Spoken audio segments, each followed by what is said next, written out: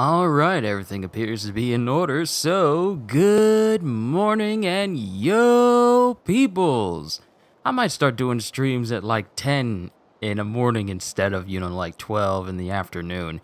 This is how I used to do streams before I even had any of this software, before anyone knew who I really was on this entire platform. I would do streams from my old I want to say PS4? From my PS4 in my early days of having it, and I would just stream from it for hours, literal hours, and I would just be playing a ton of Lego games. I would just be chilling, so doing streams from 10, it's kind of nostalgic for me, just a little bit, because this is how I started streaming. Good, you made it!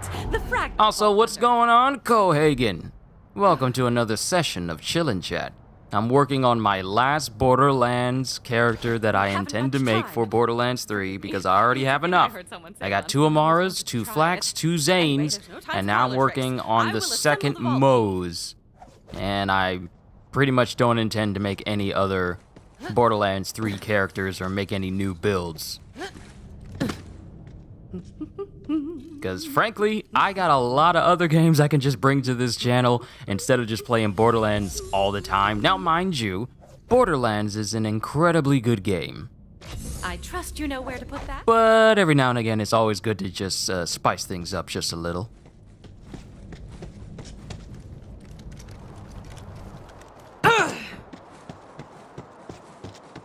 Now, here's something I'm going to do as soon as these enemies pop up. I'm going to take pictures of them because I never do. Guardians? This makes no sense. There's supposed to be an enormous monster inside a vault. What is the green bar under the XP bar? It is a vault card bar. In the game now. Actually, let me go ahead and get the photo of this monster here. Because I never take the pictures of these guardians before they turn into Grave Ward. But what came with the Director's Cut, which is a DLC that adds stuff onto the game, is Vault Cards, which is a daily challenge, weekly challenge thing that they introduced that allows you to get different types of stuff from weapons that you can only get from the vault card, and cosmetics, and they all have a unique theme. I'll show it to you as soon as I take this picture. I want to take a good one, though.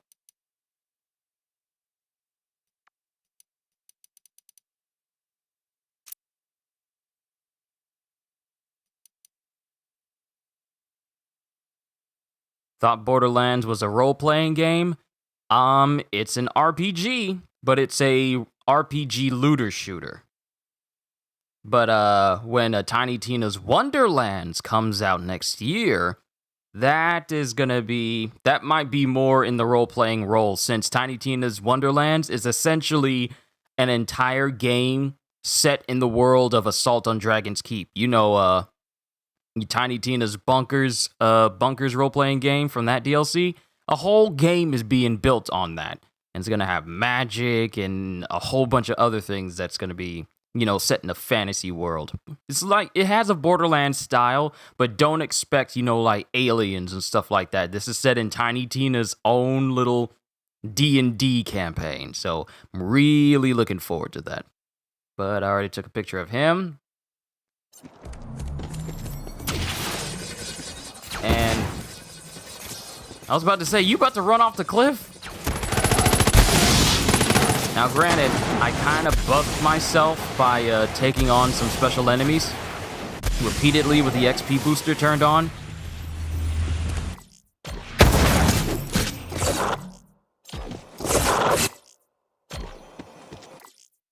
I'm trying to get him to look at me and stand still. That's good enough. That is good enough.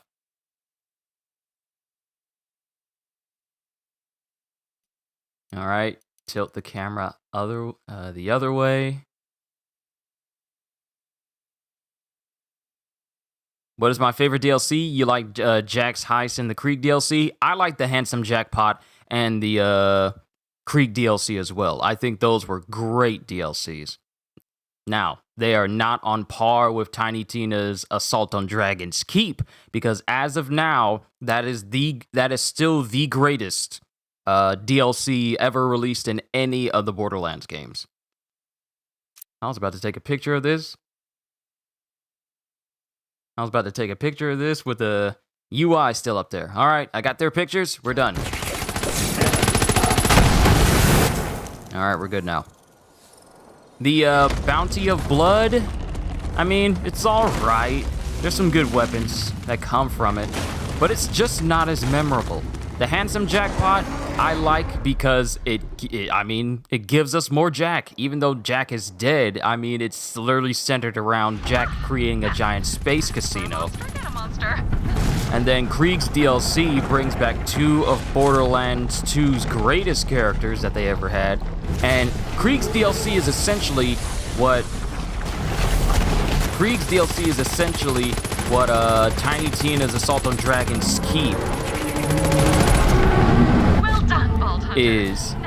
Krieg's DLC is akin to what Tiny Tina's Assault on Dragon's Keep is. They're both DLCs set in like this really weird world, and at the same time dealing with the loss of someone that they cared about. You can do this. Dealing with some serious issues and then just you may want to stand back, having to deal with that. You dislike the fantasy stuff? Working. I mean, I like the fantasy stuff. That's why I'm such a big fan of Skyrim. I've always been akin to the fantasy stuff, so that's the reason why I'm really looking forward to Tiny Tina's DLC. Not Tiny Tina's DLC, Tiny Tina's game next year. I told Lilith it would. Sir Hammerlock once Just told let me me that go protecting a beast full is mage, best to deny it sustenance. Starving creatures make mistakes. and then we'll see where we go from here. Now, the thing is, Cohagen, just because it's set in a fantasy world, it still has the Borderlands aesthetic. So don't expect it to play like Skyrim. There's still going to be guns, there's still going to be tons of loot, and the zaniness of Borderlands in there is just not set on... It's just not set in a sci-fi setting. It's set in a fantasy setting. Screamy. You guys really suck. You know that? Totally uncalled for. It seems we're alone. You may proceed into the vault to collect your loot. Meanwhile, I will examine the Iridian technology out here.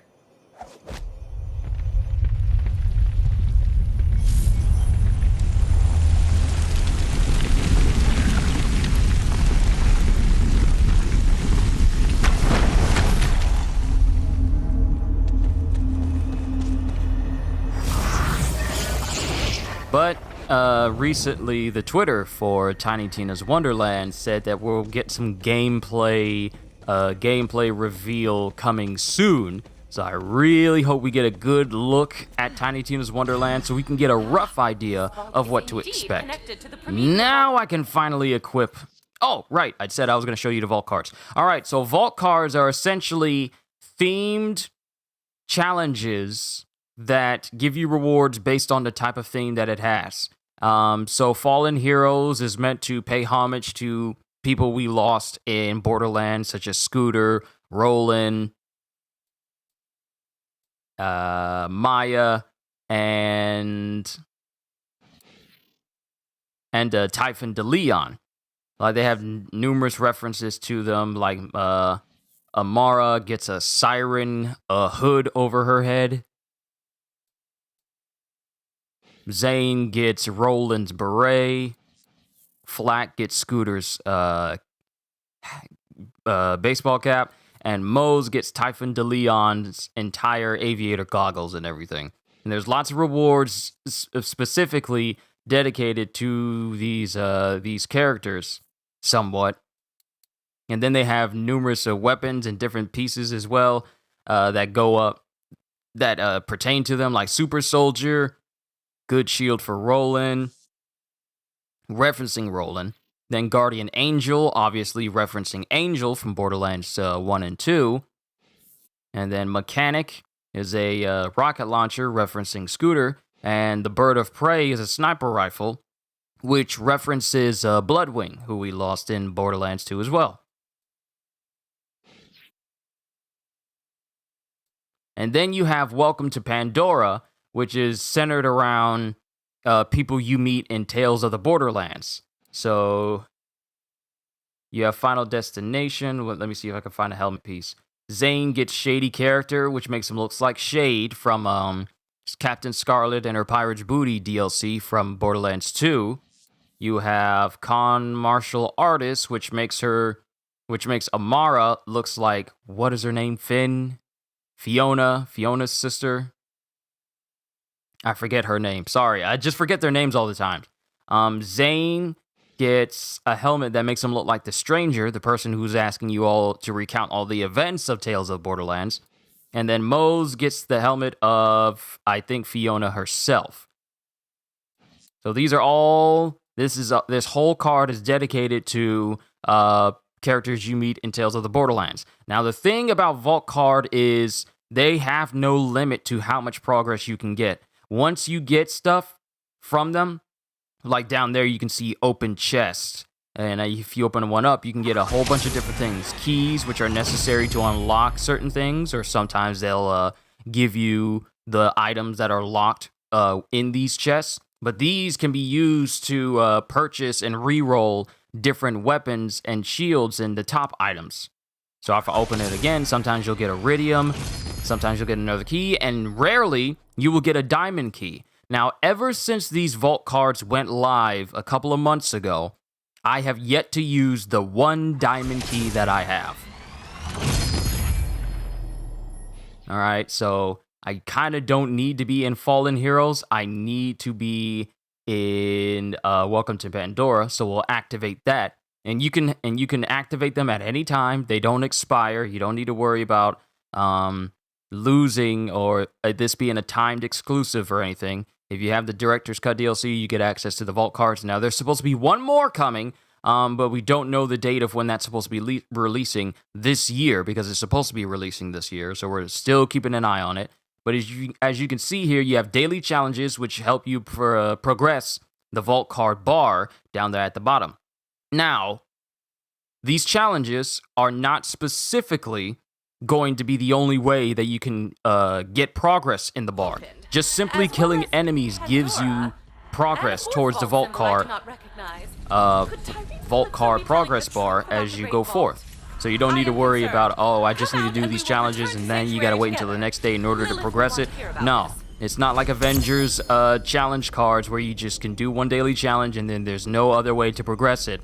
You can just do it just by killing enemies and doing stuff.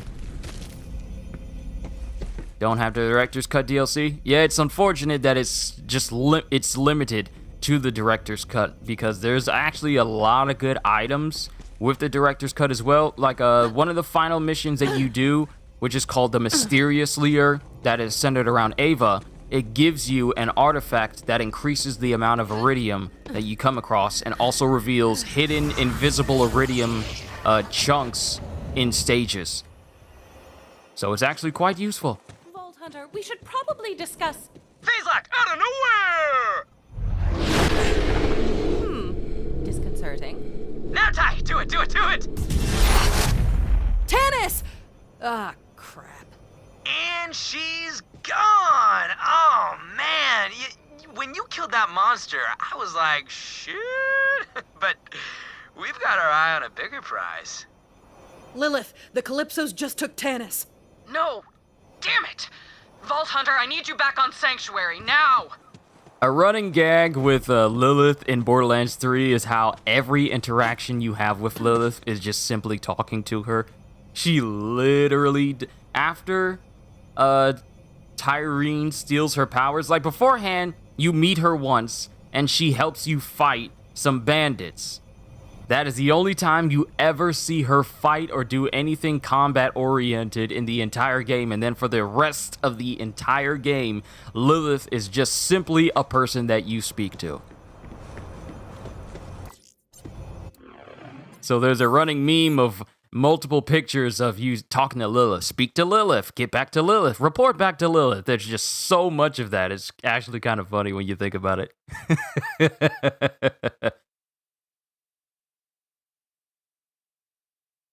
Speaking medieval, you started to playing Elder Scrolls Online. I have not touched Elder Scrolls Online in a very long time. I haven't even touched the version that's on the PS5 and see if it's any good or if it's anything different from when I used to play it on the PS4. It's really been that long. I bet you anything that my character is still standing on that cliff top that I kept booting up just to get dailies and stuff, and I just never went anywhere. I would not be surprised if he's still up there. You know what? Since I got space, since I took Marvel's Avengers off of my system, I have so much space right now. I might have to re-download Elder Scrolls Online just to see if anything has changed in the year I have not been on. Gotta find some new tunes. You'd think there's only 2 bands in the whole universe. Been trudging around in Eden's dirty underbelly, huh? I should have known. Should have seen it coming. This is exactly what I was afraid of. I should have used the XP booster so that those mission rewards could have given me a little bit more XP there. Of course. We kidnapped your scientist. If you want to see her alive, it's not gonna happen. Yeah, 'cause you eat butts. Skag butts. It's us! Did you guess? Cool masks, right? Pre-order bonus. Oh, Ty, pledge drive. So, spoiler, we are crazy close to opening the Great Vault. We found the key, BT dubs, and it is huge! So we need a crap ton of iridium to charge it, and you know what that means? Pledge drive! And since our followers go apeshit every time we make Also, the PlayStation is going to be doing a showcase this upcoming Thursday, showing off new stuff. I am definitely going to be doing a live stream, hoping that we get some real big news, such as maybe an announcement of Marvel's Spider-Man 2. They're gonna kill And her then, if we don't do something. if not that, then maybe an announcement of God of War Ragnarok? Possibly? The entertainment of 2 psychopaths. All in all, I'm really excited for the PlayStation showcase. Save her. So I'm looking forward to it. So expect an official announcement on the community tab and a live stream posted the day before so that everyone can get ready to share in the merriment of what we could possibly see. Animal, go save that science lady.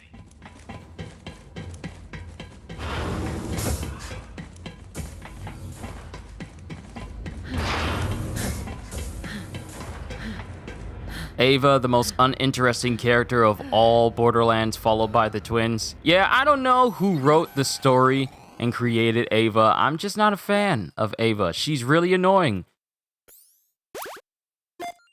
This must be how Sonic felt whenever Amy was around. At least before the Sonic Boom TV show. But, Ava, she's just... I mean, she's a bratty teenager. But that doesn't mean the bratty teenager has to be one of the most hated characters. You can write a bratty teenager and actually make her endearing. But no, we get Ava. A person who literally got Maya killed. And I know they try to write in the story that Troy Calypso was the one who killed Maya. I mean, Troy wouldn't have gotten to Maya if Maya wasn't protecting Ava, who disobeyed Maya and went down to the vault of the Ravager, but despite Maya telling her, no, it's not a good idea for you to go down. If Ava wasn't so disobedient and hard-headed, we might still have Maya around. So yeah, it's Ava's fault. Troy may have been the one to deal the death blow to Maya, but Ava was the one who made that situation even happen. I am not even sorry. And this is where I need to go, I think. Followed by the twins. Here's the thing. The twins are essentially our first instance of having sirens as enemies, because Troy is a siren as well. He's the rare male siren. But it's like you take...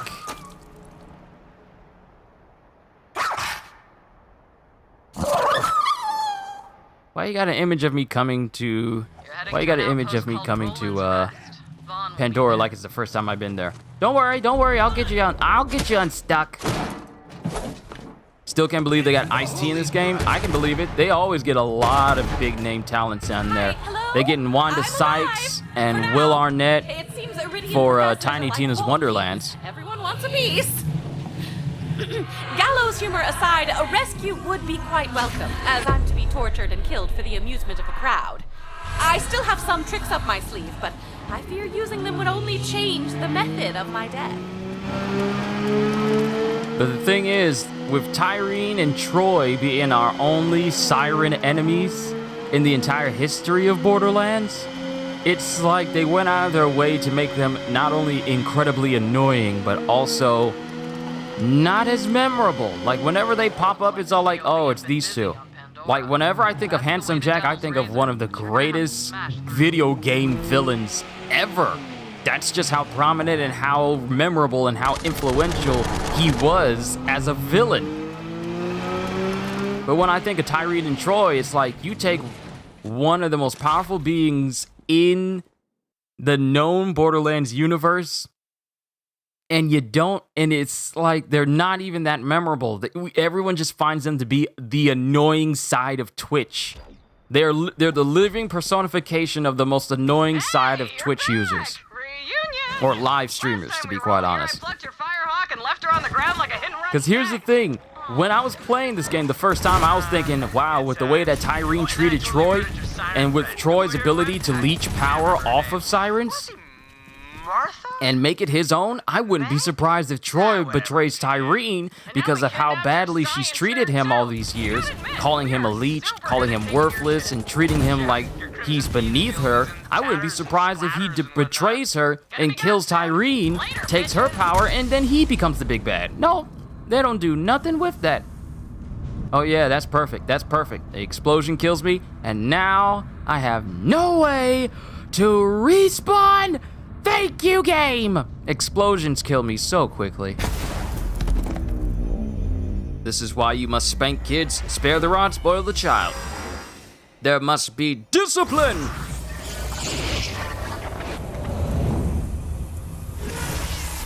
But imagine my disappointment when they did absolutely nothing with Troy in that regard. They better be lucky that Krieg wasn't there when Maya got killed. Oh, Krieg would have killed everybody. Krieg would have killed everybody. The reason why we can't play Krieg in this game at all is because he's too powerful. Exit the game. I'm not worried about losing the money I have right now because I can just easily earn all that back. So it's fine. This way you save money. Dude, seriously, I am not worried about money. I'll get the real money making will begin once I enter into mayhem mode. Right now, I'm just letting this stuff happen because at the end of the day, what do we even use money for in Borderlands? You've seen all my other characters, they have max money. I don't even use it for anything. The money is just there for on occasion reasons, and even then, everything I get in game is just from drops. I don't rely on money to buy items from shops. Even though I did rely on it for me to get my cloning maddening tracker, which let me show you guys. Oh, I am so glad that I got it. The most sought after grenade by people and builds, and I managed to get it from a vendor. And it starred along with my Strawman Revolter, which has a chance of absorbing bullets. Because I'm going off of a build, like I told you guys, I'm going off of a build that Killer 6 made called Moze Zerker, where it allows her to pretty much just take on every single challenge in the entire game. And though I didn't get the exact named Revolter with action skill start on it, because I had to use some of my Iridium in order to get this anointment on it, it still has a 15% chance to absorb bullets, which is essentially what's going to be good for her. For SDUs, well, that's what weapons that fill up that's what weapons that I don't pick up and they send it to Sanctuary. That's their uses is for me to sell, so I can just buy SDUs. So while I'm farming for stuff for this Moze, any weapons that I don't use or pick up will just go to Sanctuary, which I can then pick up and sell, which will be turned into money that I can use for SDUs. So at the end of the day, I'm still good. But I have the cloning, maddening tracker. I am never getting rid of this grenade. I have a Malawan Company Man with area of effect damage, which is exactly what I need. And then all the other guns that I have are in my vault waiting for Moze to use. So the sooner I get through this storyline, the sooner I get to enjoy my weapons. Well, the sooner I get through the storyline, the sooner I can turn on mayhem mode and then go to the handsome jackpot so I can start leveling up with the scrap traps. Hey, welcome to my new clan. That's why whenever I make characters, I really don't do side missions because I try to get to mayhem mode as soon as possible. How could I forget? Those undies are burned into my retinas. Anyway, I'm glad you came along. It has been hell defending this place since Troy Calypso snatched You our finished the turrets Krieg with his crazy DLC today? powers. How did you like it? Did you like it? What did you think? Right, the mission. Okay, Lilith says you're here to save Tanis. Now, if Carnivora has her, You like the weapon trinket that you got? Who the hell is Carnivora? No, it's not a who, it's a what. Carnivora is a giant festival run by two murder streamers named Pain and Terror. You can find it in the Splinterlands, bro. Carnivora is the most popular Calypso fan stream in the galaxy, bro! Pain and Terror take kill requests non-stop in the name of the Calypsos, and of course high viewer counts. Anyway, I can help you get to Carnivora, but getting in might be a different story. Vault Hunter, I know I don't need to say this, but we are not losing anyone else. We'll get her out, Commander. No soldier left behind.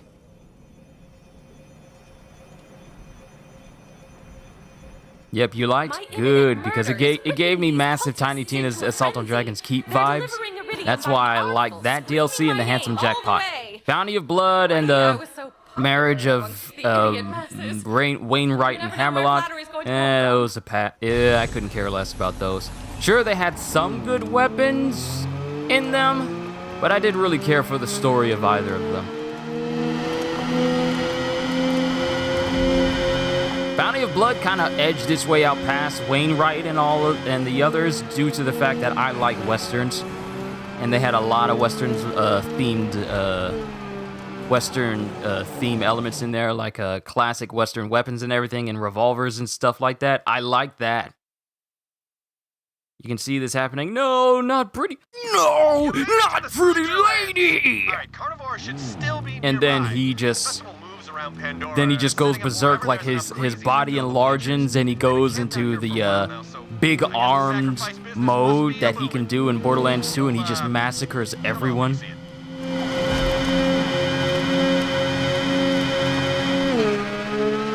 Hell yeah! Oh, fun. Looks like a murder circus. Yep, that's the one. Little heads up though, Carnivora is soups exclusive. Only the most dedicated followers get in. So you're gonna have to give up your car as an offering. Okay. I want to see if I can replicate a glitch that happened. I posted it on my Twitter before. No, wrong vehicle. I tried parking a technical on here before, but it was too big and it glitched out. And I want to see if me parking it on Carnivora will cause it to glitch out and just completely flip out again. Press the button that Carnivora made. Because it got caught up in the little gate here, or the gate didn't even bother to move, and then it just completely disappeared into dust. So let me see if I can replicate it again. Nope. Pitiful death ride. No ticket, no entry. It was a fluke. I'm glad I'm glad I made a video of that moment. Well, looks like you're gonna need a super pimp ride in order to get in. Oh, bro! It was a weird I heard glitch Big that Daddy happened. over at the chop shop won a golden car in a sweepstakes. So, go steal that. Sorry, this thing is... Actually, you know what? Let's stick with this, since it's just a big old massive car. Children of the Vault. Since this is essentially a Children of the Vault Moze. She's got the whole Children of the Vault vibe on her and everything.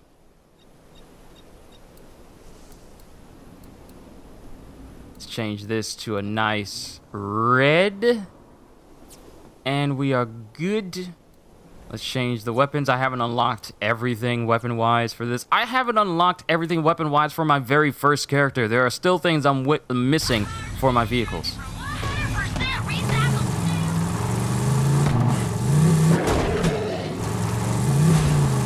You like to complete the side missions before the story missions to get XP? Well, the good thing about Borderlands is that they have named assassination targets that Zero has you go after, which essentially scale with you. When you level up, these enemies scale with you.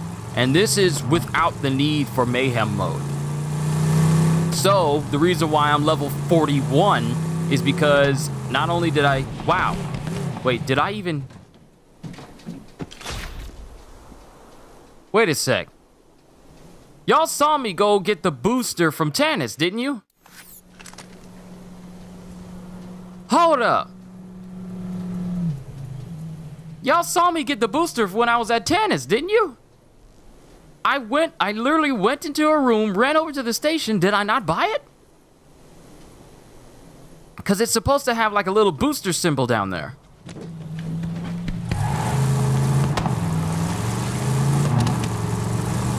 But that's the good thing about Borderlands 3, let me continue, is that named enemies like assassination targets, their levels go up with you as you kill them. So, as I kept leveling up and getting stronger, these enemies kept leveling up and getting stronger as well, thus increasing the XP that I could get. And since the location I went to was defeating the 4 Billies at the Ambermire, and since their place is over next to the fast travel station, all I had to do was just drop out of a window, kill them, quit the game, spawn back in, drop out the window, kill them, and repeat the process several times. Well, more than several times. And that's how I managed to get my level up this high. Was Zero and Zane really was in the same assassin class together? They know of each other. Oh, hey! Like, since they're both assassins, they do know of each other.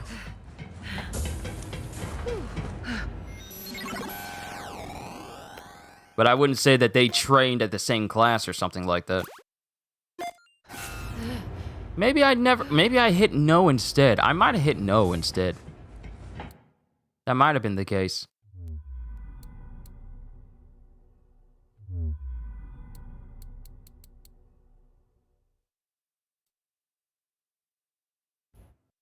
To the chop shop.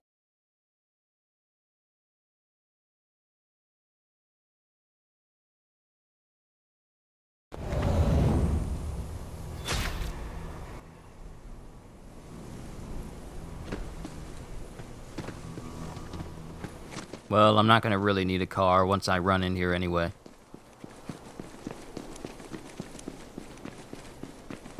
Just light everybody on fire. Hurry up, you idiots! We gotta melt this thing down before somebody tries to take it! That Donnie, always trying to save his hide. Get that golden car before he melts it down. I knew it! Someone's coming to steal my car! That's the 10th idiot trying to get into Carnivora today! Why is everyone so crazy to get murdered? Never should have joined this damn cult! The Calypso!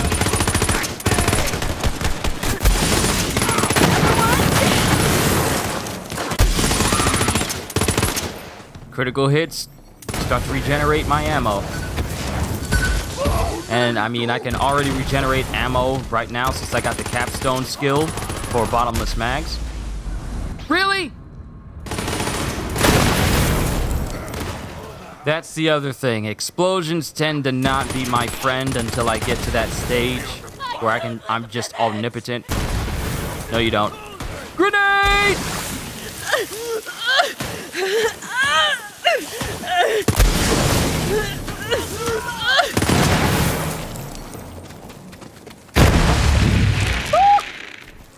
Over there.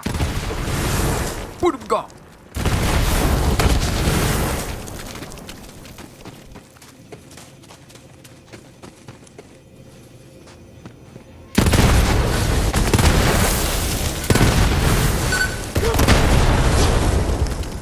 Explosion noise. Torg would be proud of this build because there's going to be tons of explosions and lots of bullets going everywhere. What's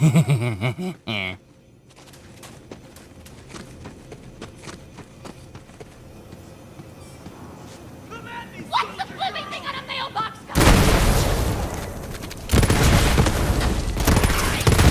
Hell yeah!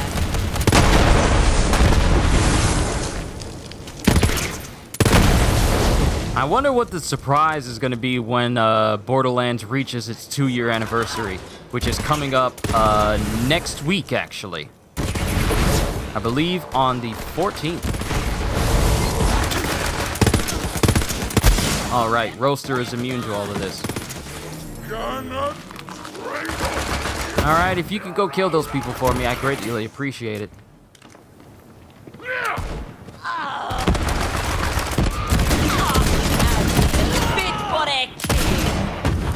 I'll show you the Big-ass target downrange.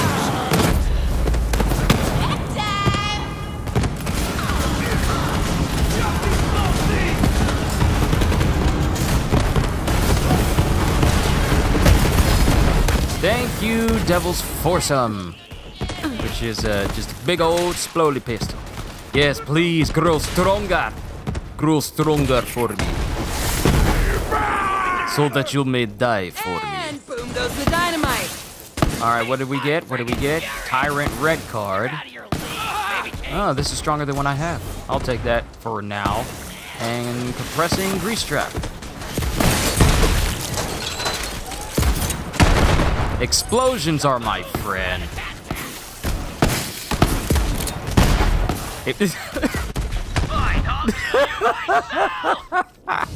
I love this gun, I really do. It may not be like an end game tier gun, but it still works though. You're dead. You're dead. Give me a sec.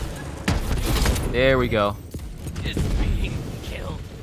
Looks like you got him before he could melt down the car. Grab his case. The gold car's up on that crane. You'll have to get it down before you can drive that shaggin' wagon to the festival. No, I never would have thought that I need to lower something in order for me to get up to something I can't exactly reach. Thank you, Ellie, for explaining the obvious. That is one shiny car. Hop on in and drive it to the festival gate. Enjoy the murder circus, y'all.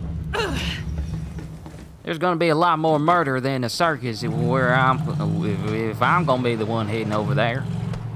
I hope you're making progress on my rescue. I can hear saw blades beginning to spin up.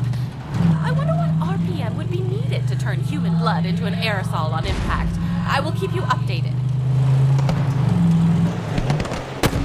I want to take out that Princess Tarantella.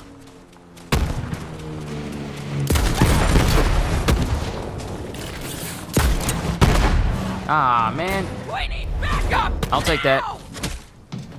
Mine now, scrub.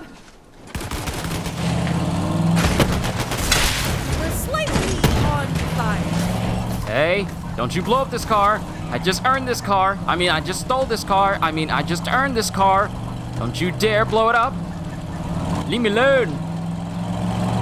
At least let me turn it into a spot where I can use it for later.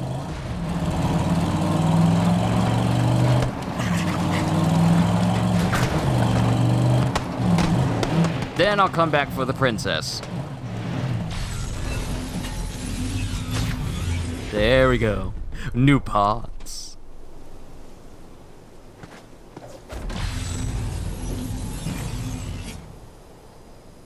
Oh, right. I need to be driving this thing. I completely forgot that I need to turn this into carnivore. I completely forgot I need to turn this into carnivore. I got distracted by enemies that I wanted to kill.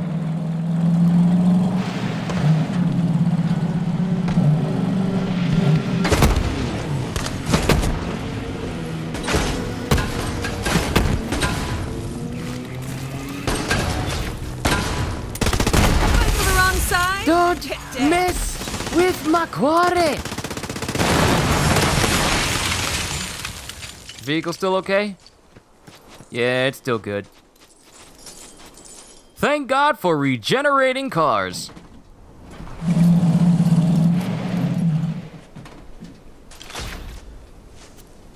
Alright, no special drops from Princess Tarantella. Or Tarantella. Wow, there was a station right here and I didn't have to go all the way down there.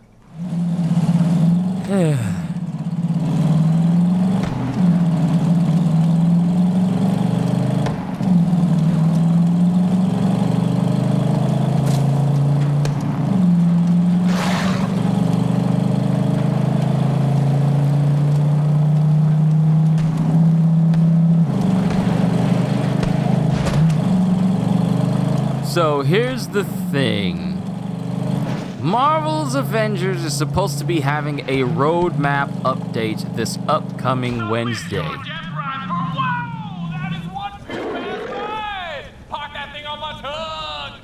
What do any of you think could possibly be on this roadmap? Stop the conveyor! Gimme, yeah! Just out of morbid curiosity, what could any of you think would be on this roadmap for their year 2? Because apparently they think that their year 1 was so successful.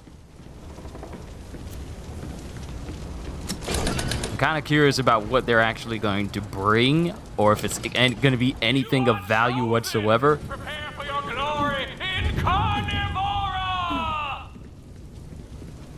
Hey, the gold car worked! Anyway, I gotta get back to protecting Roland's rest, but go save Tanis.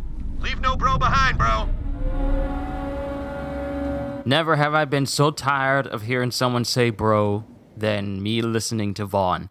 Now, mind you, I had to make 2 of each character for this game. At least 6 other times. So that is 6 times the amount of bros I had to hear through this entire game. I'm tired of bro. Well, I'm tired of bro when it's said by Vaughn. Let me be specific.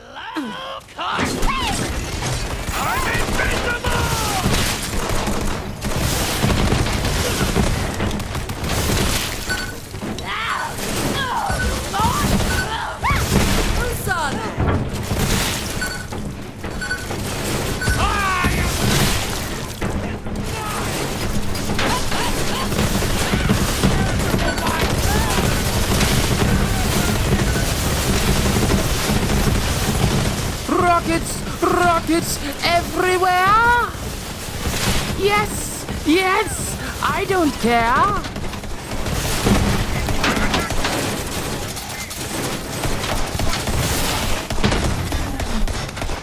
Wow, none of those hit her, even though she was right in the crosshairs. Oh wait, I forgot, you're still active! You can go ahead, have fun.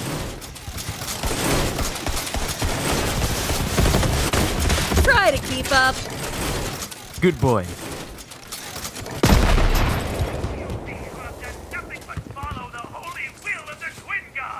Iron Bear is one thing. Iron Bear that moves on his own? It is not going to be a good day for you.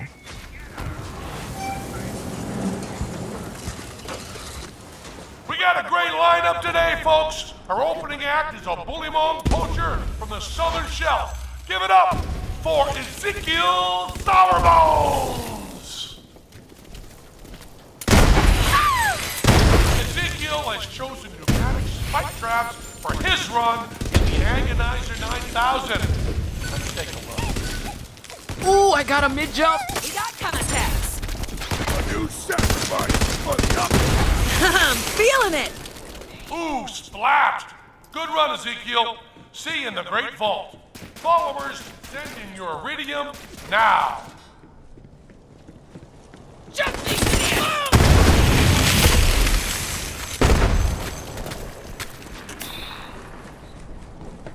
Heretics! Next up, we got the Blister Sisters. Couple of local favorites. These gals. I don't want to mess with any sisters who have that in front of their name. Blister Sisters? Yeah, I'm good. I don't need it. I don't want it. Don't want it. So damn it, we made it happen. Release the Spider Ants. Given the fact that I have my Guardian rank active, I'm kind of really strong for these guys right now. Oh no, Splosion! Thank you, Splosion. We're just making a mad dash. And since my ammo regenerates, I don't need to really worry about picking any of it up. There goes the other, cooked by Spider-Man magma breath. Terror, it's moments like these when I think we might have the greatest job in the world. Folks, there's still time to donate iridium. The Great Vault beckons. I feel like you can't get any better spokesperson for your streams than Penn and Teller. So it's no wonder that they got him over here. Planet of promethea. Please Y'all see that welcome thing to the jump floor, over? Hungry For a quick second, what was that? Dave. Now I can. Oh, I can't be the only one who just saw something jump over there. I see that now. El Gogeta! It's good to see you. He wants us to know. What was that? Hungry. Way to build the brand. What in the world was that? What was that?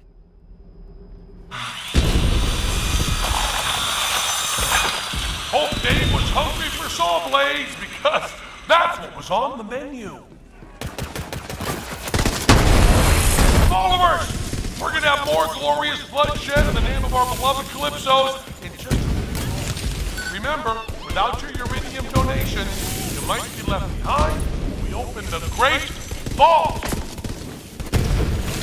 And this isn't even the full extent of her power, of Moze's power, because the capstone that I'm working towards for this build, yeah, it's gonna make it so that I randomly have a chance of dealing explosions on hits. Not just me killing enemies with headshots, because that's the reason why they're blowing up. Because I have the Guardian rank perk, where is it? Hollow Point on. Killing an enemy with a critical hit causes an explosion around them. That also goes and stacks and gives more damage to short fuse, which gives me a chance of dealing explosions. So every 20%, or at least I have a 20% chance of causing secondary explosions that do 50% of my gun damage. So there's a lot of intricacies of doing this build. But once I get her maxed out, everything will die. So there's that. And then I will be done with making Borderlands builds. Or making Borderlands character builds. Because I've done enough. Playing this game for going on 2 years, I think I've done enough builds. At least the ones that suit the needs that I have. One that's dedicated to all Iron Bear damage, and now a Moze I'm making that is dedicated to all Moze damage. I got an Amara that can punch things to death, and an Amara that can just melt things to death. I have a Zane that is really good at using his drones and clones to kill things, and my other Zane, I'm actually need to work on it a little bit more, who takes things a little bit more slowly, but also does phenomenal critical damage. I have one Flak that just blows everything up with rocket launchers all day, every day. And another Flak that just lets his pet just murder everything for him. Still need to work on his anointments for his weapons, but at the end of the day, I have the builds that I need that fits every angle that I personally want for these characters. So once I'm done with this Moze, that is it for character builds. For me. I'm sure people have made tons of different character builds, but this is it. No more characters being made after this. Which means I don't have to hunt for gear as hard as I had to. After all this time. Which means at some point, Borderlands is just gonna have to be shelved off to the side so I can play some other games. Still got Scarlet Nexus I could play. Still have Metal Gear Solid 5 The Phantom Pain I have yet to finish. I just got a ton of games that I can just give to you. You want to eat them? It's the Vault Thief!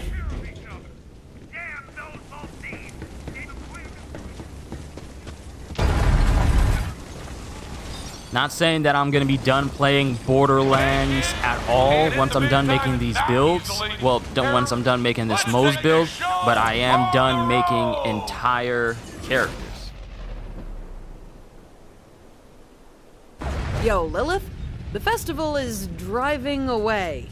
Tannis is still on board that thing. Run it down! I now. The Vultures continue to call the past brothers and sisters. Innocent All in all, this whole year, I'm actually quite glad that there haven't been too many big name games that I had my eyes on, that I just gone out of my way to just buy.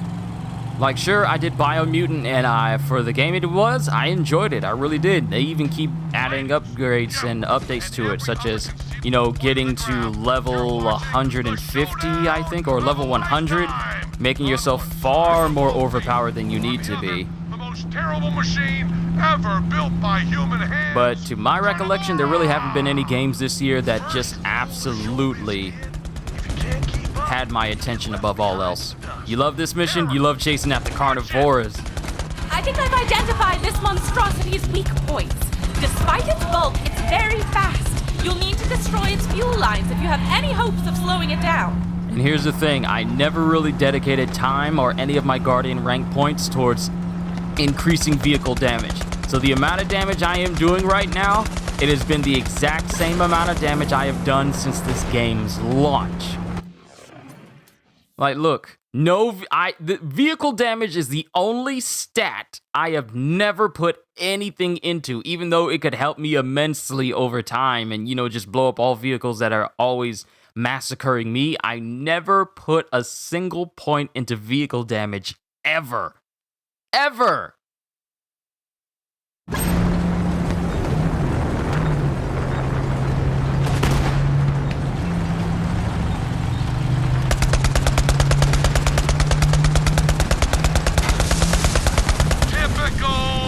Typical vault thief behavior. If you can't win, drag them down with you.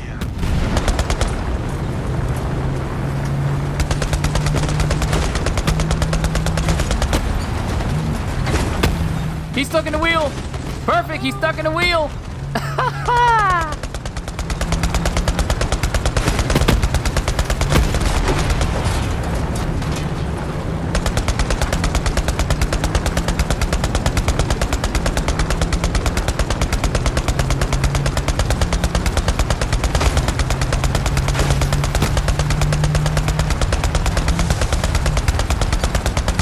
See, I probably wouldn't be spending this much time doing damage to Carnivora. We're live right now. Crew, get out there and fix this! If I had better vehicle damage.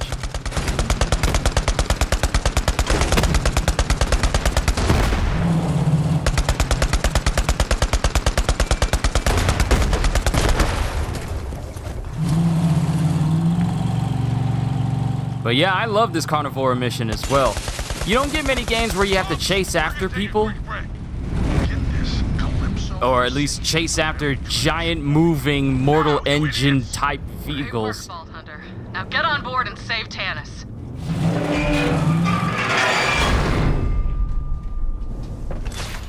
As monumental as this.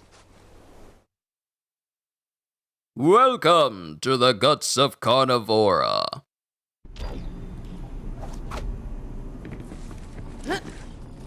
What the hell is happening? Why is nothing working?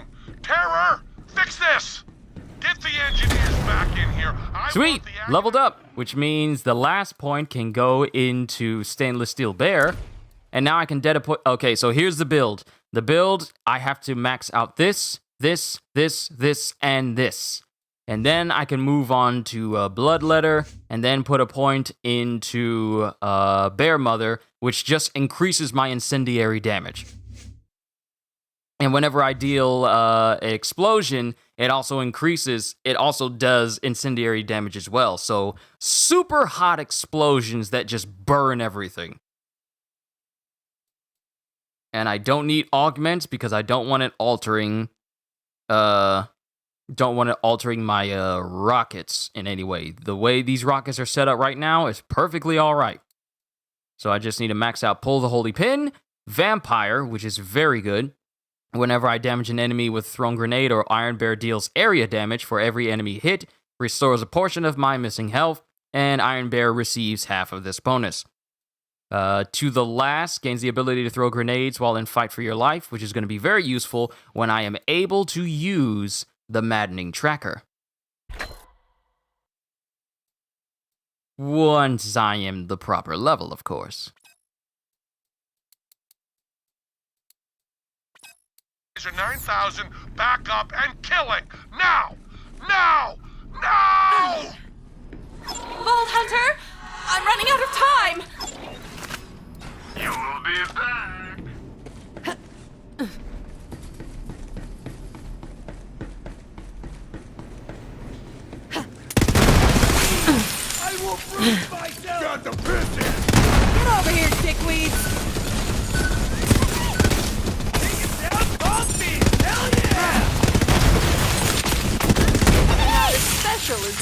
I'm sorry, did you say something?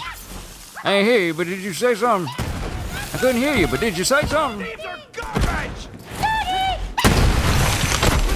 Racking him up.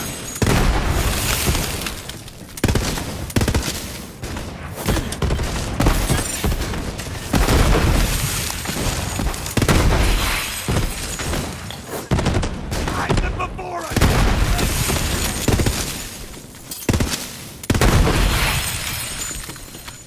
As long as I shoot in these controlled bursts, I don't need to worry about my magazine ever really running out. And as long as I'm getting critical hits, it's automatically replenishing my magazine anyway.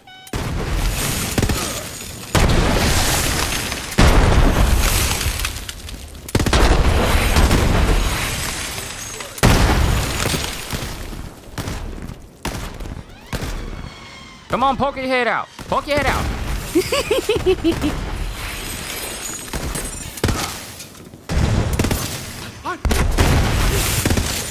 Red meat!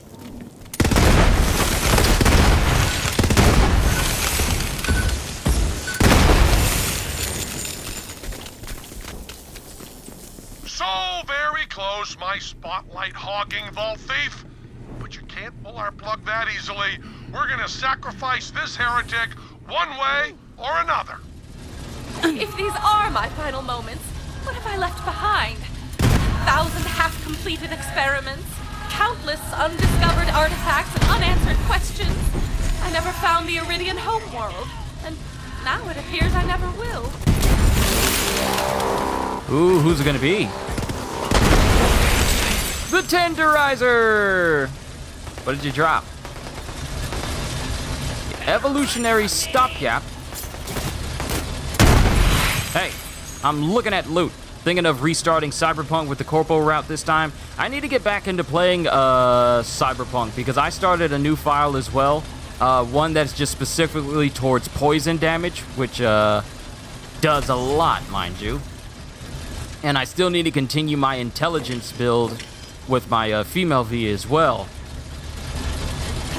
Thankfully, they have not changed how cyberware works with their latest update that introduces, you know, invisibility, which technically was in the PC version of the game, but they cut it out completely.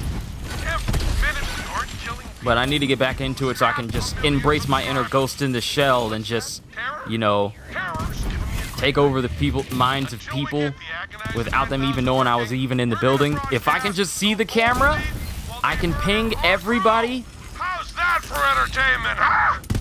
And then I could just make everyone just pass out, and I don't even have to worry about shooting anyone. So I might have to get back into playing Cyberpunk again, just for old time's sake. Let's get it over with. They're still saying that they want to release the next gen versions this year, but we'll see.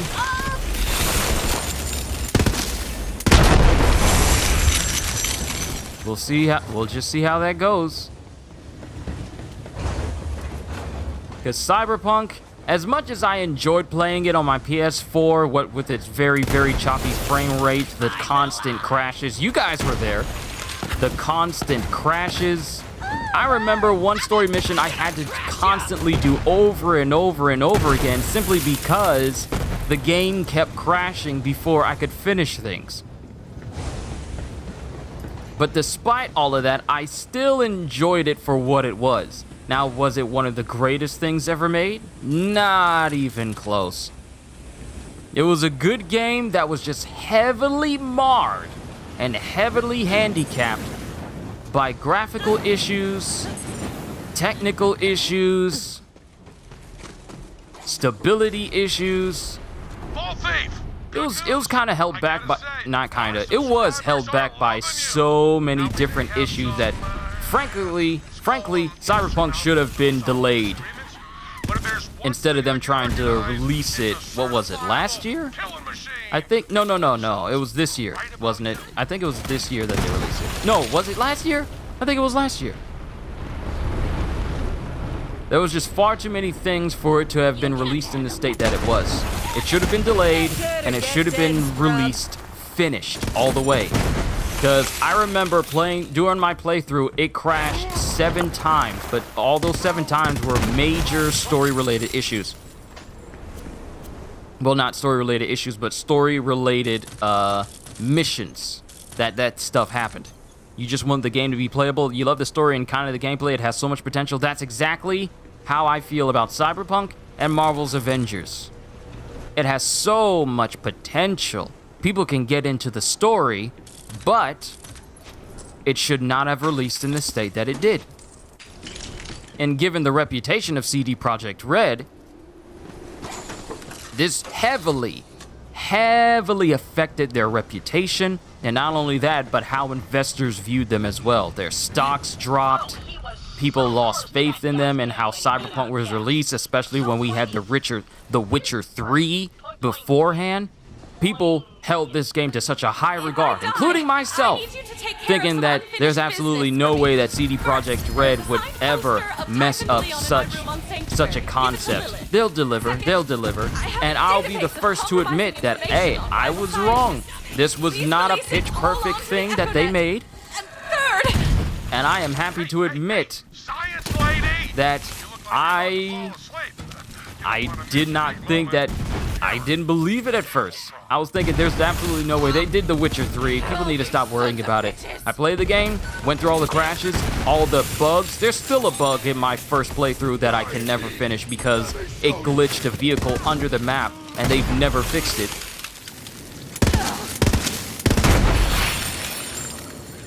It just, oh my goodness, it's moments like that. Perfect! I need this! Yes, that game. The Witcher 3 wasn't perfect at release either. No, but they really went through out of their way to make it into the great game that it is. Now, my only hope is that they stick with it and continue to improve it so that Cyberpunk is the game that they promised at launch. As of right now, it's funny that back in 2016, well, let me just say this. I'm happy that I finally got a Mad Moxie's endowment, which will increase the amount of XP that I get. This will stay on me for the rest of the game until I get to level 72. But, a game like No Man's Sky, like their recent update that I still have to play. I still need to play their Frontier update just to see how it is, but I know it's going to be great because No Man's Sky did the literal impossible. It did the literal impossible. It released its game in the most horrific state that it could have released it in, and completely did a 180. And succeeded. Back in the day, people used to just think negatively about No Man's Sky. Now, those people are so few that you can't even hear them anymore. People will still bring up like, oh, No Man's Sky lied at launch and No Man's lies and yada, yada, yada. But, I mean, sure, you could do that. You could do that and be seen as a child for not, being mature enough to understand just what has changed ever since all that time. No Man's Sky is no longer, you can no longer consider No Man's Sky just a good game. It's a great game now. And all the things that Hello Games have done for No Man's Sky, literally, a lot of other game developers with much higher budgets than them would just stretch it out or make people pay for DLC in order to recoup up any cost that they lost. But no, No Man's Sky is still releasing everything free and is updating their games constantly. And whenever it's a major update, people are literally waiting with bated breath for what they're about to do. They took their game that was regarded as one of the worst games ever made or ever released in 2016, stuck with it, despite the death threats, despite all the negative feelings towards the game, despite how everyone felt about them.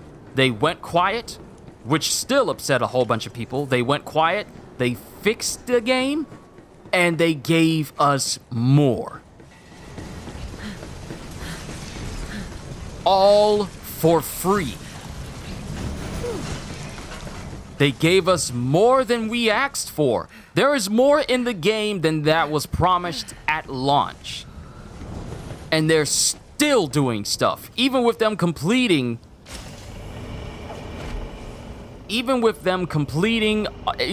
giving us everything that we have right now, even with them being done with Frontiers, which is their new biggest update that has got people talking again in a very positive light, they're still doing stuff for the game because they say they're not done. So for that, Hello Games and No Man's Sky has my utmost respect. Can I shoot them? Yeah, I can. Clear out and thin out the ranks of the crowd.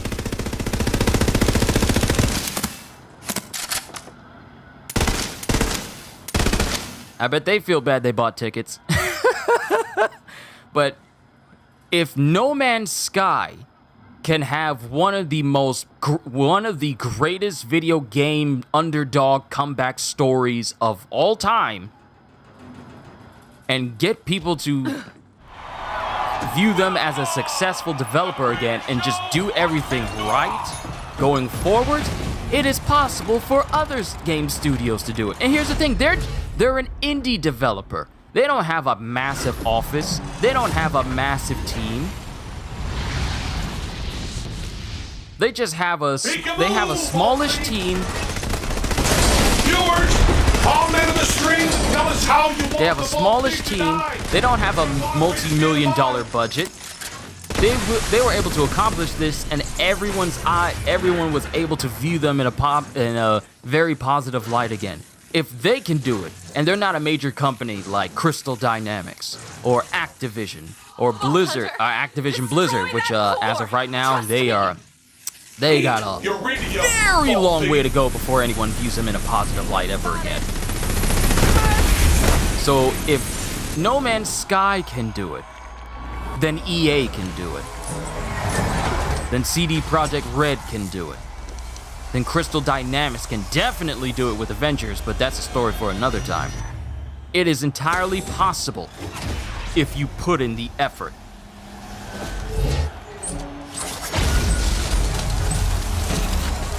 That's all it really amounts to. Effort.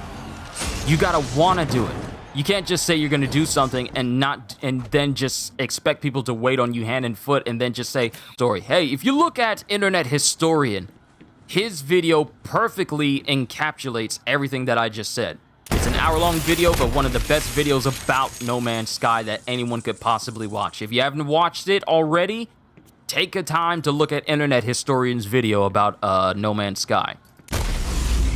Really? You must have questions. I'm good, Tannis. It's a good thing Tannis was there. It's a good thing those tanks came in.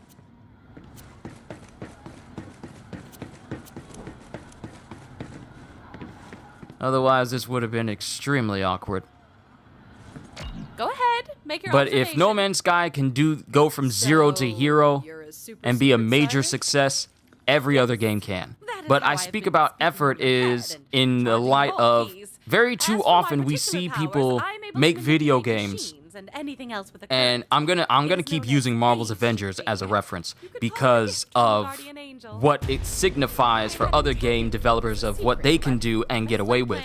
But when you make a video game, I'm a star. some developers have gotten into their heads that they can just release it in any state that they choose that is not complete or not finished, and they just expect people to just go with it. That is the wrong idea, and that is a very negative way to view things when it comes to making video games. Especially if it's a video game that you boast that you will support for years to come, and it's live service, and you promise all these things to your players. It's a very bad thing for your game to also be unfinished, it to be full of bugs and glitches, and then just your only option is you tell players, we'll fix it later. That's a bad mentality to have. It is incredibly bad for you to have that type of mentality for players who for all intents and purposes trust you with their money when they buy your game, and you really don't focus on the core issues, you'll just, oh, I don't know, release tons of cosmetic skins that you want people to just constantly buy over and over and over again. And when I go into effort, Marvel Avengers is a good example of using a household name to sell your product, but your product yourself is not as good as the household name. And I know people get tired of me talking about Avengers, but it's the perfect example of using a name that everyone knows and loves to sell a product, but the product does not meet the standard set by the name itself. Hey, killer. Thanks for rescuing 10. You cannot make a Marvel game, and this is an example. This is an example. You cannot make a Marvel game, boast about how you're respecting 80 years of Marvel history, and you're selling skins that do not represent Marvel whatsoever. Already collected massive amounts of iridium. Not only that, but your game is still broken. Your game's still having glitches. People's saves are still being wiped. The game will completely ignore the fact that it's supposed to be a game, and stuff will happen in the game. Like, people will get stuck underneath the map. People will spawn outside of the map. People will spawn underneath the map. People will get frozen completely to the point where they have to actually reset their entire game in order for them to continue playing. There's just far too many things that need to be resolved before a game can be finished and released in a release state. Because, newsflash to everyone, we the players are not your beta testers. When you release a patch, you don't release it unfinished, then wait for the players to encounter problems before you decide, well, we might fix it. We the players are not the QA team of these developers. There's supposed to be an entire QA team dedicated to that. But I don't buy people's games for me to test it and tell them what their problem is. They're supposed to run their game multiple times until they're absolutely sure that when they release it, it works to 100% capacity. There is literally no excuse why a game should be released in a glitchy, buggy state, and you expect people to spend more money on top of that. That's actually disrespectful. Well, Hunter, you're here. We're under attack. Help! That's like me telling you guys that, hey, I'm going to have a live stream where I talk about One Piece, but I don't talk about One Piece. And then I expect you guys to donate to my stream and stuff like that. That's wrong. That's disrespectful. It's like me saying that I'm going to do a video dedicated to talking about My Hero Academia, but the video has My Hero Academia as the title, but I don't talk about My Hero Academia at all. And the only thing that I give you guys is just me saying at the end of the video, is just like, oh, sorry I didn't talk about My Hero Academia, I'll talk about it next time. That's exactly what that is. That is literally just me clickbaiting you and taking advantage of your time with the promise that things will get better later on. That's exactly what that is. And it shouldn't be that way. No game should be released in a super buggy, glitchy state. People should take the time to realize that, hey, this is a product that we want people to spend money on. Let's make sure that the game itself is solid.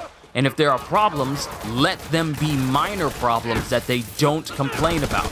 Let them be problems that does not deal with the core issues.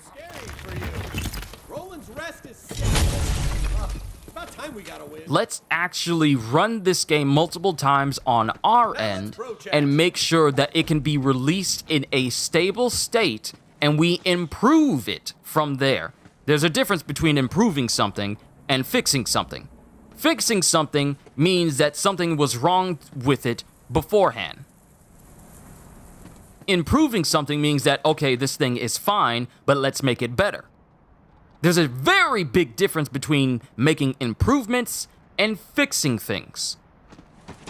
If people are telling you that your thing needs to be fixed, then that means that there's something wrong with it. If people are saying that this thing needs to be improved, then that means that you're in a good state, and all you need to do is just build up from there and make it better. Improvements are good. Fixing things, when they shouldn't have to be fixed, is bad. Hey, I hear we're launching an attack on the That's Costco why stronghold. I'm It's not a about fan time. of Marvel's Come on then, Avengers. bro. I'm through I being know the I keep Calypso using that as an fan. example, but it's pretty much the biggest thing on my list right now. Hear me, bros and bronettes. Because so often do I see these live service games get released, and they say like, oh, okay, it's like they'll release these live service games, and not just Marvel's Avengers, but Fallout 76 is a good example. Even though they've been actually releasing good stuff for their game, it's like the game is still in a broken state, and they'll just say, we'll fix it later. He turns you shit waffles. We'll worry about it later. Craps. We'll concern ourselves with making sure the game is in a stable state so people can actually enjoy themselves 100% later. Run!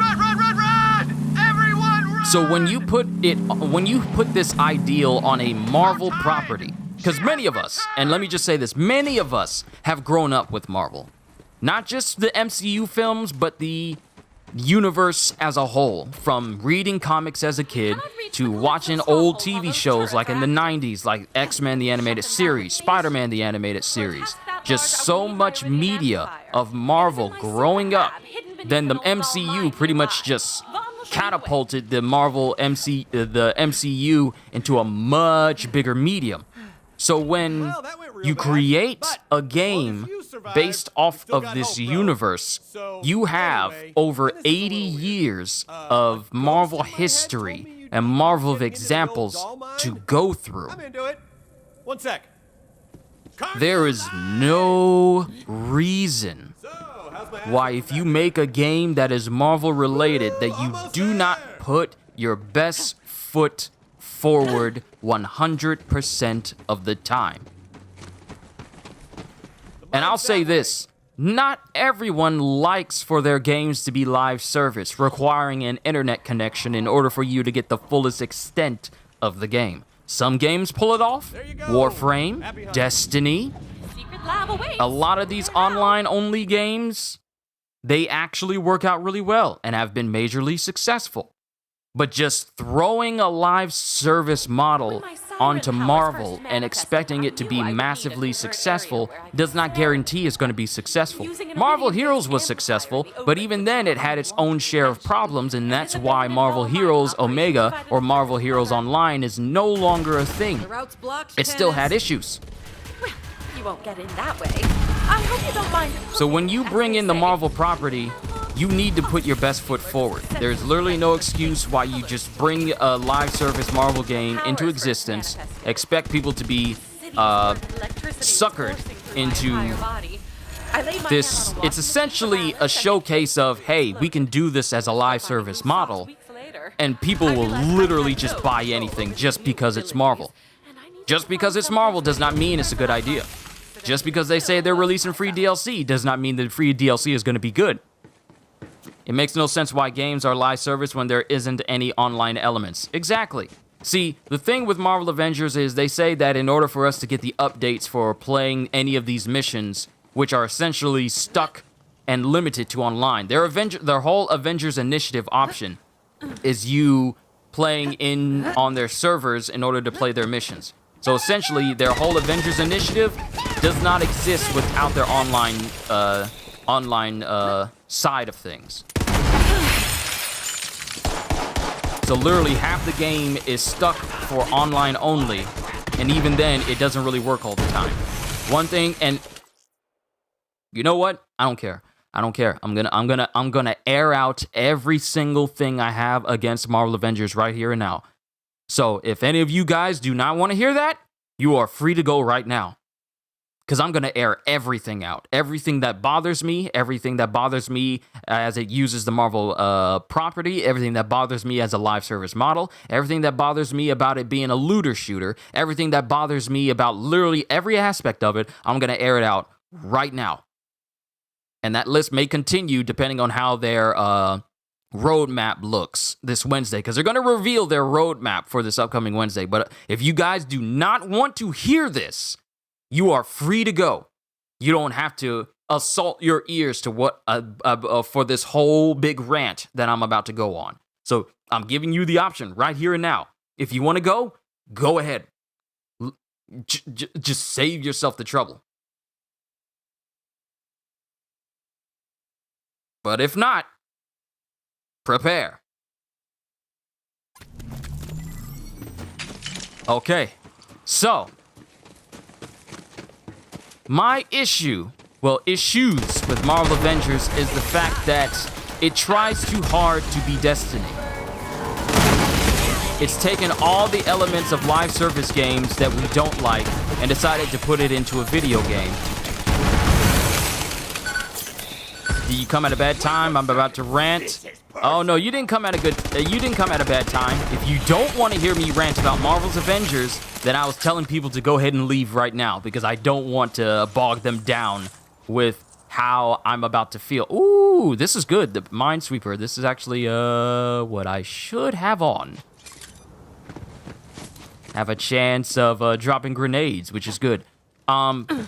If you're... When it comes to live service games, there are things that you need to make sure that you get right the very first time. Number one, make sure that your live service game always has content for your players to play. Not recycling the same old things over and over again and calling it brand new. It needs to have fresh content all the time. Warframe does this. Call of Duty Warzone does this. Literally every other live service game out there other than Marvel's Avengers can do this competently. But Marvel Avengers seems to think that we love to play the same missions over and over again with no hope of anything ever really changing. And then we're expected to do this days on end with no significant payoff. Say you should start breaking things with reckless Secondly, abandon. if you call yourself a looter game, an action looter, it's not a looter shooter, but an action looter, the loot that people go after should be worth their time. This remote domination is proving oddly satisfying. For example, there's rarity levels within Marvel's Avengers. So, legendary weapons in Borderlands are the highest type of weapons that you can get, the highest tier of rarity weapons, and they tend to be the most powerful. Now, there are some purple weapons here and there, but not every single one of them can outclass a legendary class weapon. Legendary is the highest type of weapon you can get your hands on, and is thus the most sought after. Kudos. Yes, that will do nicely. Rarity in Marvel's Avengers does not really work in this way. Exotic type items and gear pieces are essentially outclassed by many other pieces of gear that is directly underneath it. Up a finely aged cask of They tried to go off the same ideal of Destiny, with exotic being the most highest form that you can get of anything. Ooh, this grenade. But exotics are not the end-all, beat-all pieces that you can get your hands on. You'll find purple pieces that have much better stats than exotic gear, and it doesn't make much sense. Like purple gear, I remember when I used to play Hulk, because Hulk was pretty much the only reason why I got Avengers. Hulk was the only reason I got Avengers. Didn't care about the story, still don't care about it now. Didn't care about being able to play with my friends, because I mostly play by myself anyway. Didn't care about anything else the game had to offer except for me just playing Hulk. But when I got some of his pieces, some pieces would have more stats, would have better things on them. Like, you should not be getting a gear piece that is a lower tier with more stats than a gear piece of a higher tier. That literally makes no sense. What is the purpose of me going after the highest gear tier possible if there are going to be gear pieces underneath it that have better stats than it? That's what I do. It literally makes no sense. Another thing is, if you call yourself a looter type game, where you are required to always go after gear to make yourself stronger, and even then, that has limits. We'll get to that in a moment. You should not be time gating how often you want players to play your game in order to get the best stuff. Because repeatedly, right now they have a little event where you can just basically get an exotic every day, or at least several times of a day for a short period of time. I think it ends today. I can't remember because I kind of really didn't care.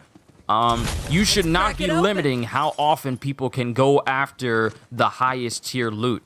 Because beforehand, they made it so that, hey, Omega level threats, which is essentially supposed to be the highest and hardest difficulty content that they have for their games, people have already beaten it within seconds. Seconds. It's supposed to be the hardest difficulty, hardest content that they release. And people like Godslave have literally shown that they can beat their hardest content in literal seconds. And then the items that they earn, they could only earn it once per week. One piece per week. Not one piece per character, but one piece through an entire week. And then you would have to wait until you could attempt that mission again and try and get in another exotic piece on that one day. The worst thing you could possibly do for a game that encourages you to constantly get loot and go after loot in order to make your character stronger is limit how often you can do that. That is literally insane. It's like you're telling people you don't want them to play at all unless it's this specific day where they can get these gear pieces, and then they don't touch the game until the very next week. It literally makes no sense.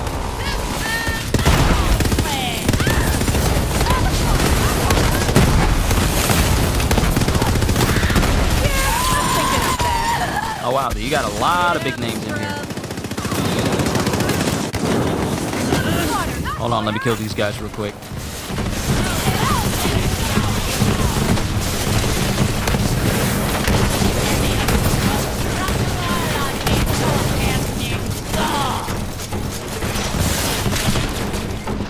Genshin Impact does that. It's kind of annoying.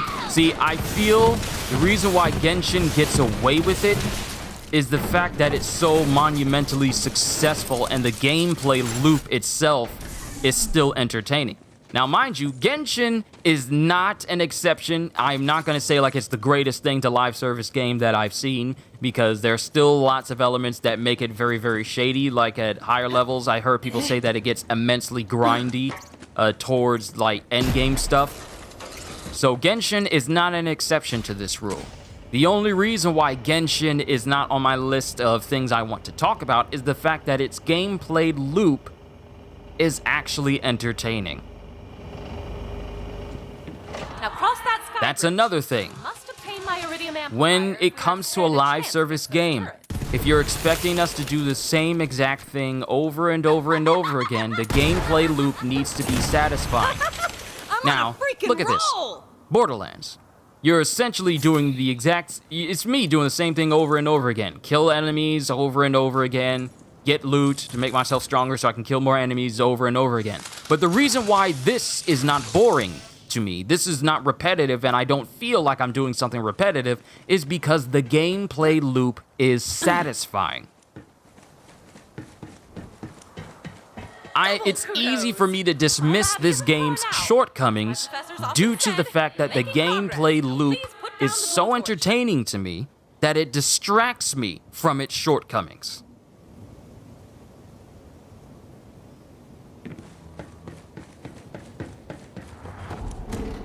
If your gameplay loop is not satisfying, any shortcomings you have of your game will be so apparent that the desire to really play that said game becomes less than ideal.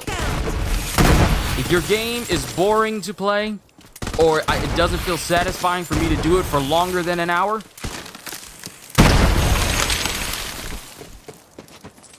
then that's not a good sign. See, the gameplay loop of Marvel Avengers is that you take some of these really well-known heroes, that we know are super powerful, and you pit them against enemies that we all know that it doesn't take a full squad of Avengers to take on. And the gameplay loop is just meh. How can you do something meh for Marvel? One of the most creative universes out there. How can you do meh in Marvel? How can you make playing as the Hulk or Thor or even Captain America seem relatively mundane in comparison to things that we've seen them do in comics and TV shows and movies? How do you make it less entertaining to play as these characters? Now, here's the thing. People will often say that, oh, it's not that type of game, or this isn't the MCU, so don't expect it to be like the MCU. It's clearly not the MCU, because it would have... So Destiny is repetitive. Irony, I currently have the game installing in my system right now. I would rather play Destiny than Marvel's Avengers because I don't mind. The gameplay loop for Destiny is solid. Like everything and everyone on Pandora, it seems A game can be repetitive out the woodworks, but if the gameplay is satisfying and the gameplay loop is fun, then it doesn't matter if it's repetitive. That's the big thing. That's the reason why the Dynasty Warriors series is popular. You're literally doing the same thing in every stage. Going into a massive stage, beating scores and hundreds of enemies, only for you to beat a person at the end, and that's the end of the mission. That is it. But the reason why a game like that is successful, despite its repetitiveness, is because the appeal and gameplay loop is satisfying. If you're able to make your game satisfying, people will look past its shortcomings. Like Maneater. Maneater's a good example. You're a shark, your job is to eat people. That's it. You do that repeatedly. You get stronger. You do it some more. That's it. But it's satisfying because the gameplay loop is solid. If your gameplay loop is solid, it doesn't matter if your game is repetitive, people will play it for long periods of time. But if your gameplay loop is lacking, if there's no depth to it, then you're not going to keep people's attention for very long. Now, there are scores of people out there right now who will literally dismiss everything I've said about Avengers because either they want to be good with the developers themselves and get attention from them. Some people have said like, hey, we've supported your game since day one, so how about you give us some free stuff since we supported your game from day one? It would be nice if you give the people who praised you and gave you nothing but praise, if you give us some free stuff since we spoke positive to... I cannot get my words out. This thing is making me so mad. Since we supported you so positively, and we've always given you likes on your posts, and we always gave you the attention that you always wanted, not the attention that you deserved, then we should get some free stuff that, well, it would be nice if you could send us some stuff. Like, bruh. What's up? That's the wrong mentality to have. All right, Don't... I gotcha. Well, it's... just wanted to let you know that we're working These same people will have an issue with what I'm saying because they don't like the fact that some of them have probably spent more money in Marvel's Avengers than they would care to admit. So they feel that if I'm saying something like that, because I actually had people come, people have said stuff to me about me saying stuff about Avengers. It's like, oh, it's not that type of game. Stop complaining. Show some respect to the developers. No, I don't. If the developers do not respect me as the player. Better luck next life. If you're going to say that you're boasting about dipping into 80 years of Marvel history, and you release skins that are like, hey, this suit is inspired by this look in the comics, it's not exactly it, but it's close enough. $14, please. And they do this every single Thursday, and they expect people to shell out money repeatedly for skins that frankly look like they deserve to be in a live-action battle royale shooter game. That's not being respectful. Why would I respect that? If you think I'm dumb enough to buy stuff in your game that has no business being in there. If you say you respect Marvel, if you say you're comic book fans and you're passionate about it, show it. Don't just say like, hey, here's this skin that looks kind of like something from the comics. I mean, we could make the skin, but I mean, that would take a long time, and we already have pre-existing assets here, so let's not even, we can't be bothered to, you know, make a superior Iron Man suit that look exactly like the comics.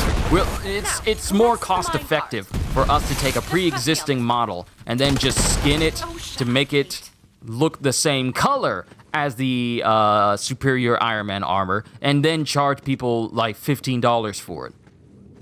It makes more sense to do that rather than make these comic book skins look exact. Barkids!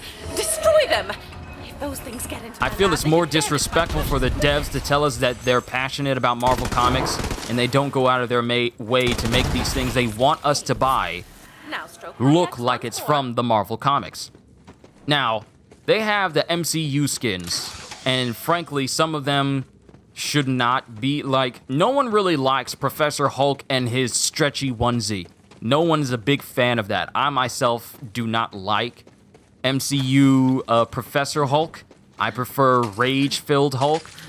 And seeing a big, giant, roided-out Hulk with that one Professor Hulk onesie on is like, nah, this ain't it. And it's clear that they have the ability. Here's the thing. We are told repeatedly that, oh, it's difficult for us to do this. It's difficult for us to do that. But they release skins where it shows that you're capable of making good-looking stuff. Like, some of their skins are actually solid, but it's not all of them. And some of the skins are so ridiculous and so stupid that it makes me wonder, do you even know what we as the players actually want? Or do you think that we are so blinded that it has the Marvel name on top of it that you are going to just throw it out to us and you expect us to just lap it up like it's nothing whatsoever, like we have absolutely no standards? Because there are numerous skins that they've released, like a skin that's based off of Terrigen, which is a story-related thing that, for those who don't know, caused the deaths of thousands of people, mutated other people to the point where they had to be in very specific scientific concentration camps. And not only that, but it also did substantial damage to San Francisco Bay. But yeah, let's make an entire skin set for all heroes based on this very substance that caused all of this devastation and caused the Avengers to be outlawed. Let's have an entire skin set and put it on our characters. Because it's like they did not pay attention to any narrative whatsoever. If you understood the narrative of Avengers, you would not wear the Terrigen skin. You ready, bro? Why would you wear something that killed numerous people over and over and over again? Then they have the Gamma Poison skin set, which essentially turns everyone sickly green. We gonna get going soon? It makes no sense where some of these skins come up with. It is hard to believe that here's the thing. They come up with these skins, and they think that we're dumb enough to buy them. If you want to tote yourself as a Marvel game, just release Marvel-only stuff. Releasing crash test dummy skins that make us look like crossing guards and make Iron Man look like a very stupid crash test dummy, or putting safety vests on everyone, that's not Marvel. That's not even smart. That's not even creative. That is literally, these people will literally buy whatever we put in this marketplace, and people will just buy it. Also, smash spider ants are So, a delicacy. it's a bad example when people just buy these skins and say like, I wanted it just to have it. No, have some standards. If you're toting yourself to have 80 years of Marvel history under your belt, you read comics growing up, you know what it's like to love Marvel, but then you allow these skins to be released and you expect people to pay $14 a piece for them? Step on the thing. Wrong answer. Don't stop. That's foolishness. I'm sorry, but I have too much self-respect to buy any skins that does not represent Marvel. Now, I have never spent a single dollar past the $60 required for me to have Marvel's Avengers and have it sitting on my shelf. I've never spent a single dollar on credits, nor will I ever spend it on credits, because I am not in the idea of spending money on a game that does not respect my time as a gamer or respect me as a Marvel fan. I'm not gonna buy a skin that does not represent Marvel in any way just because you think I'm just gonna buy it just because you have the Avengers in the title. These people don't leave me alone. Get off of my car! They're shooting at us! And I haven't even gotten to the real bad thing about this game is the fact that they really think that we're not all that smart when it comes to things that they say. Yo, Vault Hunter, where are you vaulting to? Sorry, I had a hitchhiker.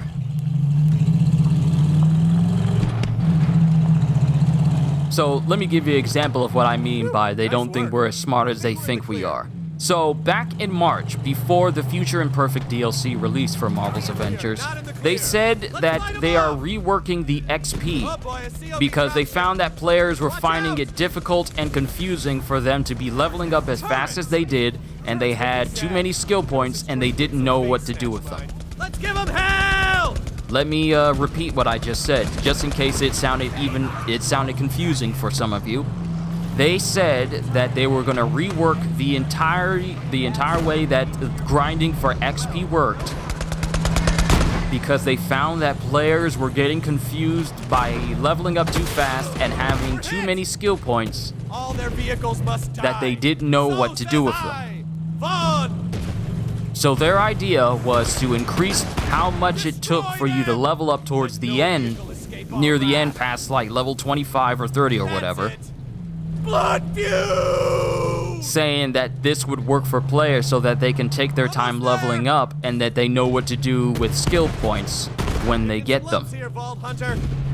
So basically they're saying that we are not smart enough to know what to do with multiple skill points at a given time, that they had to rework XP to make it so that... Drive, bro, drive! Warpath! They had to rework the XP. Sorry, I wanted to drive through that cinematically. They had to rework XP and make it grindier for people to level up. Because they said that people were getting too confused, having too many skill points, and leveling up too fast. So... We gotta get this thing to Roland's Rest. That's already insulting to players because those of us who are playing and know exactly what we're doing, we know exactly the reason why if we choose to not have a whole bunch of skill points at a given time, it's because we choose not to use skill points at a given time and just let them build up. We know what we're doing. It's never been a matter of, oh, this is too many skill points. I have never heard from anyone that said that I have way too many skill points, I don't know what to put it into. That is what bringing up your skill menu, looking at your skills, and sitting down and taking into consideration what skills you want to put a point into. You don't need a high school education in order to figure that thing out. It's just basic common sense. If I have a bunch of skill points, it means that I'm going to take a lot. It's just going to have me sitting at my skill point screen a lot longer until I figure out where I want to put these points into. But never have I felt like, oh wow, I do not know what I need to put my points into. That has never happened. So the whole prospect, and I'm pretty sure that there hasn't been a single player who has ever said that, oh, I don't know what to do with all these skill points, and it's getting very confusing for me to decide what to do here. No, they just wanted to artificially increase the amount of time that people played on their game in order to keep their numbers up. So they increased the grind so people could be stuck playing their game longer. That's all that was. There was literally no reason for them to do this rework. So, color me surprised when they later, down the line, release XP boosters that increase the amount of XP that you can get your hands on. You starting to see where this is going? Vault Hunter, bro. Color me surprised when, after they said in March that, hey, we need to increase how much XP is needed to level up so people can pace themselves properly in order for them to comprehend that having too many skill points is apparently, quote-unquote, a bad idea. Color me surprised when they start giving away XP boosters. And this is a precursor for what they eventually do later on, but let's talk about this for a quick moment, pardon me. I knew I had it in me. What sense did it make for you to say players are finding it hard? Hold on, I need to put a point into this. Get it started and then work on Vampire. Once I max out, pull the pin. But I'll put one into Vampire the next time I level up. But color me surprised when I almost thought that was Tannis. I looked too quickly.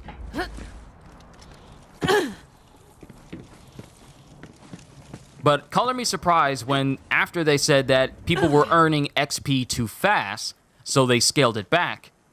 Then later on, they release XP boosters.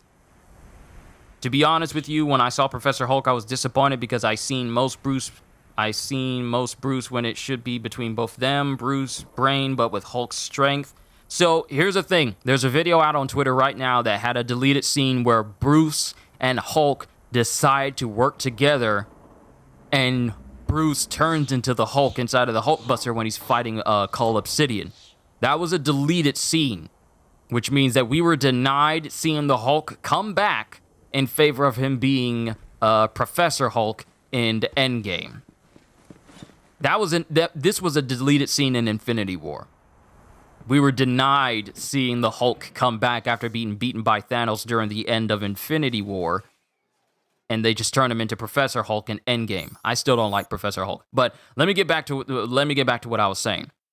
They had just said in March that people were players, and I say players with parentheses, with quotation marks, is players were earning XP too fast and found that they were leveling up too fast and they had too many skill points to know what to do with. Later on, they released XP boosters that pretty much allowed them to increase the amount of XP that they could earn. So, correct me if I'm wrong, but I thought the whole purpose of the XP rework was because you found that players were earning XP too fast. Why are you releasing XP boosters to repeat that same process? Okay, Tannis. You see where I'm going with this? And Vaughn's forces on the ground are at the ready. XP was being earned too fast. So you keep a rework. Got it. This should be interesting. So you introduce a rework and increase how much XP is needed in order to grind. But then later after that, you give players free XP boosters. And I say free for right now, because we're going to get into the state that it's currently in that I pretty much called and knew exactly what they were going to do. They give us free XP boosters to increase the amount of XP that we can earn. But wait, you just said that people were earning XP too fast. God power, bitches! So why are you introducing XP boosters? Shit's going down, but Big Lex is on it. To increase the XP that players could earn again. The entire moon. Wow. If you created a rework that introduces... If you created a rework that increases how much you have to grind in order to level up characters, why would you introduce boosters later on to circumnavigate that? That makes little to no sense, doesn't it? The Great Vault will open. I'll leech the monster It's inside like you're and back to square one. We'd invite you to our place for the grand Rich Tresses, welcome! Hope you enjoy yourself while you're here. I am on a very mad tirade about Marvel's Avengers from Crystal Dynamics. If you do not want to hear this rant because I might be on for a while, then you are free to vacate the premises because I do not want to assault your ears, and a lot of people tend to get tired of me when I say something about Avengers, but I have to air all this stuff out right now because I want to put this game behind me fully so everyone can understand how I feel about this. and why it is a perfect example of what not to do with a Marvel property. Are also my specialty. And when you think that your customers and players and Marvel fans are dumb enough to buy into this promise. So, if you don't mind that, let's go, everyone. Vault, then you've been warned. up and say your goodbyes. This is it. Talk to me before you head But down there, killer. it made no sense for them to introduce an XP rework and increase the grind of XP that you needed to level up, only for them to later release XP boosters and say that, oh, here's something that you can use to increase the amount of XP that you can earn. It makes no sense. It feels like you just increased the grind, you created a problem to then sell us a solution.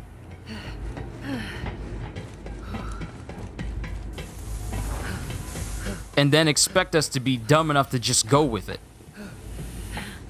Because, later on, past them introducing the boosters, they started introducing bundle packs that you can buy with credits that have XP boosters in them. So, like I had called, and like I knew they would, when they first announced XP boosters, I knew for a fact that at some point they were going to try and sell XP boosters to people. Now, it's under the guise of bundles, but it still requires credits for you to purchase them. So, like I knew they would, they ended up selling XP boosters in bundle packs. So just this one time. Now you might say, well, it's part of a bundle, so I guess that's one way to look at it. But don't tell anyone about this, and don't die, though. You're my favorite customer.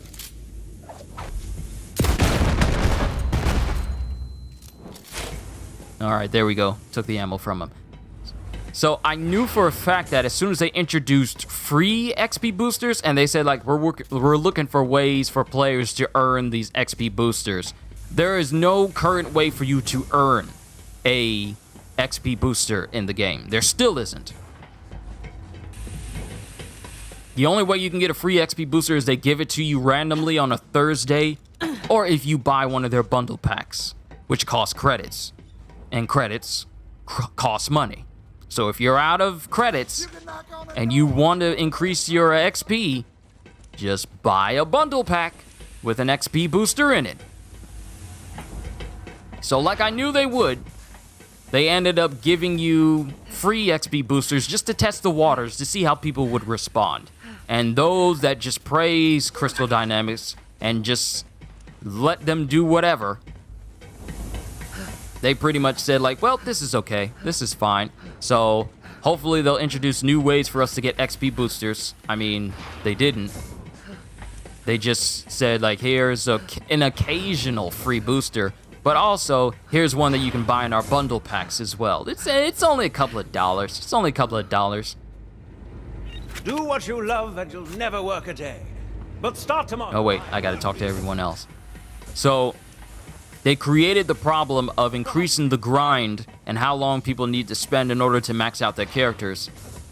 So they introduced the solution of giving people XP boosters to completely turn that around.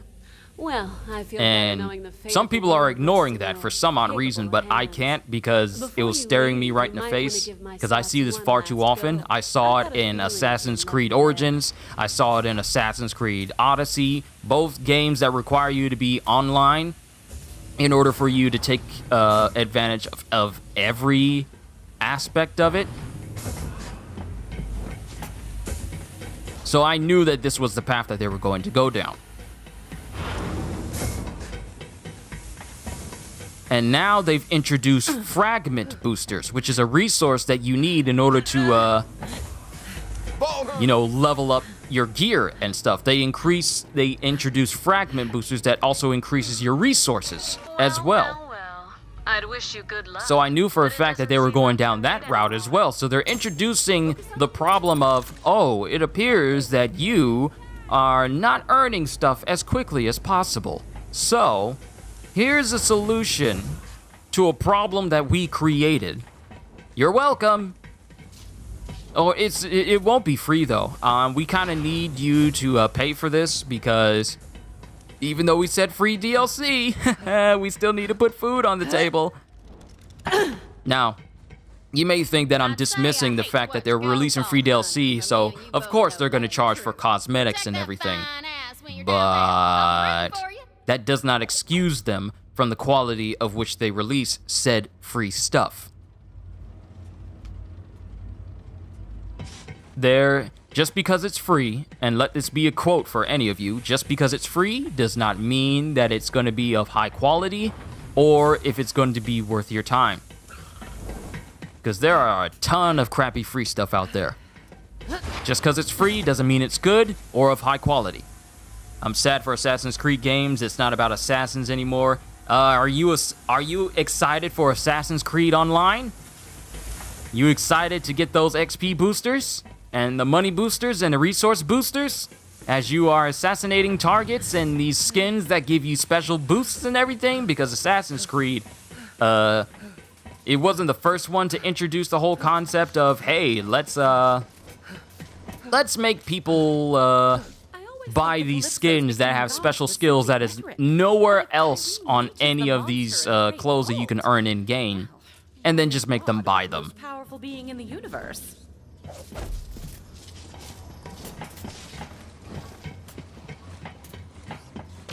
Because the thing is, I don't care what anyone says about Marvel's Avengers, it was a waste of potential. You never let anything stop you, Vault Hunter. So let's take It was an utter waste of potential. And they waved the Marvel flag in front of our faces because they knew that we would buy into it. All this time we've been engulfed in over 10 years worth of Marvel with MCU movies and stuff like that. They knew exactly what they were doing. They knew that we would just listen to we would have at least listened to what they had to say simply because we're fans of Marvel. And a lot of people who only know Marvel by the MCU and they just see the name Avengers, they automatically would have just picked up their attention as well. That is exactly what they were expecting, going the wrong way. They were expecting people to know what Marvel is, have seen the Marvel movies, and then just fall prey to this live service model of a game that should not have been live service to even begin with. It should not even have been released with the whole concept of, oh, you need gear and loot in order for you to get stronger. But hey, we're going to operate under Destiny rules in which you can only be slightly stronger than your enemies and never truly overpowered or broken. Because here's the thing, people come at me saying that there needs to be balance in the game, so that's why you can't be overly powerful in this game. It doesn't make sense for heroes to be super strong or super powerful and then just wiping the floor with everybody. Why? Ability to throw your enemies screaming into the void. You typically do. Why is that an issue? Just to make sure, this is a PvE game. Why does there need to be balance on the hero side for the game to feel like there's any challenge? Borderlands 3 can handle challenge just fine. Bump that mayhem all the way up. All the way up to mayhem 10. Bump it all the way up to mayhem 10. And, yeah, that's going to be your challenge. Now, of course, it's easy for me to get through Mayhem 10 easily because of the build and gear that I have on, but the gameplay works in that regard. It was literally built for it. Look, I'm basically an expert on saving the world, so here's But I don't understand why people are so against the idea of, if I play as the Hulk, why am I spending more than 5 minutes fighting an entire squad of people that are half his size? That's not challenge. That is arbitrary difficulty because they don't know how to make a challenge. Here's how things work, and actually, you know what? This is actually a perfect example. All set, killer? When I play Borderlands, there are named enemies. There are bosses, there are elites, and there are bosses, and everything underneath them is basically just cannon fodder. Cannon fodder is meant to be thrown at you in large numbers. You can wipe them out quickly because they're just that, fodder. They are not meant to be on the same level as elites. They're not meant to be on the same level as bosses. Bosses and elites are the ones where you have to watch out for because they have some sort of gimmick or they have some sort of angle that requires you to pay attention when you fight them. If I'm fighting enemies here in Borderlands, the bandits and regular psychos, they're just that. They're just regular enemies that I could just swat away like flies because that is what their entire archetype is. They are meant to be swatted away. They are meant to be killed and dismissed. Elites are the ones you need to pay attention to, and bosses are the ones you need to pay attention to because that is their purpose. In Marvel's Avengers, every single enemy is treated like they could just kill you if you do not be careful. Even a basic bot enemy can knock you around as if they're an elite or a boss. That's not how enemy hierarchy works in video games. For all this talk of balancing, they never do anything to the enemies. It's always the heroes getting nerfed, and trust me, they nerf so many heroes. They nerfed Black Panther when he was released because he had a gear piece that made it so that he could literally do just tons of damage, and he actually felt like a superhuman. You know what half of this roster is? He actually felt like a superhuman. But apparently, you can't do too much damage in Marvel's Avengers before the devs thinks, oh, people are actually killing things quickly. We don't do that here. So let's nerf Black Panther so he's not doing like millions of damage or thousands of damage. Not, let's increase the difficulty of the enemies themselves to compensate for the amount of damage being done to them. No, we need to nerf the heroes themselves because we don't know how to balance. Nerfing heroes just because they're doing too much damage is not balancing if the enemies are not being affected. Go, go, go, go, go! Siren Light! There are no enemies in this game that have received as many nerfs as all the heroes have in Marvel's Avengers. If anything, if you want to call this game and say that, oh, you can't have these two super powerful heroes because then there needs to be balance in the games, then why haven't any enemies ever been nerfed?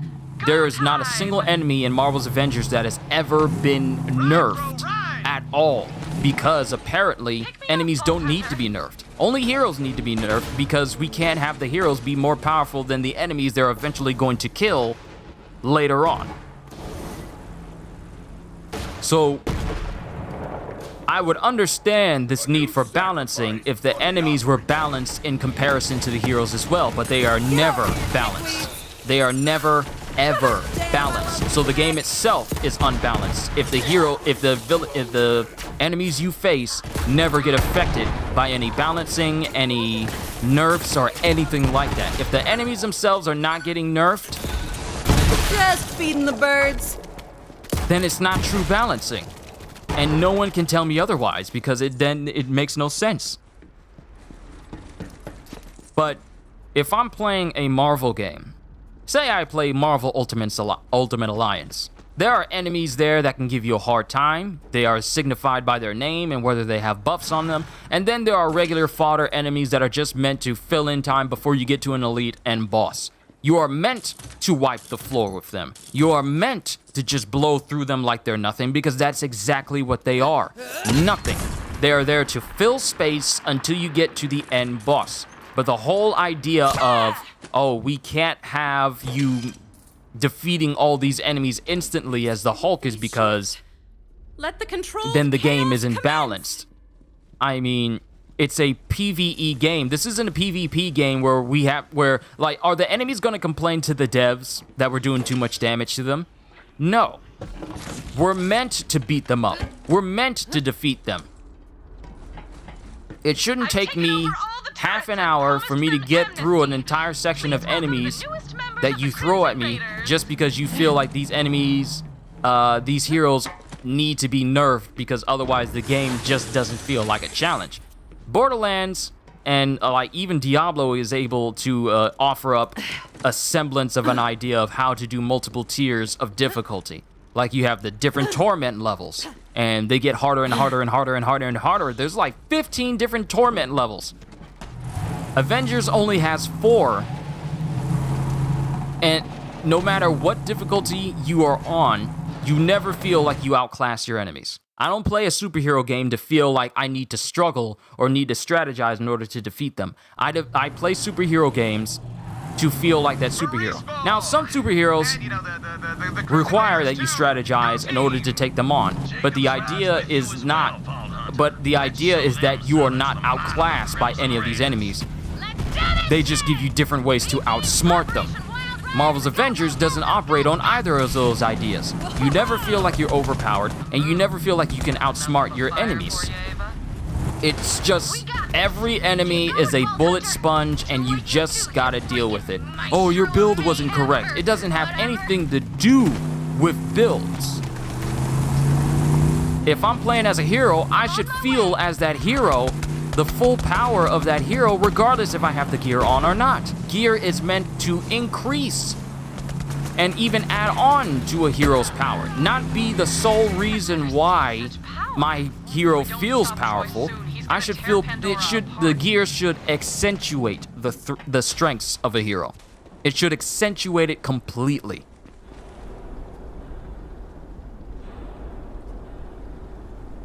I need a drink real quick.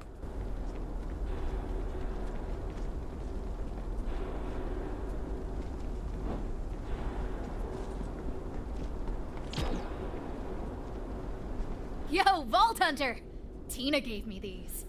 You do the honors.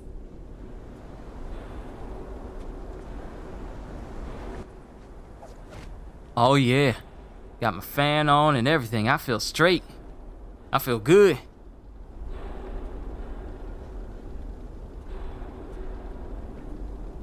All right, now I can continue.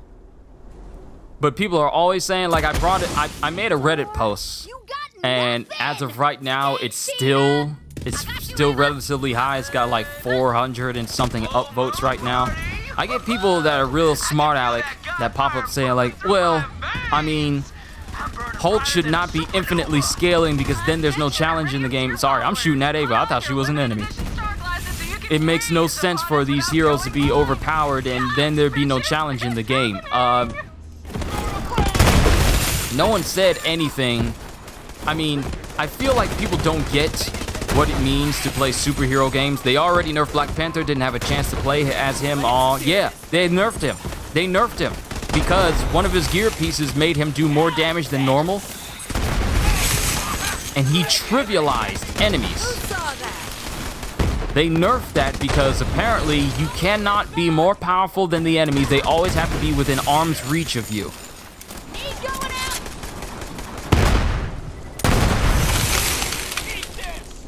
Because I see all the time, I see it all the time, and I never really get it. I never really get the idea of playing a superhero game, but everyone is within arm's reach of each other. That's not the same thing.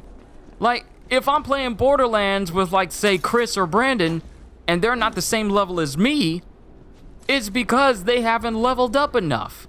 Does that ruin the game experience? No. Like, all the gear and stuff I have on my characters, I am far stronger than both Chris and Brandon when it comes to my characters. I've built them that way. I can say right now that they're both stronger than Chris and Brandon's characters. I can say that because when I kill things in mere seconds, they look at me like, oh my god, you killed that thing before I could do it. There is no problem with being stronger than the enemies. There's no issue with it. If you want to play on a harder difficulty, fine. Play on a harder difficulty. But there's no problem with being so strong that you just trivialize things in a game. Why is that an issue? What if I want to play as the Hulk and nothing can barely touch me because I'm just that strong? It's got nothing to do with builds and like, oh, you just need to use your skills correctly and then you're never untouchable. Because I see that all the time. Oh, you don't know how to build Hulk. Oh, you don't know how to properly build him. What do you have on your gear pieces? What does it matter what I have on my gear pieces? If I'm playing as a Hulk, I should feel that power.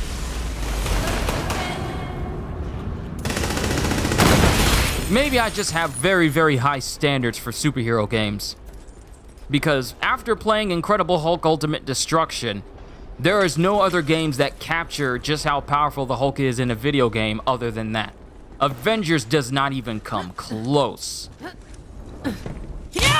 Like the Hulk, he's fast, he's super strong, he can pick up anything, he has very powerful attacks. But this Marvel Avengers Hulk is like, Hulk is only strong when you build him a certain way. Any other time, he just gets knocked around by everybody.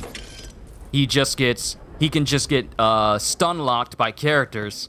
He can be grabbed by people and just manhandled. Like, if you're playing as the Hulk and you're getting knocked around by even the basic fodder enemies, like the basic bots that don't have any armor on them whatsoever, you don't understand how the Hulk is. You don't understand the Hulk, period. And then there's certain things about the Hulk in this game that just don't make any sense. Like, the dude regenerates all the time. He's like one of the fastest healers in all of Marvel. You literally cannot kill this man. Not only can he regenerate, but he's, in all intents and purposes, immortal. Now, making the Hulk immortal in a video game, sure, it would ruin someone's experience. But it shouldn't be an issue for me to make him powerful enough where I almost feel like that. I don't care, just get it done! But unfortunately, this is not a game where you get to feel the true power of Marvel heroes. It is a game where you're stuck with whatever power they give you, and then their motto is embrace your powers, but their powers are so limiting in what makes these heroes truly powerful that it's like, what am I supposed to be embracing? Just embrace what we give you. That's essentially what this motto really is. Embrace what we give you and be satisfied with it. Stop complaining, consume product.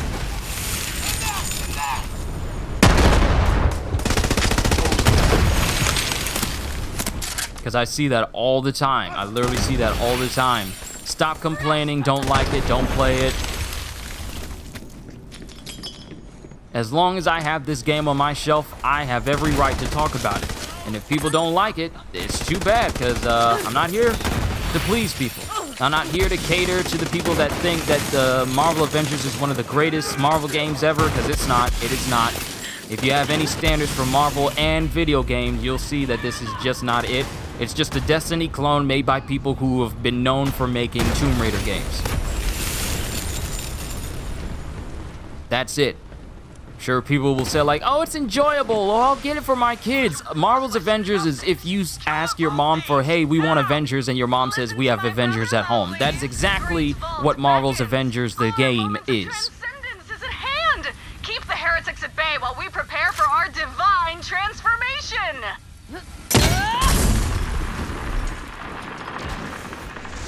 Marvel's Avengers is if you ask your mom to play Avengers, and if you ask your mom, hey, I want Avengers, and your mom says we have Avengers at home. That is what this game is.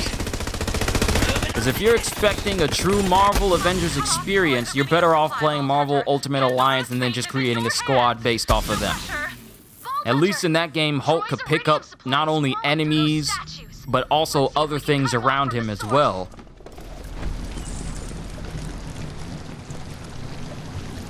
Like, how is it that, if you're expecting a true Marvel experience that pays homage to and respects the Marvel characters that are in it, Marvel Avengers isn't it either. What Hulk do you know does not get stronger the longer he fights? That is his entire deal. That is his entire, that is basically what all of his moves and all of his powers are based off of. Here they come. The madder he gets, the stronger he gets.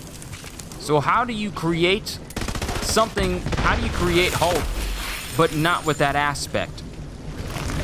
How do you create Captain America, but he runs the same speed as everyone else, even though he's basically borderline superhuman? How do you create Thor, but it takes him a very long time to just knock people around? It's got nothing to do with, oh, Thor is just pulling his punches, so that's the reason why he's taking so long to beat up on these enemies. That's got nothing to do with it. Thor is from a warrior race that has absolutely no problem dragging the heads of giants behind him after fighting them. He is not pulling his punches.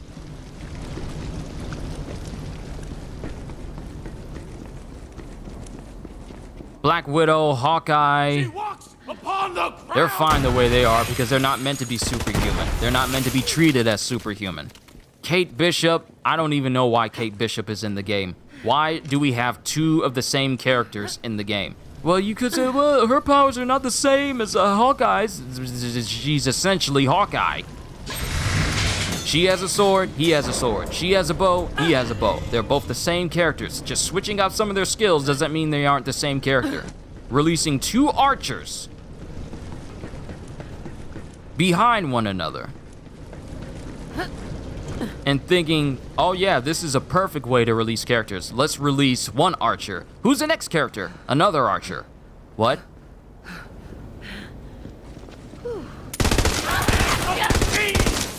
It just makes people wonder what your angle is. Kate Bishop is not that popular, even though she's getting featured in the Hawkeye TV show that they're making. She is not as popular as Hawkeye. People wanted Hawkeye. People were asking for Hawkeye before the game was even launched. When they showed the game off and gave you a preview and said, like, where's Hawkeye? They said nothing. But they knew people wanted Hawkeye. But we got Kate Bishop before Hawkeye.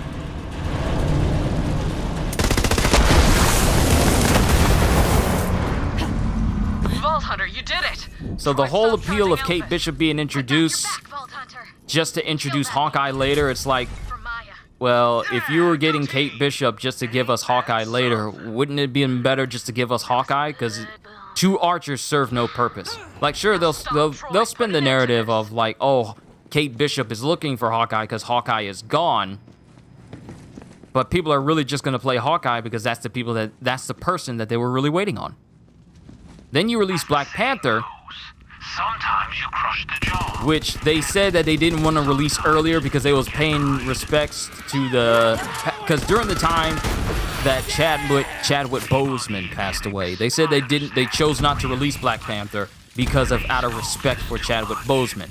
But given the amount of stuff that they had in the Black Panther DLC, it's clear that that was not the case. I mean, it sounds nice for you to say to your PR team, but them holding back out of respect for Chadwick Boseman, yeah, no. Y'all just weren't ready to release Black Panther. Let's be honest here. Let's not kid ourselves. They were not ready to release Black Panther. They had absolutely nothing ready for him to even show off. But they passed it under the guise of, out of respect for Chadwick Boseman and what he did for the character, we decided to delay Black Panther. They didn't have anything ready. And I haven't even gotten to the core issues of what's wrong with the game. I've just been talking about the things that just bother me on a character level and gameplay level. Black Panther released, and it was one of the most buggiest launches of any DLC that they have released for Marvel Avengers to date. I have an entire stream dedicated to me playing through the entire Black Panther DLC, and I ran into two game-breaking glitches, one of which was so monumental that I had to do a hard reset on the entire game, close it out, go to my dashboard, and boot it back up and do the last mission all over again, that it literally killed any desire for me to ever play Avengers again. And I've been saying this for a while now. And people don't want to listen, but you cannot release DLC and content for your game if you do not fix the core issues. There are bugs and glitches that constantly happen for this game, despite them and here's the thing, they are only fixing the minor stuff, the easy stuff that's to fix. They're not taking the time to fix the big stuff that's severely harming the game. But you cannot release DLC for a game in this state. Because if you try and release DLC over a broken game and you don't fix anything, then that DLC on top of those bugs are just going to introduce more bugs.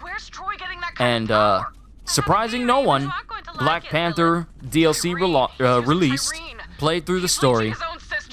I myself ran into two game-breaking glitches that happened, and a bunch of other stuff that really didn't make any sense.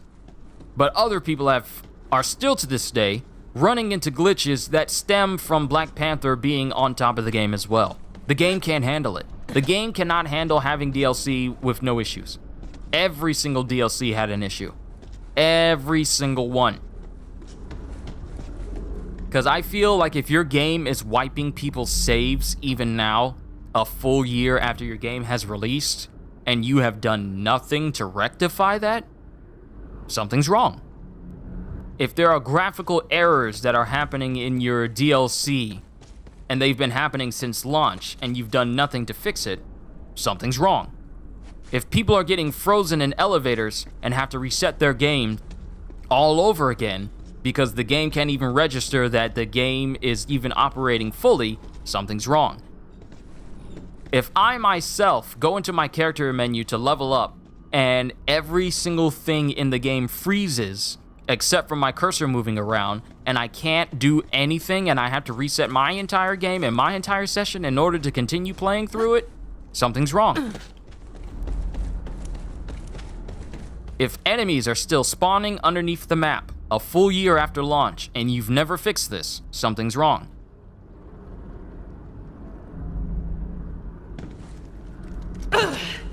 If player models becomes unresponsive a full year after launch, like there are videos out there right now of people playing as Kamala Khan and her character model does not move at all. It's just frozen in like a T pose or an I pose. And her character model is frozen, but she's still gliding around the area. If that happens, then something is wrong. There shouldn't be any glitches that are happening a full year after launch that have been happening since launch and you don't go out of your way to fix it. I couldn't care less what content you release if your game is still broken. And people want Spider-Man to come to this?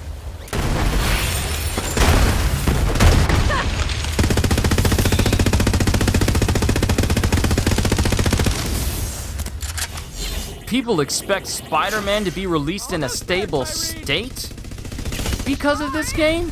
That's what they really expect? Don't you dare quit on me now! Maya? Sorry, Troy, you're already dead.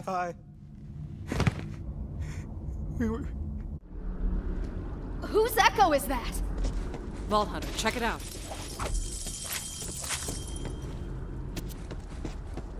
People expect Spider-Man to still come to Avengers.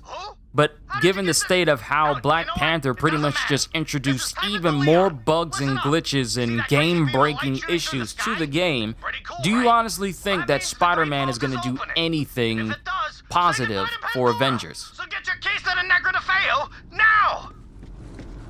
Over here, killer. You acquired my Iridian Amplify. You said Typhon de Leon. Impossible. I don't know He's what been people missing for expect. decades, And ever some since he people vowed even to thought find that the Black legendary Panther planet DLC was going to save Avengers and be Maya the used to tell big me end-all stories beat-all game changer. But it's not. It just caused more problems. The same core going on? issues are still there in the game a Pandora's year not a after planet. launch and they have yet It's to the Great address it. Vault. Now, when their roadmap gets updated on Wednesday, I believe, we'll see what where their mindset is. That's what Tyrene meant when she told me she'd finished. Their first and foremost thing is to fix every core issue that has been plaguing the game since it released last year. Every advantage we can get.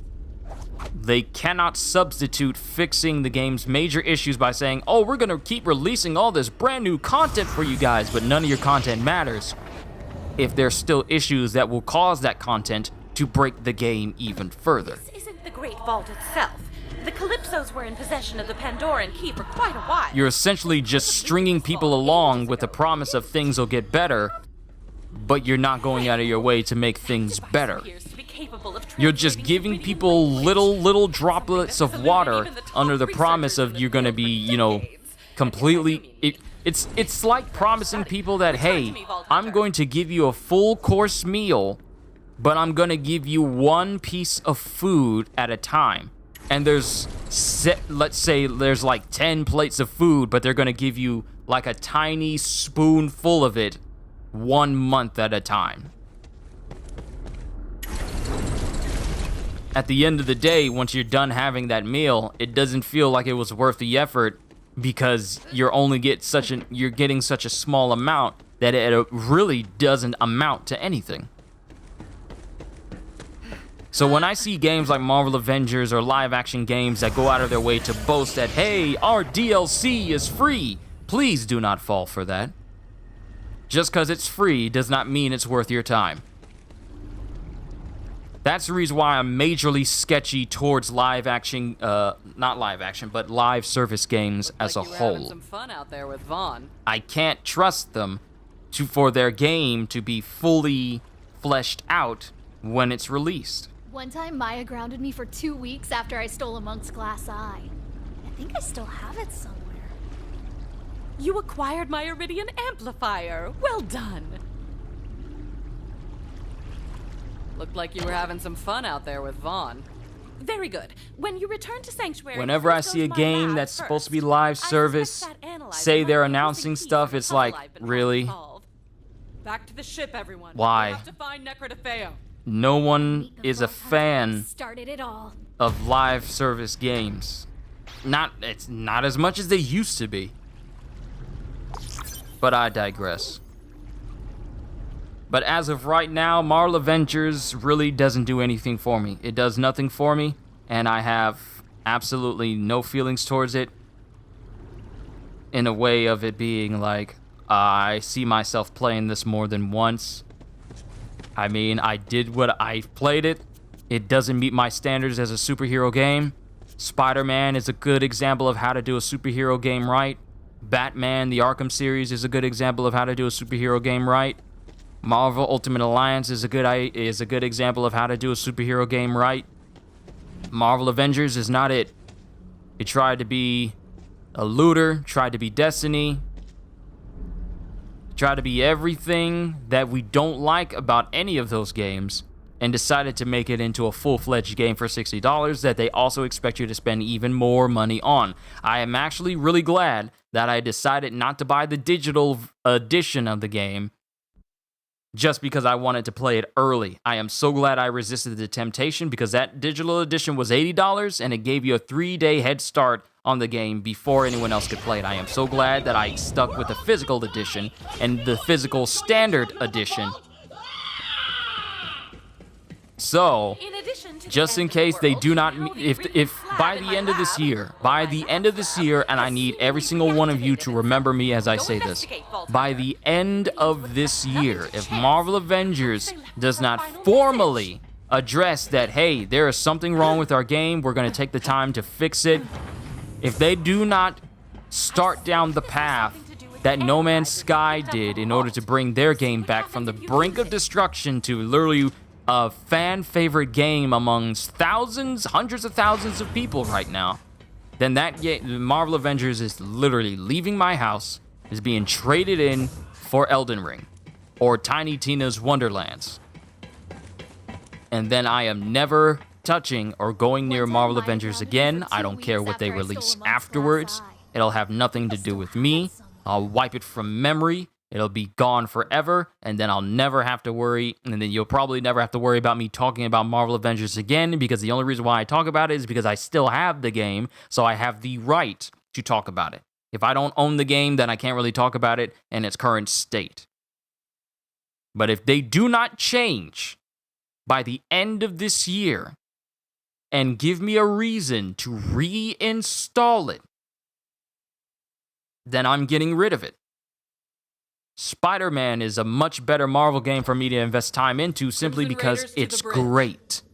So Batman is a much more worthwhile superhero game to play simply because it's great. They understand who these characters are and do everything in their power to make you feel like these characters and make every aspect revolving around them entertaining. Marvel Avengers does not do that.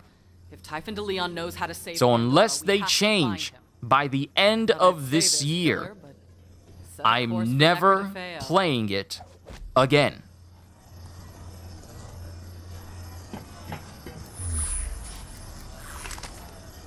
And I'm pretty sure there'll be tons of smart alecky people that'll say like, oh, well, good riddance. I mean, I'm still gonna play it myself, but I don't care. So you can go ahead and get rid of it. It's not going to affect them any. I mean, I'm not the only person who thinks this way. And clearly there are hundreds of other people who feel the same way because they have yet to recoup their costs for this game. It cost them $100 million to make Marvel's Avengers, and they only sold 3 million copies. That's not enough for them to repay the cost it took for them to make the game. Even with them selling all these dreadful skins, it's not enough. It's not enough for them to It's not enough for them to gain, what is it, 997 million? Like, they sold 3 million copies. But they need a ton more copies sold in order to recoup the 100 million cost that it took for them to make this game. The only thing I will acknowledge about Marvel's Avengers are the voice actors. That's it.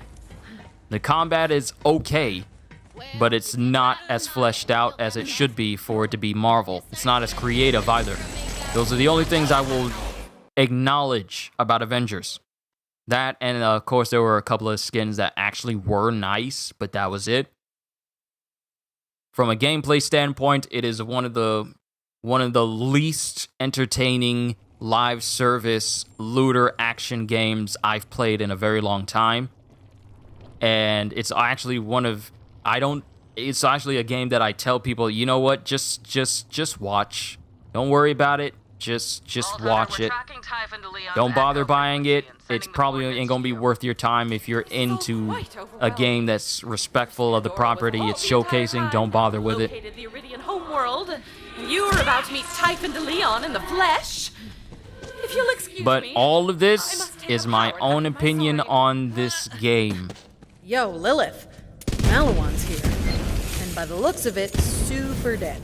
But, they're not doing anything in favor of me telling people, you know what, Marvel Avengers is good, go ahead and play it.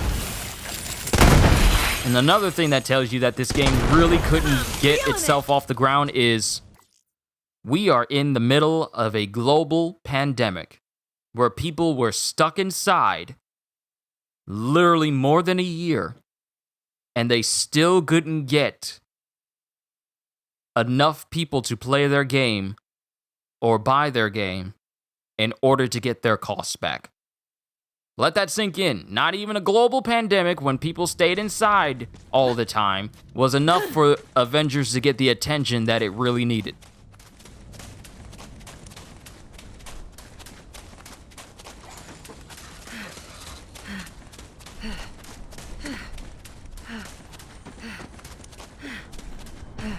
Looks like the local It's sad. fauna didn't appreciate Malawan setting up camp.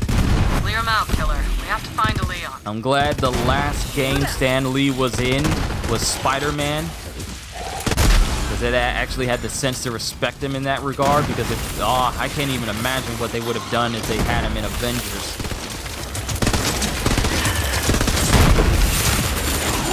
It's just shady how the game operates.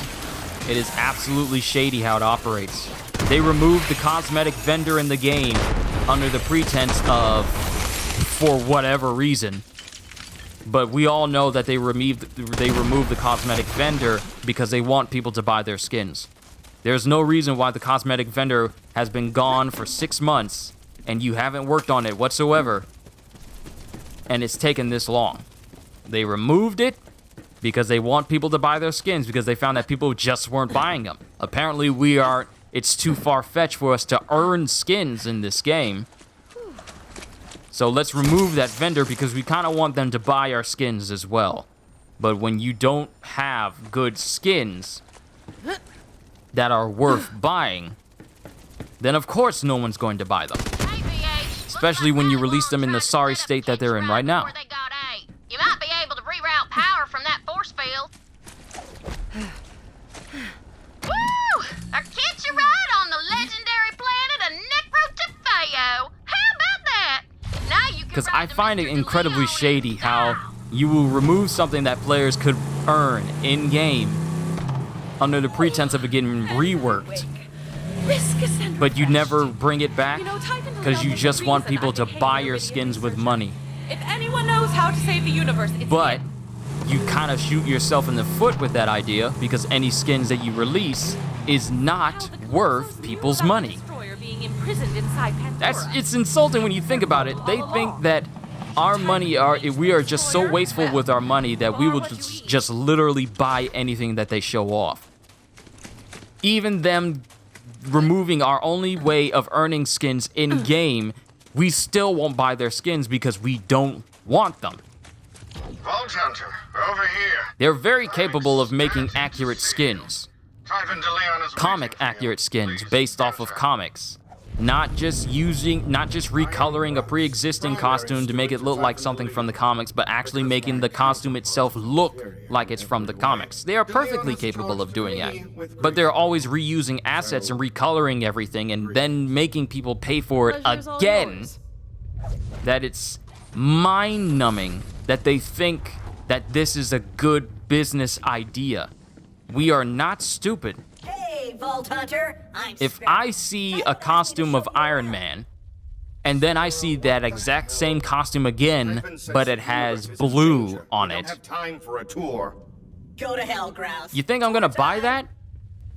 Especially if I don't like how the first suit looks. If I have a base suit, and you tried and give me 5 different versions, 5 different colors, not 5 different versions, because versions means that each one is different, but 5 different colors of that same suit. Let me skip, I don't want to see you, Typhon. That's being incredibly greedy. Here's a little something for making the trip. Watch it be a white gun. Wow, it's green. That is the first time that's ever happened. He only believes in giving me white guns. Well, it runs on iridium, so if you got some, I'm always happy to make you a gun or two. But right now, I gotta show you something. This way. You're taking too long, Typhon. I'm taking the Vault Hunter to the machine. Don't let anyone inside, Malawan or otherwise. Now's our chance to prove our worth. Won't matter. It's the end of the universe. This laser whip's been handy. Helps me keep up in my sundown years. Plus, whips are great. Lasers, too.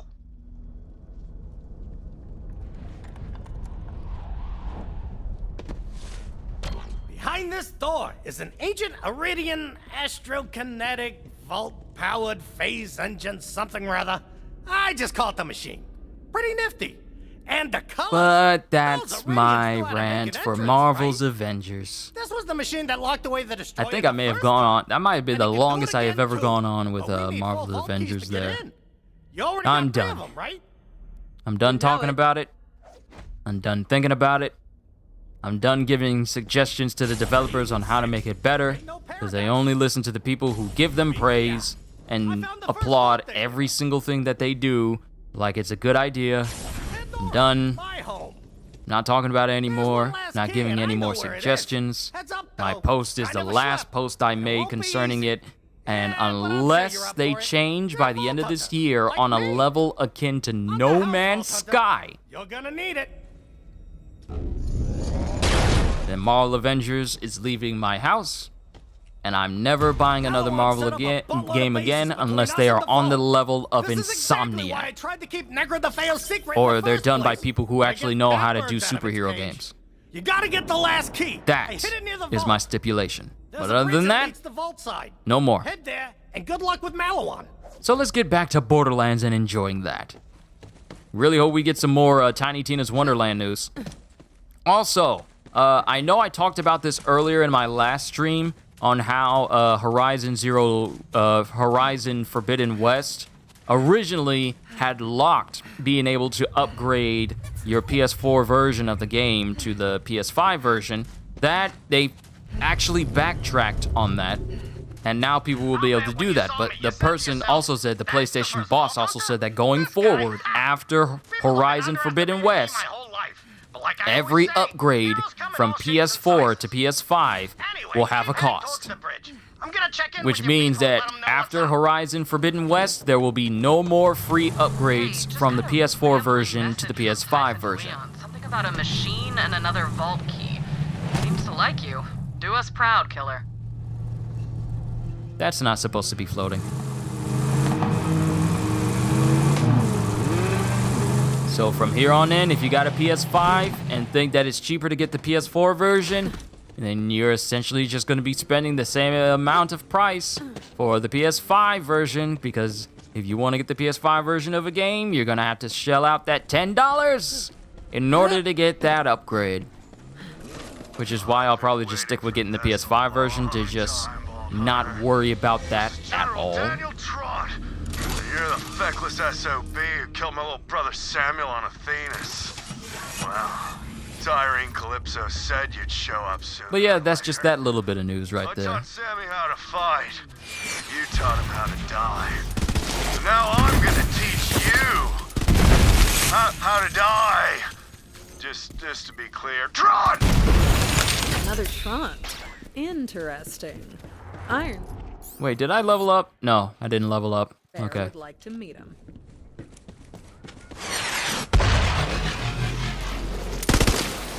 They couldn't hack it. But we're in the end game now. We are literally in the end game where I'll finally be able to open up Mayhem mode. So let's just focus on this for a little bit.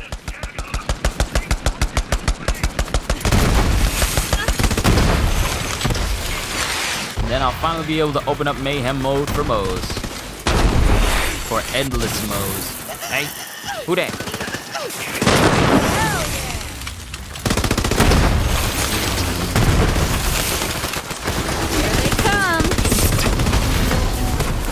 Yeah, level up. That's good. That's good. All right. I did say I was going to put a point into Vampire.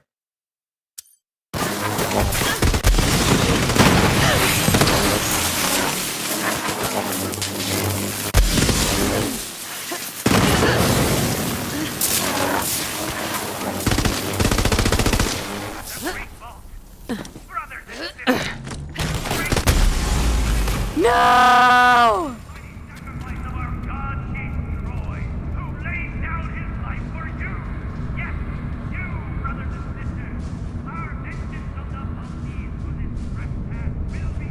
I ain't gonna make it!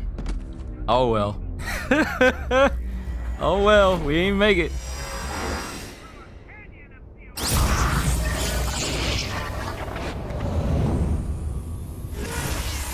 Death is for poor people.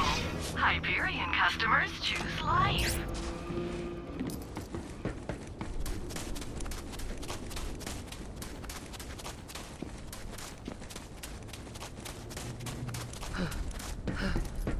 Explosions are my friend, unless they're close range.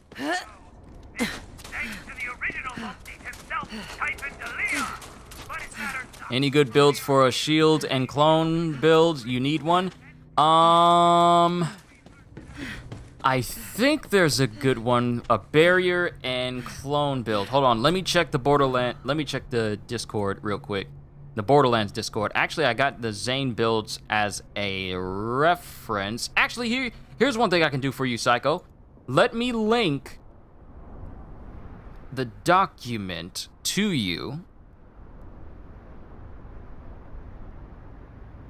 And then you can go down the list and see if there's a build. You can go down the list, because this is what the Borderlands official Discord have come up with.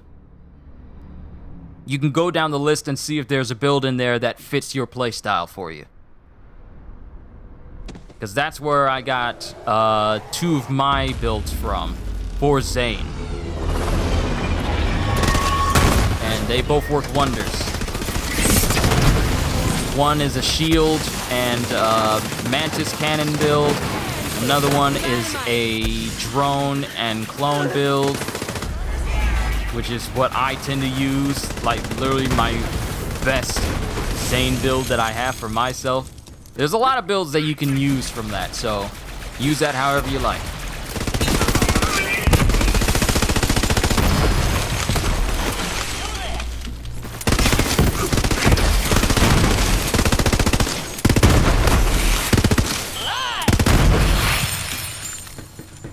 Alright, what just dropped over here?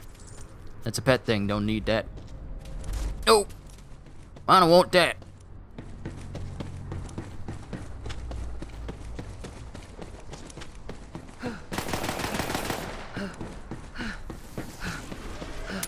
There are a lot of guys here.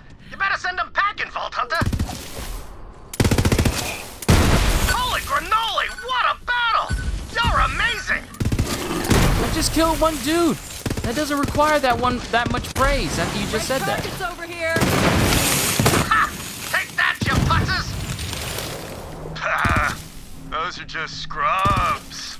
See how you square up against my elites.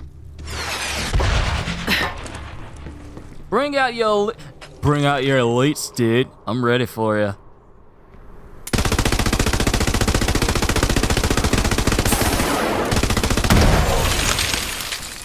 Where are your elites at? Ha! Back in my day, the thugs would shut down a force field instead of jumping over it. Looks like you'll have to take out the generator on the other side. You ain't getting through that force field unless you take out the generator on the other side. Like I always say, when you're in mud, find some higher ground. There you go. Now blast that generator, Vault Hunter. All right. The bridge to Vault side is just ahead. Suck on my big brother sized balls, Vault Hunter, to Rant! He destroyed the bridge. What a schmendrick. Don't worry, there's another way to Vault side, but it ain't gonna be easy. I already know where to go. Just trigger the thing so I can just go in one direction. Haven't had anyone human to talk to for years. See, I crash landed decades ago. I've been marooned here ever since. I had to get real creative to survive here. You want to hear my secret? Get this. I'm really smart. I always say smart's good. Small's good too. You can fit in places. And ugly's the best. People don't want to look at you. Perfect for sneaking. And I do my share of sneaking. Since Malawan showed up, I've been nabbing tech and listening in on their echoes. These products are piss poor security, if you're smart. Hey, Vault Hunter. Bone says Pandora's shaking like an ice skag with fever dreams. No word from Tyrene, but we got your back, which is my preferred view of you, as you know. So, Typhon, may I Okay, that was too close. I gotta remember to not shoot people at point blank. so sorry for your loss. Yes. Vault Hunter, if you get the chance, please get Typhon de Leon's autograph for me and a lock of his hair for research purposes. Pure research purposes.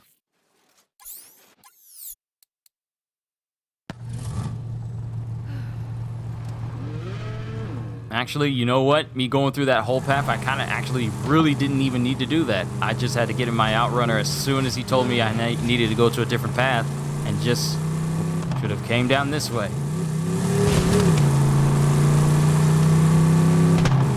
It's just a little thing I really didn't pay attention to. Run, Vault Hunter. Well, you can, but I'll find you. And my ship, to be clear, it's got great vantage. Its vantage is my greatest advantage. Stay down, scrub.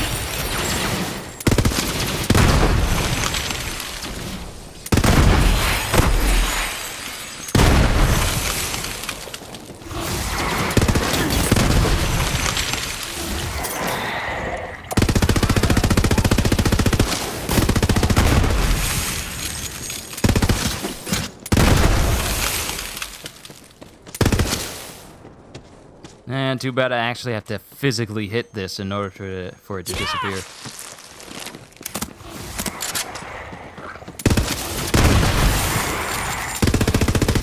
What up?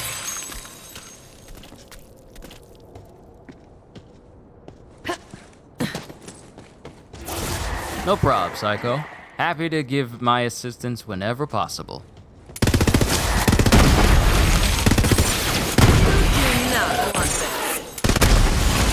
Woo! That second wind saved me at that split second.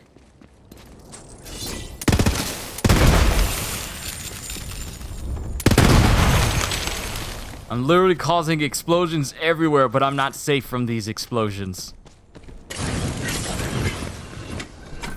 That's why I need to keep a distance from everyone. I'm a long-range explosion man. Well, Your journey ends here, Vault Hunter. long-range Ms. Explosion. For my name is Daniel Rant! I don't need ammo since I've been using the same gun for the past, what, 2 hours? 2 hours? Yeah, this is about to be 3 hours in a minute. I feel like I might be able to, get to the end of the main story before 3 hours and 30 minutes.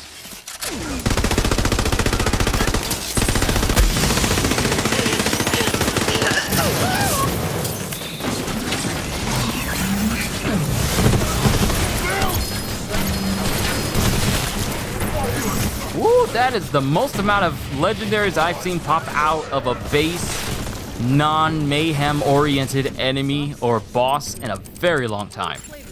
I've never seen that many legendaries pop out all at once. That's where I hit the key. Don't worry, I'll stand guard outside the machine and keep the other keys safe. Now get your heroic keystone moving. We got a universe to save. I don't need this though. I got better mods in my vault when I'm level 72, so I'll wait until I get there. I might need to grab myself a snack here in a moment. Have like a little bit of an intermission so I can eat a little bit of something.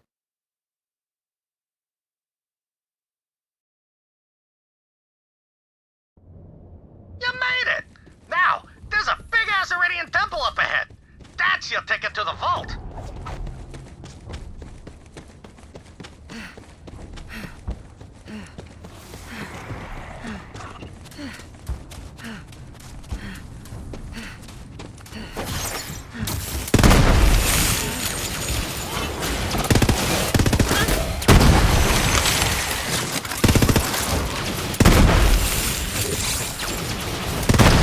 That's what I do.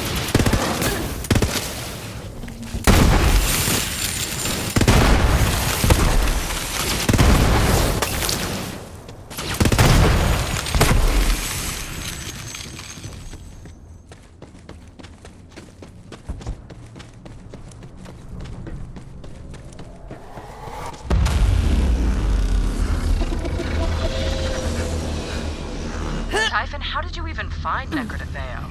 Yeah, Maya always said it was just a story. Ha! So did everyone, except my wife Leda. She figured it out. After we got married on Pandora, we left to find Necrotafeo for our honeymoon. Well, we ended up crash landing. See, I put the ship on autopilot while we got busy. That's on me. And so was she. Anywho, the ship was kaput, comlink was kaput, but we didn't care. We were in love. Later, she was whip smart. And smart with the whip. Boy, did that come in handy on our honeymoon. After we opened the vault, that's when the real action began. Skag on skag, key and hook, the double Calvin. 9 months later, well, there's only one thing in life that happens 9 months later.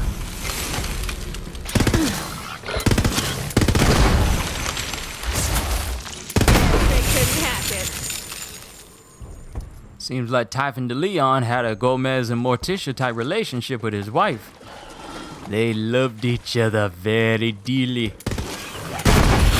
And I mean very dearly. Anybody counting?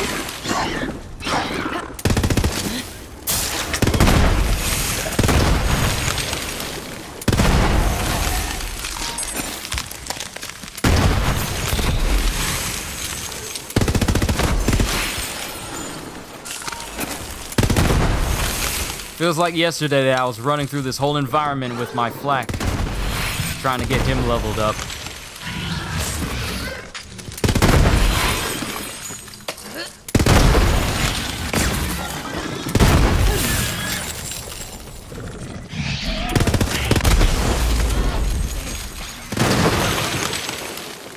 I don't know if I could keep dealing with all these close calls. It's getting a little bit too close for comfort.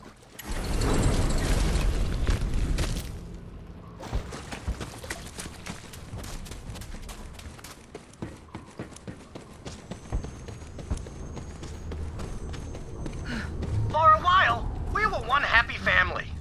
Then later, she died. And I had to raise the kids alone. I thought opening a vault would be the hottest thing I'd ever do. Was I wrong? Wait, you've got kids, Typhon? Yeah, cool. The boy, he got sick all the time. So his daughter talked circles around me. Only time they stood still was to hear about my adventures. monsters, opening vaults, being a hero. They couldn't get enough. I filled their heads with all sorts of stories. Even told them about the Great Vault. That was a mistake. A story can be a dangerous thing in the wrong hands. Oh, look! Dead meat. What up?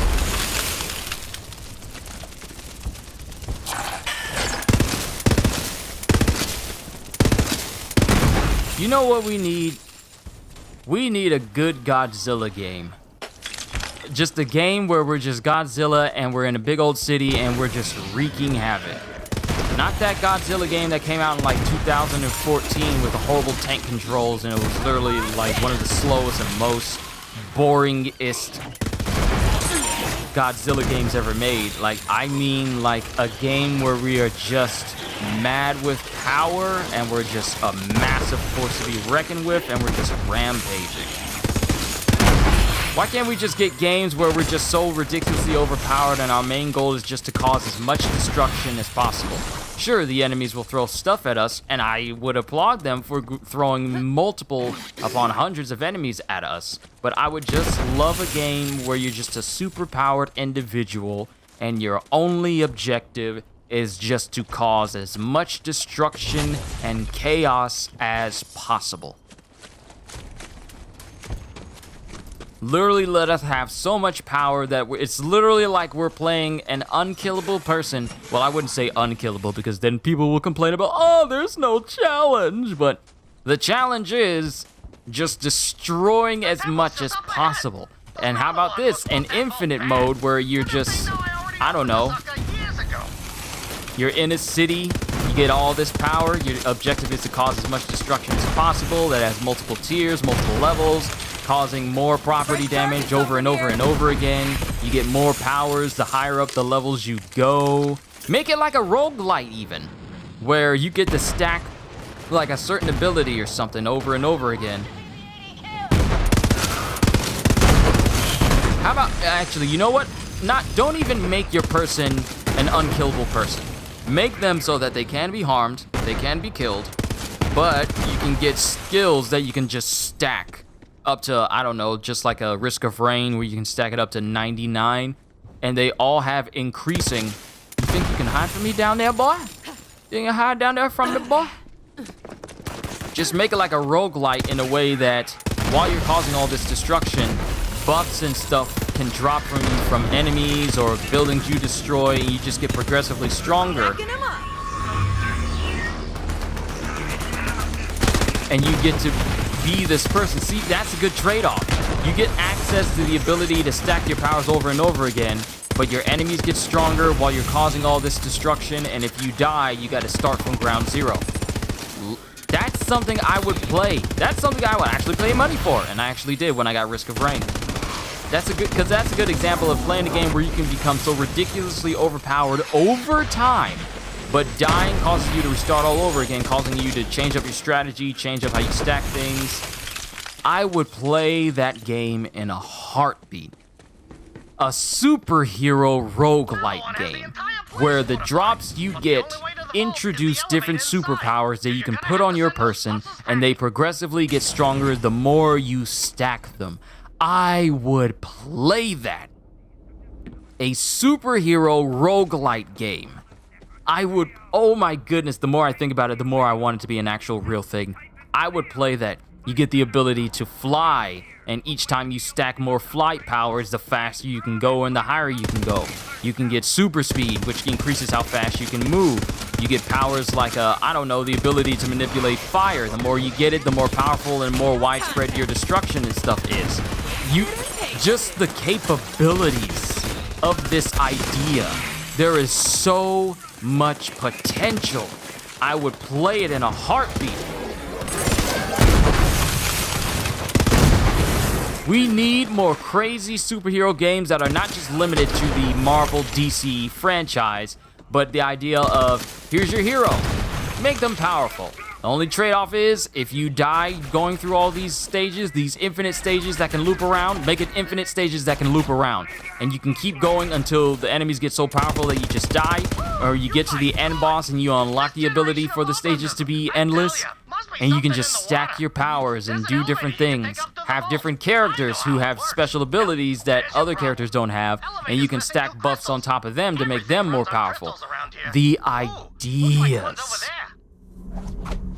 Don't even make it a Marvel game. Make it just a game where you have superpowers, and you just build it up from there. Go ahead and put it in the statue's hands, like an offering.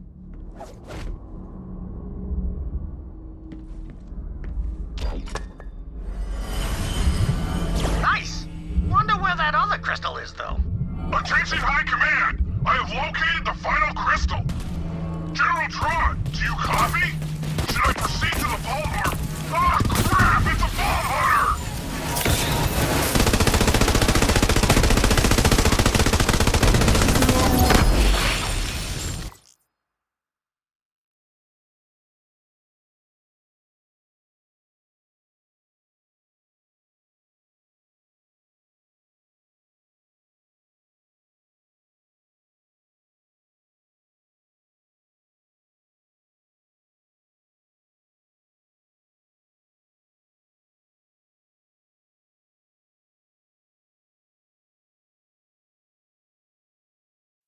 Give me a moment, everyone. Gotta take care of something important real quick, and I'll be right back. Talks amongst yourselves.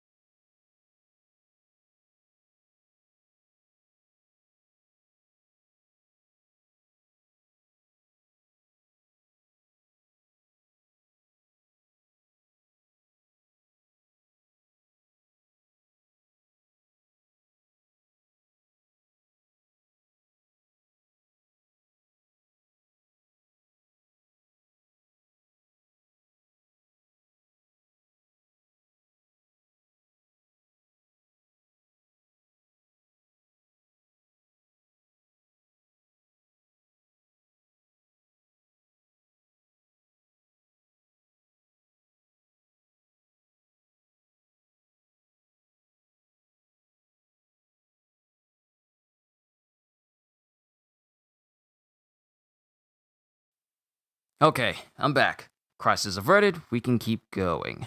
So, back to my idea, a roguelike superhero game where you get to gain power over time.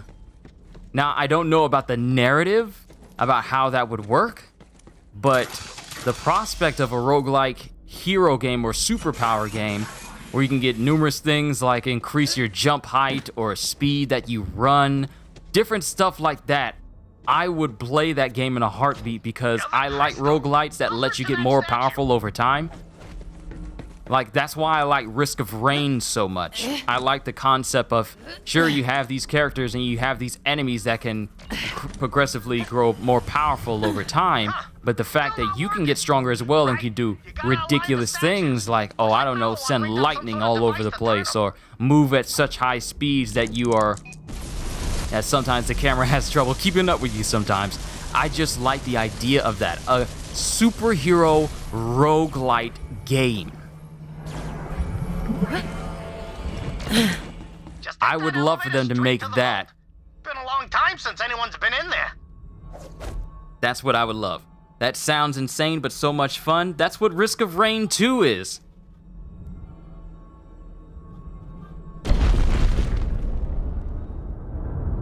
Oh, almost forgot. Me and Leda, we made it on the elevator too. Right where you're standing. So, you made it to Necrotafeo. Slow clap, cause you're slow. Always playing catch-up, aren't ya?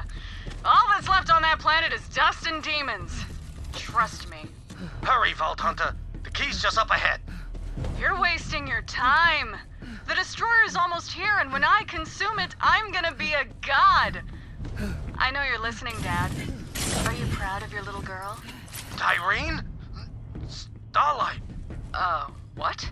You weren't gonna tell them, were you, Dad? Oops. Well, Vault Thief, guess who taught us everything we needed to know to take this galaxy apart piece by piece? Typhon de Leon, the first Vault Hunter. Oh, Dad, by the way, Troy's dead. Your friend there killed him, so have fun with that. Vault Hunter, the Guardians know you're here. Fight them off. We'll talk after. And boom goes the dynamite.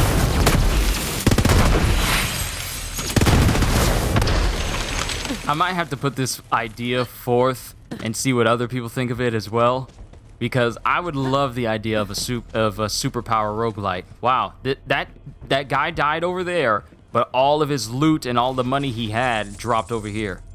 I don't think that's how that works. All right, I said I was supposed to try and get this done before 3:30, and I'm still on Necrotafeo. We need to pick up the pace.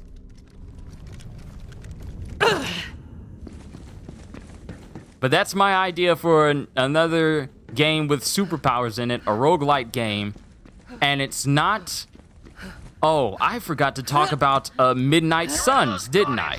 I forgot to talk about that. That's the newest Marvel game being released by the makers of XCOM. But the thing that's making people so confused is how...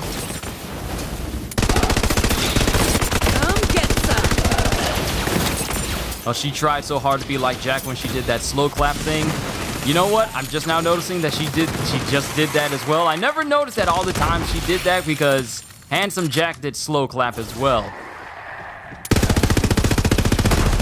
But, Jack did it better because he's Jack.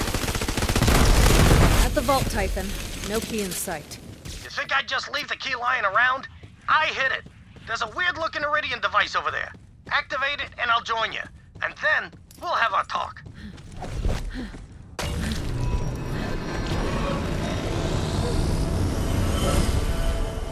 Hate those things. Ah! Me and Leda beat that vault monster together. Let's go pay her a visit. Come on, Vault Hunter. Not far now. Typhon. About... I'm gonna have to write out my idea and put it forth and see what people think about it. It doesn't have to be Marvel. It doesn't have to be DC. Just let it be a superhero roguelite with different powers. Now, mind you, what I would like to see is like a Marvel Dynasty Warriors type game or a DC Superheroes Dynasty Warriors type game. I mean, It's clear that games with that type of spin-off are incredibly popular. I wanted to, and I should have, but I couldn't. So just give us a massive action Marvel superhero game or a massive action DC game where we're just these heroes and we're taking out armies of people and we just get to enjoy these powers of these heroes the way it should be. So I kept them here. I thought they'd be happy, but they kept staring up at that. Like if I'm playing as Hulk or Thor, I'm causing widespread destruction that covers a very wide radius. Just let that be that game. Or if I play DC, let me play as Superman or Batman or the Flash or Green Lantern, Hawkman even. Green Lantern. There's just so many. There's just so much potential for like a Marvel / DC Dynasty Warriors type game. Because if they can do it for Zelda, if they can do it for Berserk, if they can do it for One Piece and all these other spin-offs, Attack on Titan, they can do it for Marvel and DC. I would love to see that. There's so many good games that could do well with the Dynasty Warriors type spin-offs. My Hero Academia, Bleach, Full Metal Alchemist, Red Hood. Hey, include villains in there too. You can have Black Manta, you can add Darkseid. On Marvel side, you can have Thanos, or you can have, I don't know, Null. Just so many people on the side of Marvel and DC that could serve really well and be very fun and entertaining to play as in a Dynasty Warrior setup. Because just, like, there are so many different properties that could do well in a Dynasty Warrior setup. I talk about Naruto all the time, but it really would work. Think about it. You're playing as Madara Uchiha, and you're facing off against an entire army, but you have the strength and powers of Madara Uchiha at your disposal. And you're just, like in the anime, mopping the floor with everybody. Wouldn't that be fun? Or you're playing as Naruto in Sage mode and you're just doing the same thing. Or you're playing as pretty much any other character in Naruto who has widespread area of effect damage type jutsu, and you're just taking out armies. Same could be said for Bleach. You're playing as any of the captains or the Espada, and given their, captains Bankais and the Espada's Resurrecciones that also have widespread areas of effect, just think about wiping out, scores of Shinigami or a Rankar on the side of Quincy's, the Stern Ritters, and the whole army of the Vonderreich. There's so much potential. And you got Marvel and DC, which basically just lines up all the cannon fodder that we can have directly in front of us. Thank you. Line up all the cannon fodder directly in front of us that we can just mow down. Like Marvel, you have AIM, Hydra, because apparently for some people AIM is the only big villains that you can fight against, but you got AIM, you got Hydra, you can have Frost Giants, you could have Ultron and his robots, not AIM bots, Ultron and his robots. You could have symbiotes, people covered or people taken over by null symbiotes. You can have Sentinels from the X-Men. There's just so much you could do. On DC side, you could have basically regular goons if you're fighting on a map from Batman. Or you can have Green Lanterns or Lanterns fighting you, or Parademons if you're fighting on the world of Darkseid. Or not just specifically the world of Darkseid, or they're just maybe the main fighting force. You could have, there's just so much potential that all these properties have. Now, the president of Koei Tecmo says he wants to make a Star Wars and a Mario Dynasty Warriors type game before he retires from the company. So just keep those games in mind, because he wants to make sure that before he retires from the company, he wants to make sure those games get made.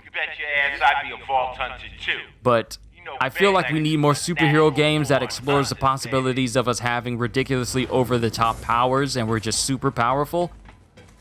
And it doesn't sugarcoat it. It like says, hey, you got all this power. Go have fun with this power. Yo, Lilith! Yeah, I'm probably not gonna. Hunter, did you bring me that lock of I'm Tyrant's probably hair? not gonna complete this Yes. within 3 hours and 30 minutes. End of the universe and all. Just put it in my lab.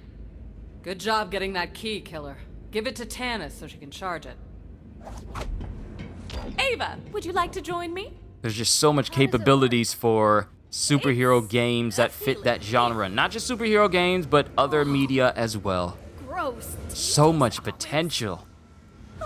I always thought fried pickles. And I would buy it. It worked. Here, Vault Hunter, all yours. So, I wonder if there's a job out there where you're just pitching ideas to gaming companies and that is your job. And if it's good, yay! If it's bad, you gotta go back to the drawing board. A millennia ago. If Tyrene leeches it, she may finally become a so-called. Actually, I don't need to wait on Tanis to say all this. I can just go to Necrotafeo and go to Desolation's Edge. And then just go to this location with Tanis and the others. If she's still talking when I get there, then we kind of get a rough idea of it.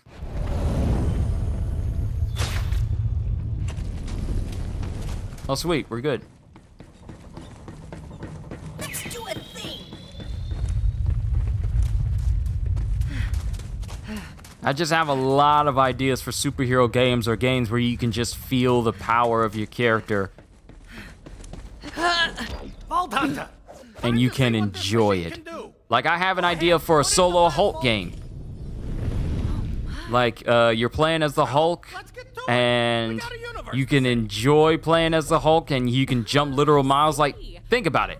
The Hulk should be able to jump literal miles. I feel like every game that introduces him limits this because apparently they think that maybe it's too much for us to jump literal miles.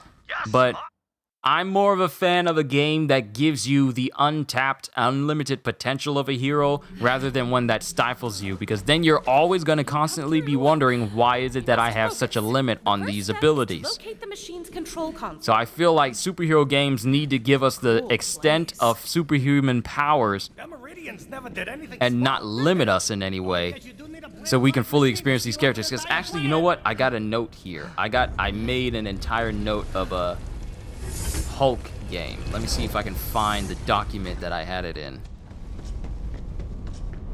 PS5 Hulk game idea. Alright, imagine a Hulk game made by Avalanche Studios, the same makers of Just Cause. A full open city or mini country, just like in Just Cause. Plenty of destructible objects and locations. Hulk feels like Hulk in every way. Long distance jumps. Fast running speeds that increase as you level him. Attacks that grow in range and damage the more you use them. Catch me, Expansive combat akin to ultimate destruction, and an expansive skill tree that makes more becomes more powerful as you level. Plenty of upgrades that make you harder to kill. Attacks reach farther distances. Additional effects that trigger when you meet a skill's cap, like bullets and missiles rebound off your skin when at full rage. None of the effects that only trigger when you do a complicated requirement like never be hit to trigger 5 seconds of 300% attack increase or something stupid like that. Maybe even post max level progression so that there's even more ways to get stronger even after hitting the cap level. You can throw cars and everything else. Looking at you, Avengers. Plenty of different and varied enemies to fight, from the military to superpowered beings other than Abomination. Enemies increase in number the longer you are in combat, needing for strategy in fights in order to survive the increasing enemy count. Because people have told me that the idea I had before, well, if there's no opposition for the Hulk, then the game becomes too easy. Shut up, talking. Enemies increase in number the longer you are in combat, needing for strategy in fights in order to survive the increasing enemy count. So despite you doing all of this, you're getting stronger, but also the number of enemies you face increases as well to circumnavigate around the appeal of you getting overly strong.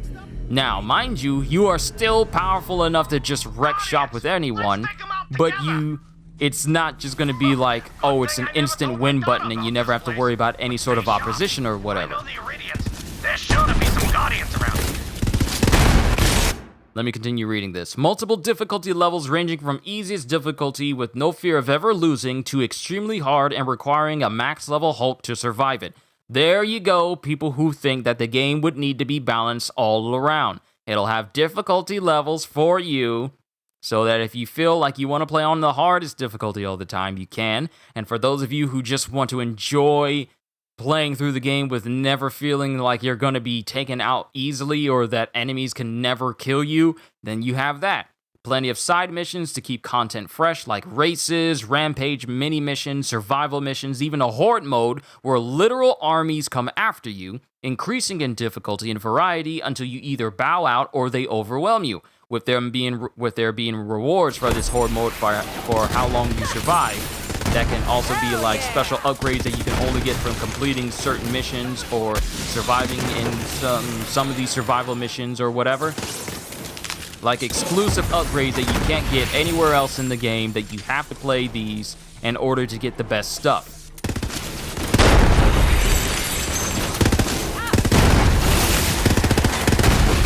And then it's crazy, but this is what will make a new Hulk game an instant buy for me, and this is just a few rough ideas, more will come later.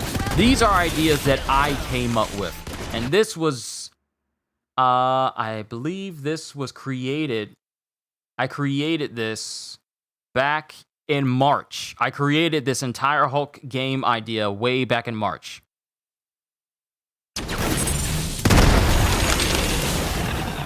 Oh, get out of here, you Speaking of full power, I fully upgraded James. Funny thing is, it's on hard. See, the thing about Prototype 2 is it's not a hard game to beat. Because as soon as you get him upgraded to the point where he's immune to basic bullets and everything, and you upgrade all of his powers, and you fully upgrade him, the game is not hard. That's why out of Prototype 1 and 2, Prototype 2's ability to platinum the game is not difficult because everything they require you to do is just easy to accomplish. The Promethea Vault has been activated. It's not a hard game at all. Next stop, Eden 6. Paradise my hairy ass, but it does have its charms. Went skinny dipping in a saurian tar pit once. I was hairless for a month.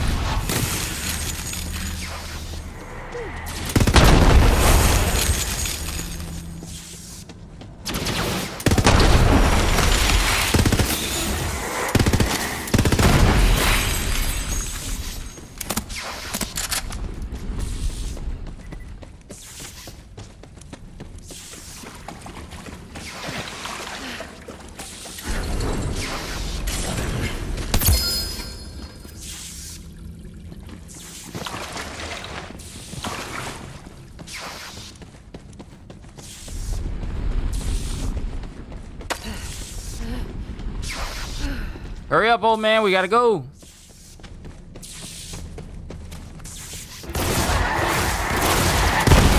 Shoot up.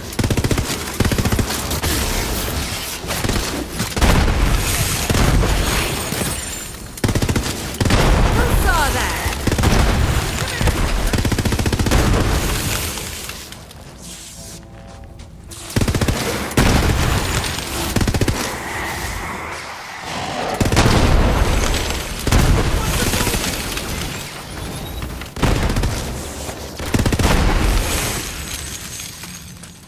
But that's just my Hulk idea. I came up with the Flash game idea after that too. There's just so much potential for solo superhero games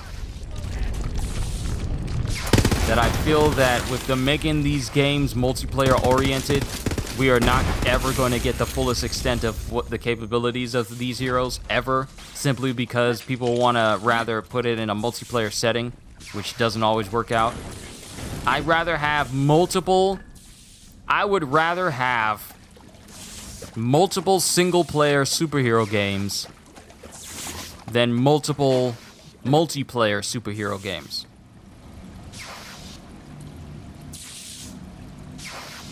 I actually would not have a problem if we never see a superhero game again that has multiple characters in it. If it means that we can get a superhero game that is full-fledged, it's good, and it makes you feel like the hero. Now, the only exception to that would be if the multiplayer superhero game is open world. If you limit it to like stages and stuff, then you're pretty much just limiting these heroes, period. I'd rather have an open world superhero game where I could take care of some business over in one section of the city or map. What the hell is this? Cool trick, huh, Dad? Then play a superhero game with my friends, and we were just limited in what we can do simply because the game says, oh, you can't go off to the city, but we'll let you look at it from a distance. I'm on a freaking roll! Which kind of makes me concerned about the Star Wars open world game that Ubisoft is going to make. We have no idea what it's going to be about, or what even's going to be in it.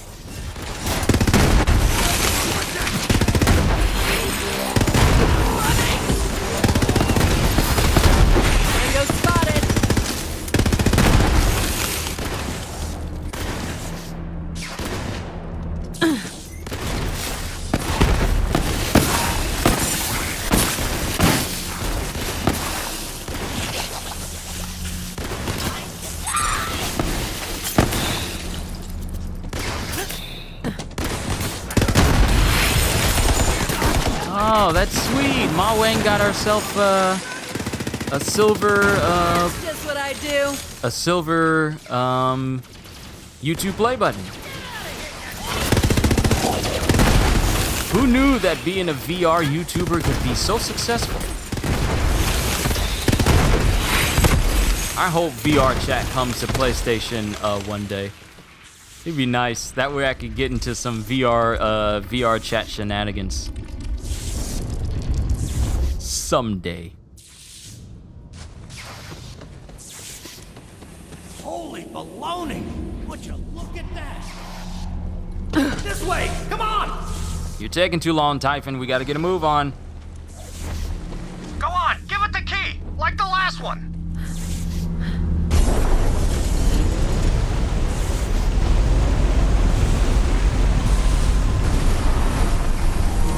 The machine nearly has enough power to seal Pandora. Keep going.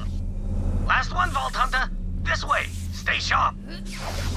This way. Come on. Oh my goodness! No, let me up! Let me up! Let me up! Help! Help! You're not gonna stop me from getting to the destroyer. Help!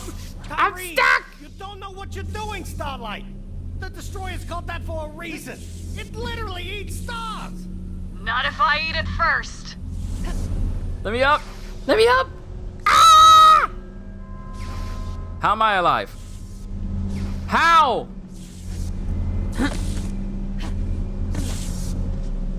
How am I alive? Well, I'm definitely not getting up there now.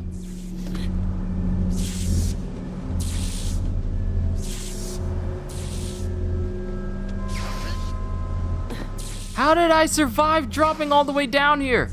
It's kind of dark, but okay. I accept my death with open arms. If you experience persistent dread, chills, or clawing whispers at the edge of sleep, you may have brought something back. If this is the case, it is imperative. See, they gave me the indicator saying that, hey, the platform's ready for you to jump off of.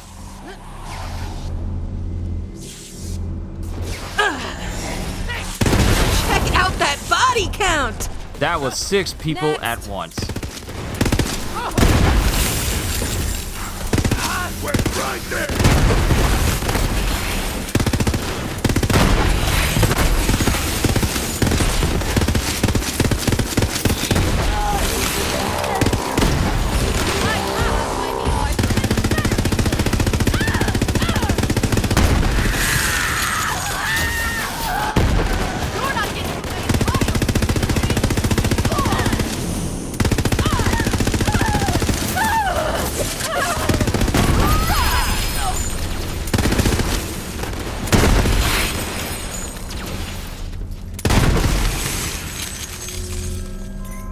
Crossroad, crossroad, impaler, Oh right, I forgot. The Necrotafeo thing is still active, so that's why I'm getting more drops. I forgot about that.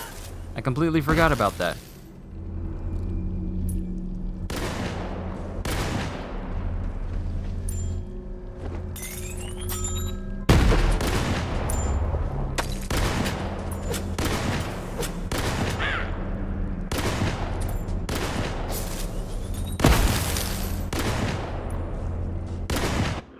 I need to spend skill points, though. Getting closer and closer to the last and explosive punctuation, which is definitely going to be useful for me in the long run. Hey, you were running around this whole time? I never even noticed. Wait until I get access to Mayhem mode. That's where all the real money is going to be coming to me. Destructo Spinner. Never get this weapon. It's bad.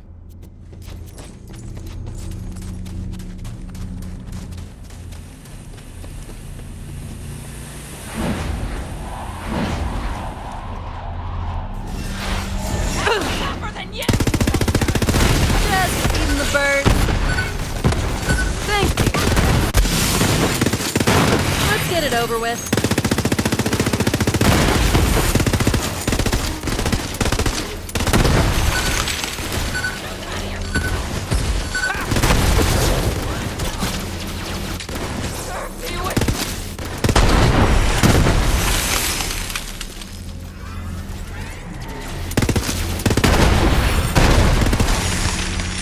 Just a cascade of explosions. It's beautiful. It's just absolutely beautiful.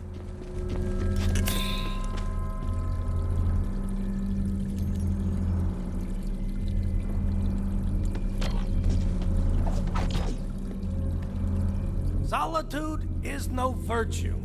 Huh. Guess they mean to use both switches together. Old school classic. Right. End of the world. I'll focus.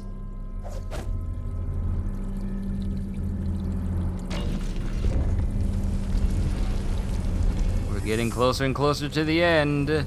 Then we start at the handsome jackpot, make our way towards the scrap trap nest, and just level up from there.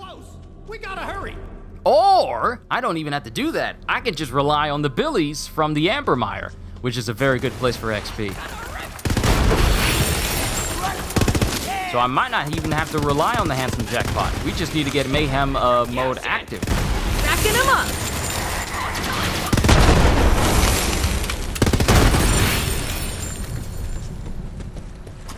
We might not even have to start the Handsome Jack DLC.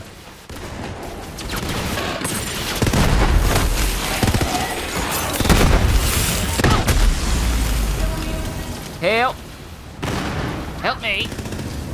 Help! Oh, I'm good.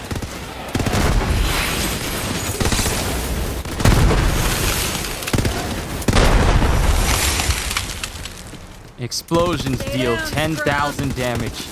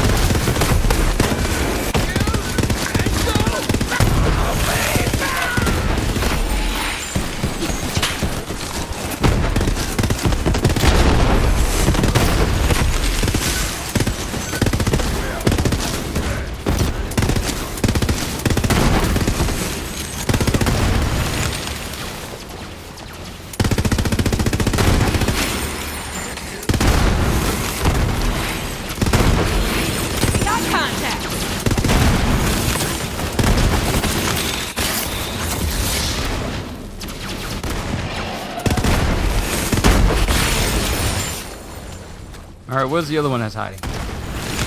Leave no man left behind!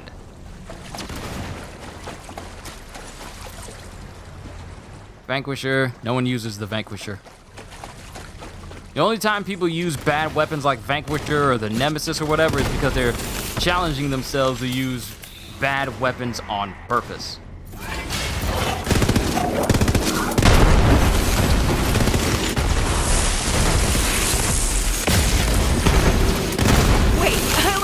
Ooh, burst fire. Maybe I'll keep it with burst fire because that helps with the ammo mitigation and how much I drain out. So burst fire might be the best option for me using this chaos.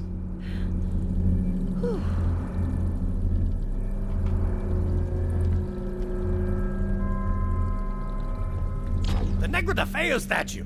Oh boy. Once you offer the key, better hold on to your keister.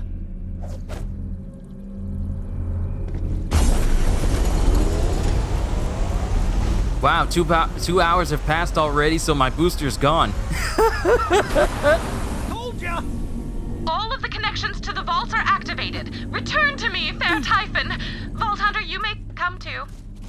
Lilith, you might want to come down and see this. On our way. Egad! Exterminate that swarm of creepy critters, Vault Hunter! Tannis, is it working? Tannis! Whoa. Well struck! You could say they were hopping mad.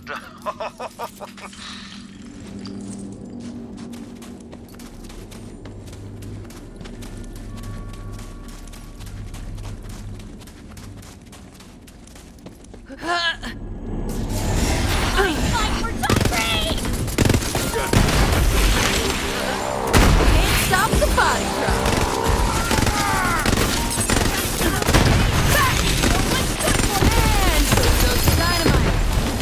Didn't even last all that long.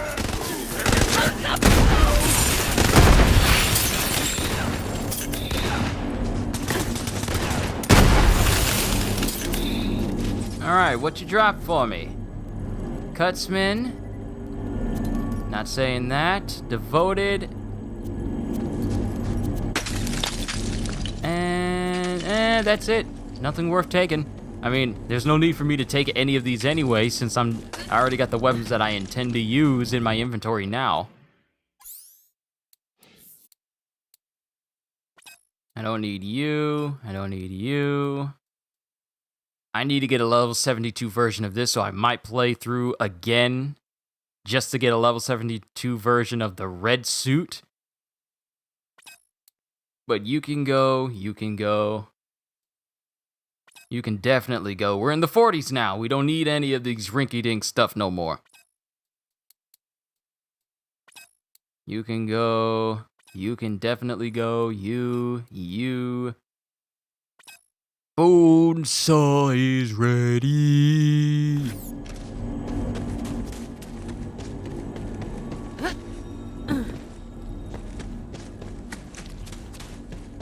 We just got one more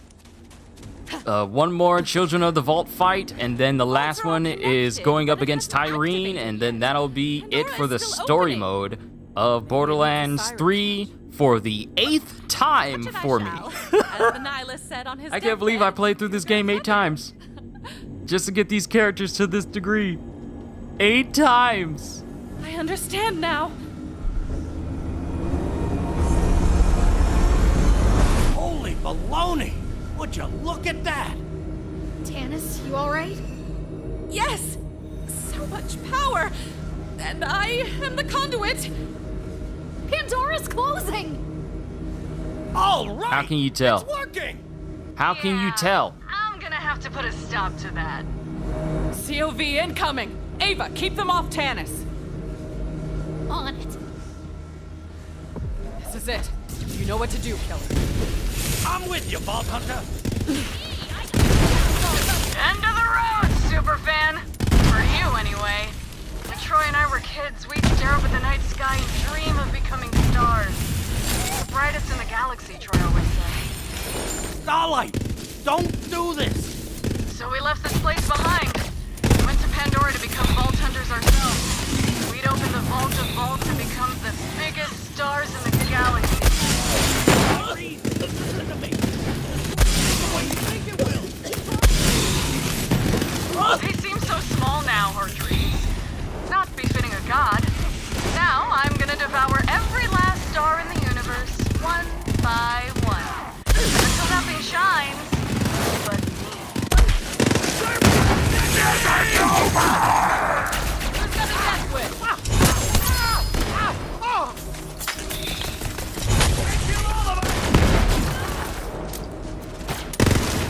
Sorry. Didn't mean to shoot you, Typhon. Can't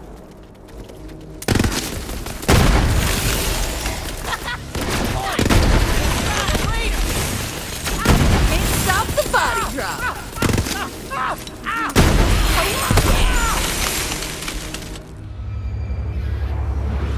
I'll let this cutscene play out. She's here. Hang on, Ava!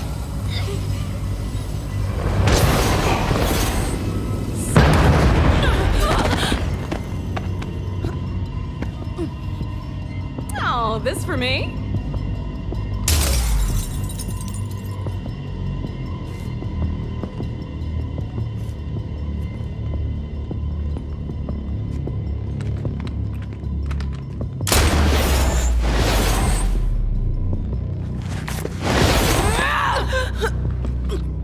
Haven't we done this before, Lil? I'm over it. Hiya, Starlight. Let me go! I let you go once, and see how that turned out? You scared old man! This is your fault! You kept us here when the universe should have been ours! I gave you what I could. I don't care! I'm gonna take what's mine! Ah! I'm sorry, Starlight.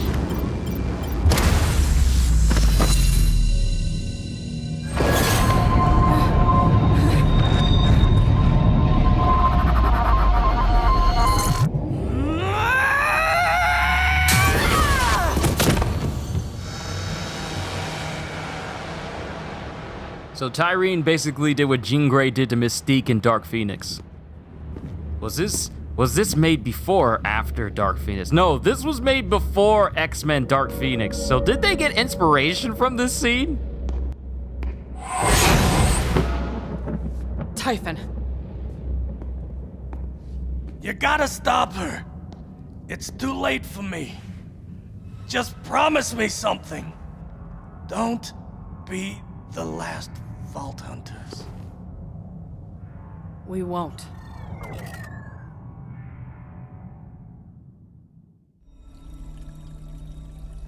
He's gone. Pandora's gonna be ripped apart. And if Tyreen leashes the Destroyer, that'll be the least of our problems. We have to stop her. Typhon bought us our lives, but we're running out of last chances. Lilith, I may have a shortcut to where Tyreen went. This machine works across interstellar distances. There must be a way... Yes, I can use the connection to Pandora to form a portal. Killer, we'd be dead 1,000 times over if it wasn't for you. I've been telling myself I still belonged on the front lines, but a leader needs to know when to stand aside and let a soldier do their job. This is your fight. It worked! It seems I can add time and space to the long list of things I have mastery over. It's time. The Destroyer is escaping. You ready, Killer? Just give the order, Commander. I'm ready. Okay. This ends on Pandora, one way or the other. Head through the portal and find Tyreen. We'll see you on the other side.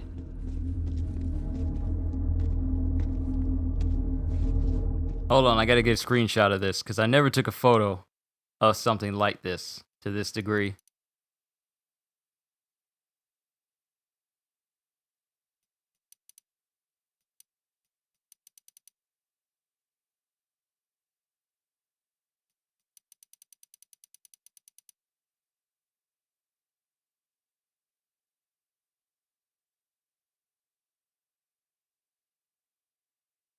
It's gotta be a good shot.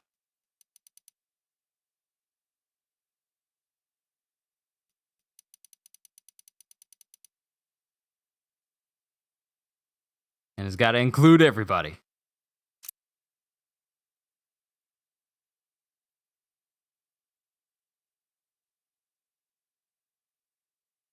And that's a good shot. That's a good enough shot. That's a good enough shot right there.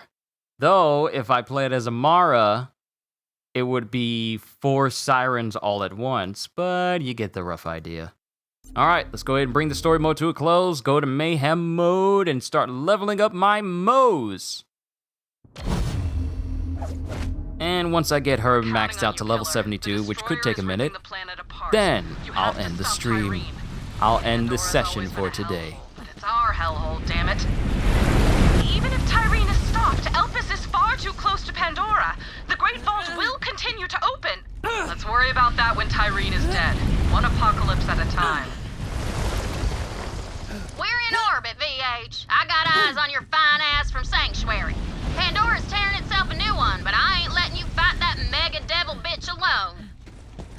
How? No one helps you during this entire boss battle.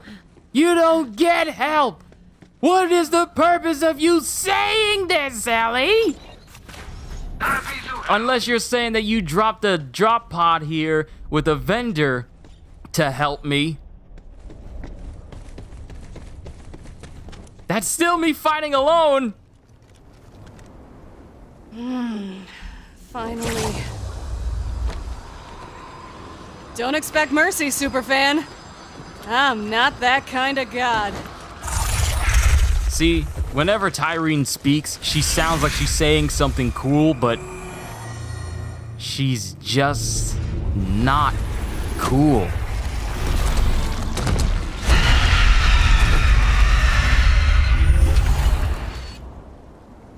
This is it, killer.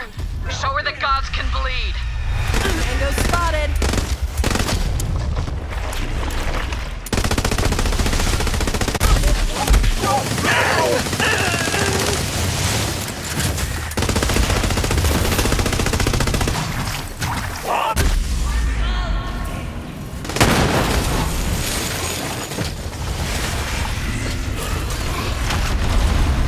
She's down.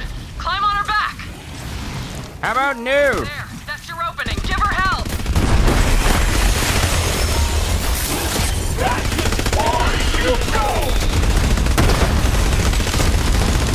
Explosions are really helping me out with this. Explode again! There, that's your opening. Give her help.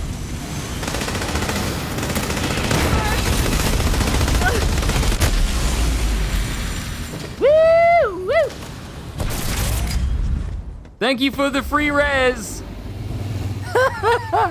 That ended a lot faster than I was expecting.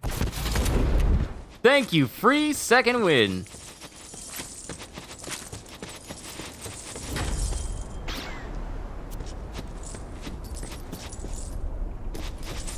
All right, let's go ahead and bring this to a close. Pick up the vault key. You did it, killer. She's gone. Well, would you look at that? Let it form. I'm gonna take another photo of me just standing in front of this ginormous vault. I gotta aim it sideways just a little bit there.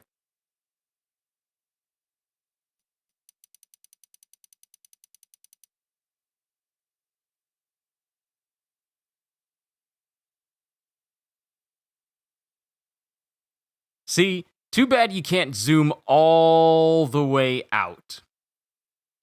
Just so you can get a sense of scale of just how big this vault truly is. Because this vault is big. Little things get big.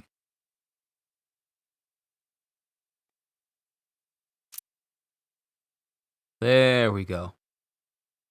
That ought to be a good shot. Okay. Now we go into the vault. Always wondered, is Lilith dead or just gone? If you go through, well, I did this during the my director's cut DLC. There's references saying that Lilith is still out there. She's not dead.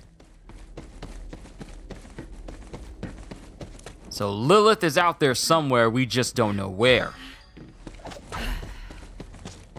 Because, I mean, who knows what happened to Lilith when she, you know, pretty much warped an entire moon away from Pandora. We don't know what happened.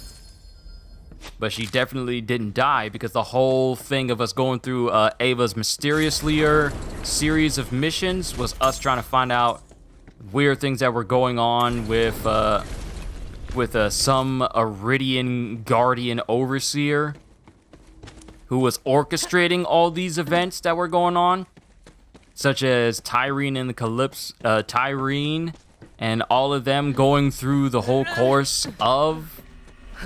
Actually, you know what? It'd be better if I just pull this up just so I can see. Borderlands Seer.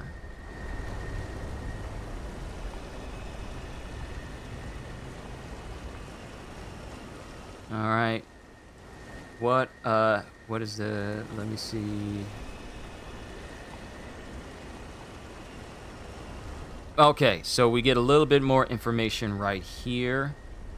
I don't want to know about him as a boss, but as the Seer knows right here. Okay, the Director's Cut DLC for Borderlands 3 does a lot of work to improve the game further, with both the gameplay and story of the game being expanded upon via the expansion. On the gameplay side, the addition of vault cars provides rewards for just playing, while Herbivores the Invincible serve as some true endgame content to grind out. Story-wise, the mysterious Lear missions are packed with reveals, while the deleted scenes show how the original story could have been better. So in the original story and deleted scenes, it pretty much made Ava less of a complete idiot and more likable, rather than how she was portrayed in the official release of the game. But going through here about the Seer, an interfering guardian. While the director's cut major reveal is that Lilith is supposedly still alive, fans might be seeing more than just the rescue of the Firehawk when they play through Borderlands 4's story. You know, if Borderlands 4 is still made. While its motivations are not completely clear, it seems to have been trying to create a specific future, with Lilith shattering this timeline by flying into Elpis, which she is gonna do in this cutscene. To create the future, it is revealed that the Seer was manipulating random soldiers and characters within the Borderlands universe to kill and distract others. The true culprit behind the director's cut murder mystery missions, the Seer helped and hurt the Calypso twins at different points in the story. The ultimate goal was to have the Calypsos die, with Pandora then being destroyed as the Great Vault is opened. Why the Seer wanted this is puzzling, as it seemingly goes against the directives that most Guardians have to protect the vaults. However, this could be an example of a Guardian breaking from its programming, something that Nereid said she saw in the Iridian Writings audio logs. So it's been spoken of that there's a Guardian. Guardians are essentially programmed by the Iridians to follow directives, such as protecting the vaults.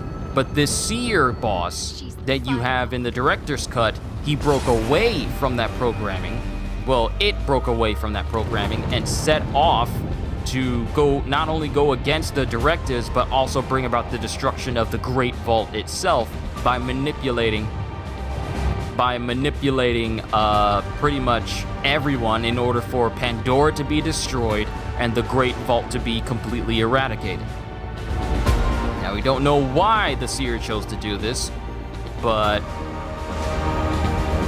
it just tells us that, hey, Lilith's not gone through this. Regardless, players do eventually kill the Seer, as the being attacks players after claiming that all sirens must be removed due to their free will and dangerous powers. Not only is this grudge against sirens interesting, as it could be a belief held by other Guardians, but players have not seen a Guardian interfering in the story to this extent since Borderlands the pre-sequel.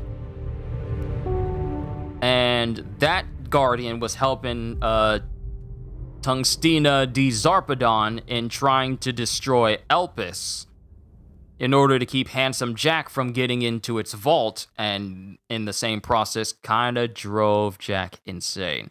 Gameplay recording paused because you entered a block scene. Haha, my Elgato doesn't care if you put me in a block scene. We should go back But we're to done. the sanctuary. See if there's anything. All right, let's go to Sanctuary, open up Mayhem mode, and get to boost leveling my Moze. But that's pretty much the deal with Lilith and the events that led up to people realizing that, hey, Lilith is not dead, it's just that she's out there in the universe somewhere. We just don't know where she is. So Lilith isn't dead. Recruit, you did it! You followed my instructions. instructions exactly and saved Pandora. All right, Ava wants to talk to you. She's in Lilith's room. Here's one thing about Tiny Tina's Wonderlands. If we do not see Claptrap at all, I will be happy. If he's there, well, I just hope he's not an integral part of the story. But if he's not there, hallelujah, because boy, do I get tired of Claptrap. Maya, she used to tell me stories about Lilith, when the two of them were fighting side by side. I miss them both.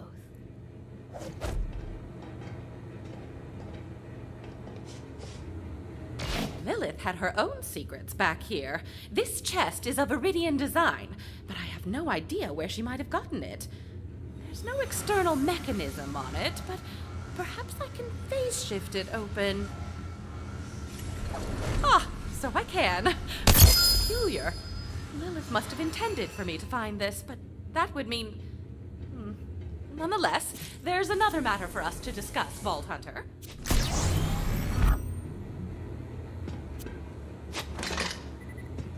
Using my enormous intellect, I have sussed out the purpose of the artifact you discovered inside the vault. It is an advanced Guardian mind core. I've created a neural adapter that will link it up with the ship's fast travel system. Please do so now. The Guardians use that mind core to improve their own combat AI by training in simulations of alternate, more chaotic universes. At least I believe they were simulations. It's unclear, but don't be too concerned. Any paradoxes or reality leaks should either resolve themselves, or we will all be obliterated before we can feel too much pain. Sounds fun, doesn't it? I call it Mayhem Mode. I've integrated it into our onboard fast travel map, so you can use it whenever you feel the call of mayhem. Enjoy. Attention. All right, Mayhem Mode is on. Let's boost it all the way.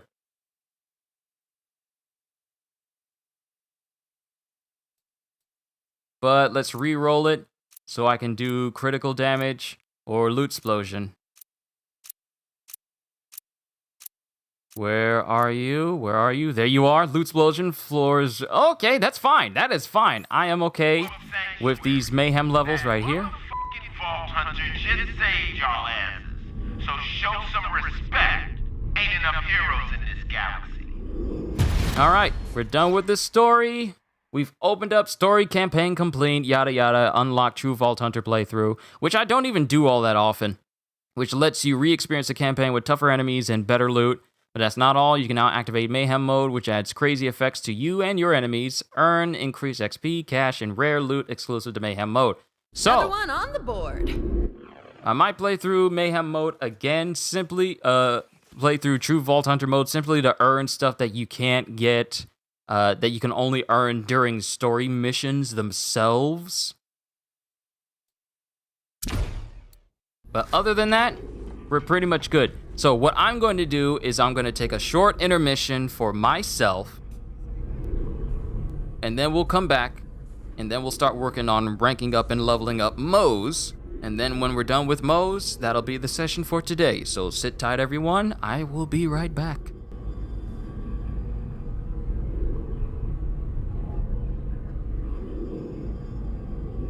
Later, Vault Hunter!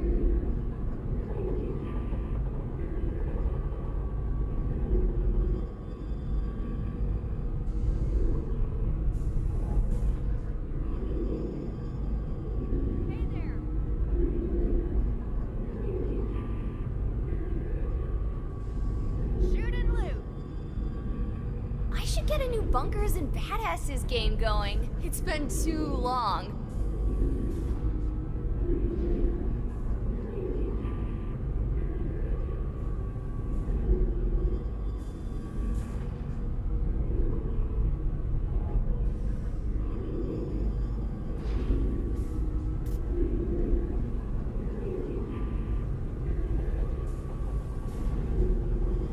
Can't remember the last time I had a piece of fruit.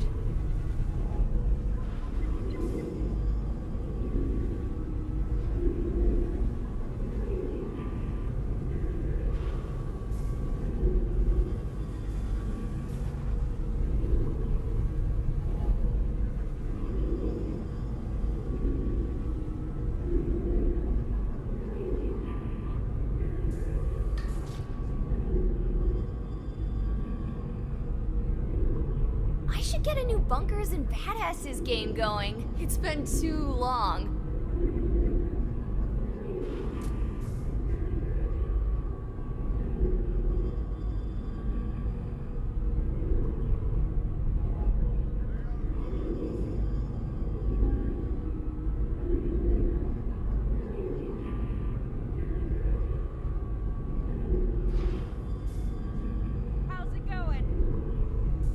What time is it? Can I start drinking yet?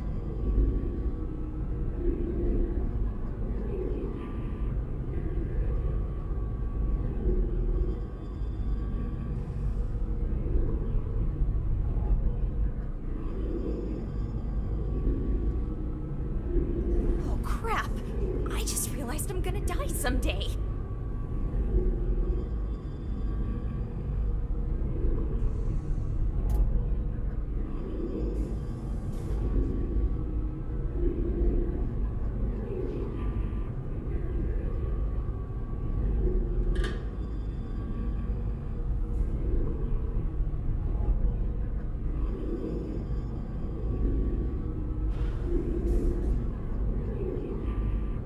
Ugh, I need a shower.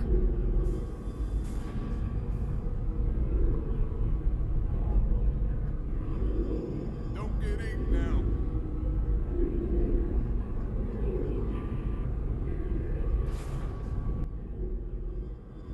Alright, we're back.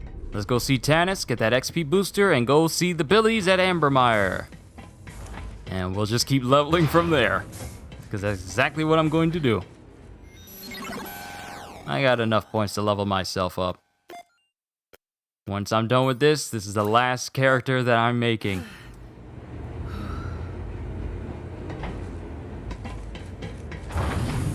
Unless Borderlands does something real crazy with 4 characters for the 2-year anniversary. But I won't hold my breath at the end of the day. To the Ambermire. And if I can get a good ranked... If I can get myself a good chaos gun going forward, that'll definitely help with the leveling. Level 46, but went on full-fledged mayhem mode.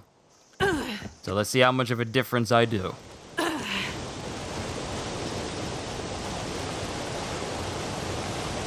Ah, I see. I never quit and came back in. That's the reason why these enemies are still the way. They're still this way. At least I think.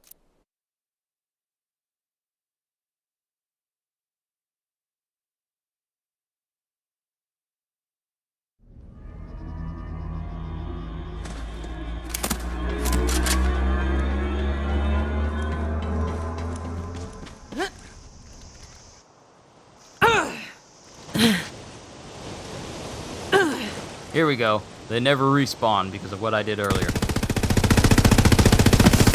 You do not want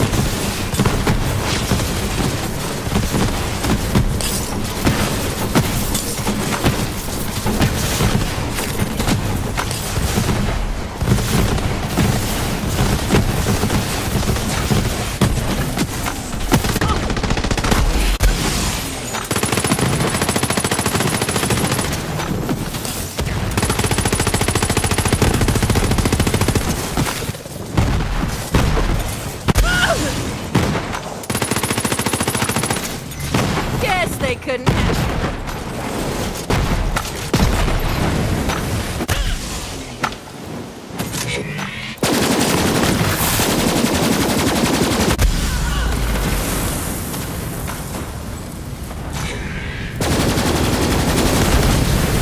There we go. That's what I needed. I just needed a Mayhem 10 weapon to help me edge out the amount of damage I could do.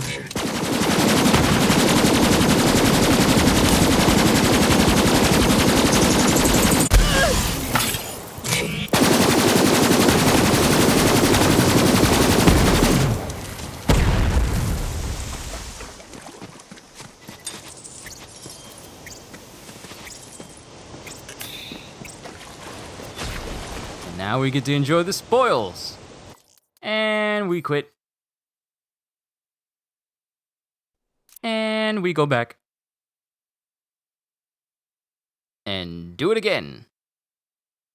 I really hope one of them drops a chaos. A fire chaos would be really good.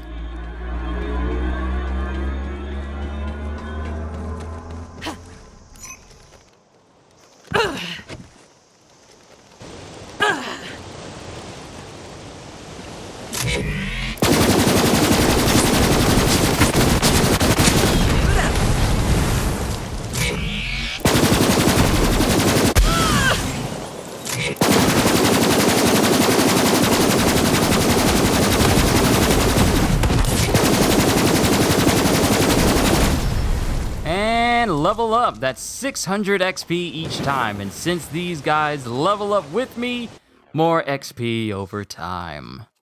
It's such a beautiful thing. Now, if I look at my chart,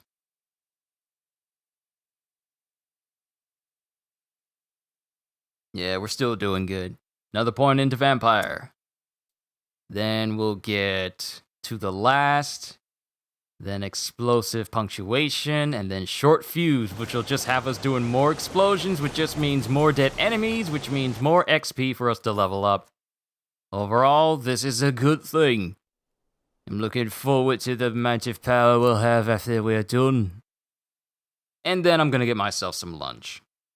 I wonder if Arby's still has that bourbon, bacon, and turkey club. I like bourbon, bacon sandwich. I like bourbon sandwiches. Bourbon, I like sandwiches that have like a bourbon sauce on them. Oh my goodness, they're so good. The bourbon bacon cheeseburger from Wendy's is good, and the bourbon bacon turkey club from Arby's is good as well. Even though it's like a limited thing that they tend to have, I enjoy it because it's so good.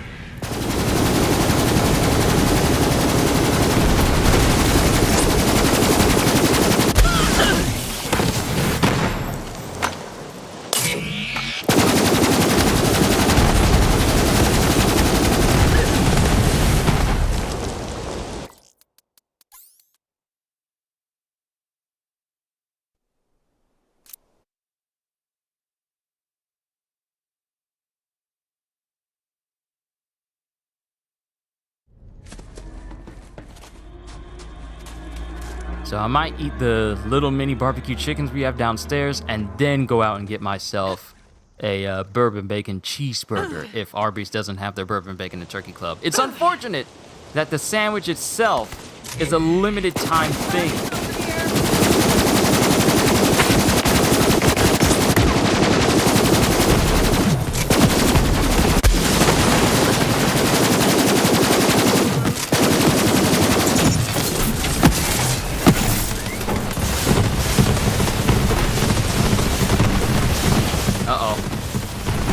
Controller's running out of juice.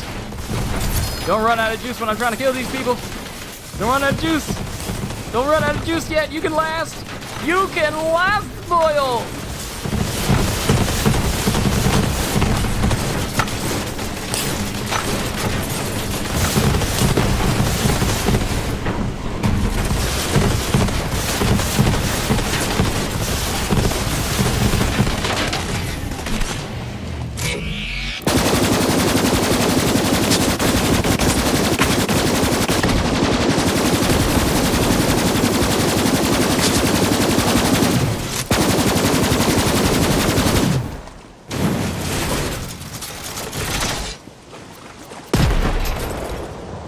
Electro banjo. All right, let me plug my controller in.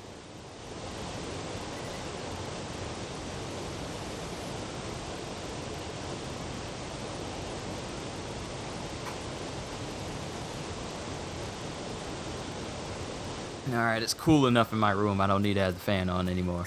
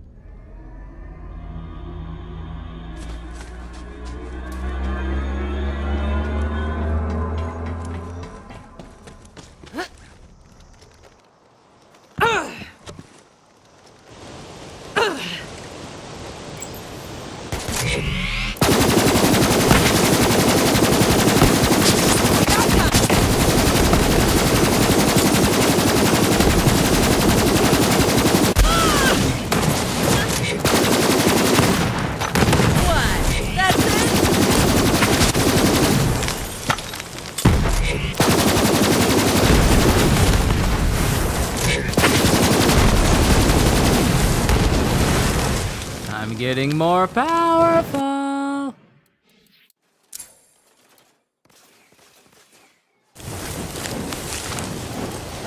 Alright, no chaos gun there.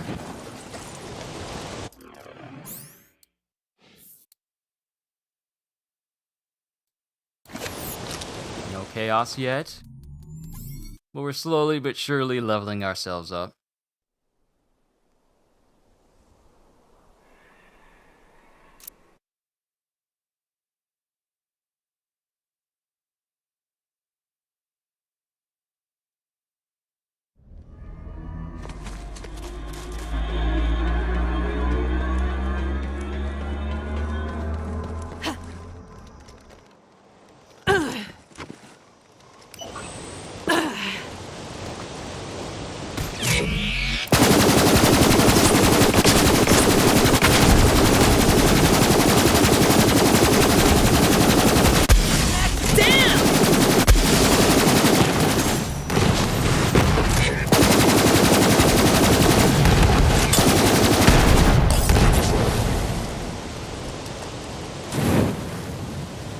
I was sure a grenade just dropped here. But oh well. Another electric banjo. Is this a gun? Back ham! Because we all love ham from the back. Not what I need, though. If I can get a chaos, that'll really help speed up this leveling process. I could go through the handsome jackpot, but that would take a minute. I could actually use the slaughter shaft. That's a good example too.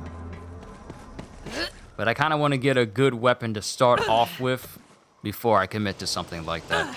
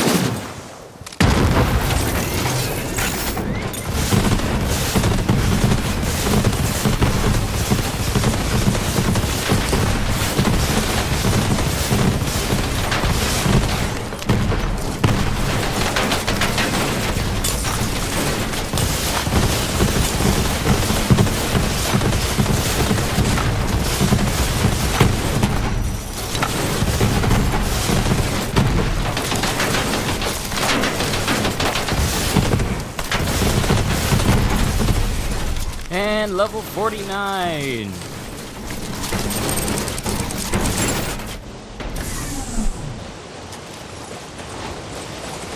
All these monies. All right.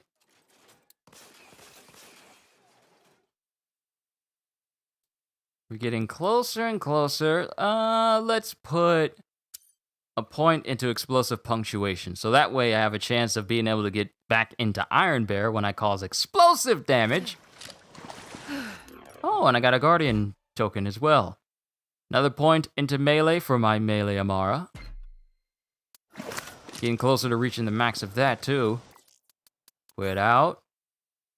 Kill him again.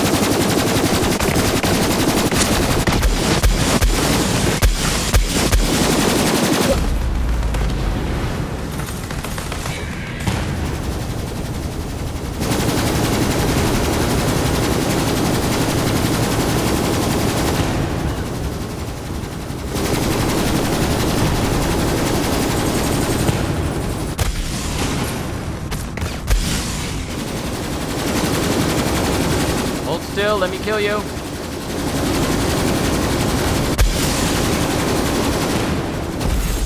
No, I killed her. I killed her. I heard the loot leave her body. And I killed her.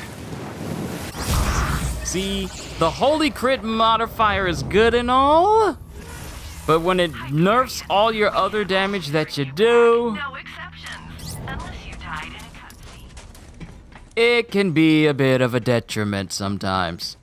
Like, she even dropped a legendary down there. Now, I can't tell if I got the XP or not. It looks like I did.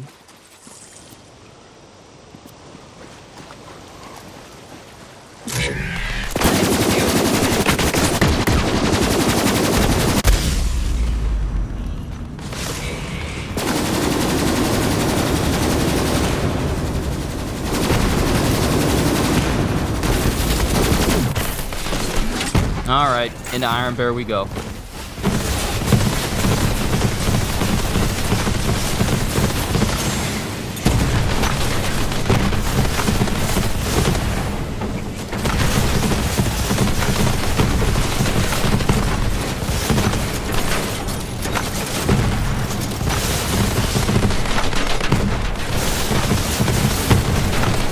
No one gave you permission to dodge!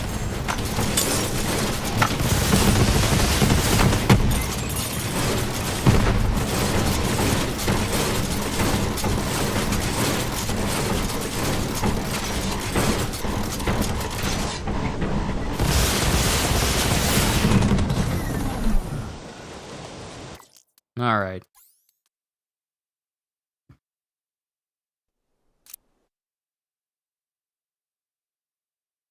I need that chaos gun though. Can't use the one I currently have because it's not mayhem level. And this hell shock is only as useful as long as I keep the sights down because it's got a little bit of a recoil to it.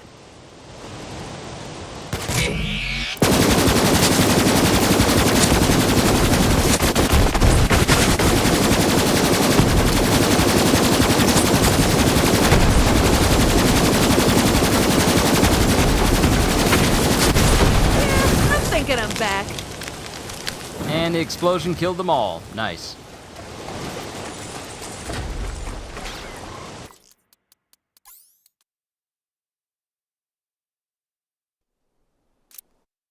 One more and I ought to level up again. I feel like once I get towards the capstone skill, that makes it so that I keep hearing this booming sound. Keep hearing this booming sound. That might be one of my neighbors outside. But once I get that capstone where I have a chance of dealing explosive damage to my enemies. Oh, the ones in the back are kind of dead, I think.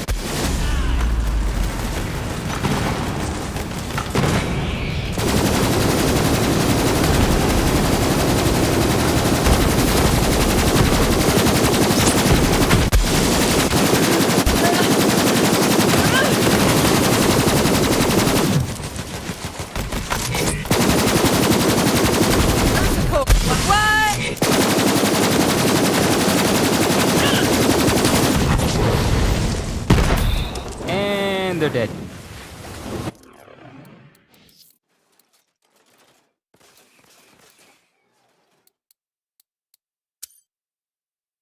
We'll just keep going until we unlock short fuse.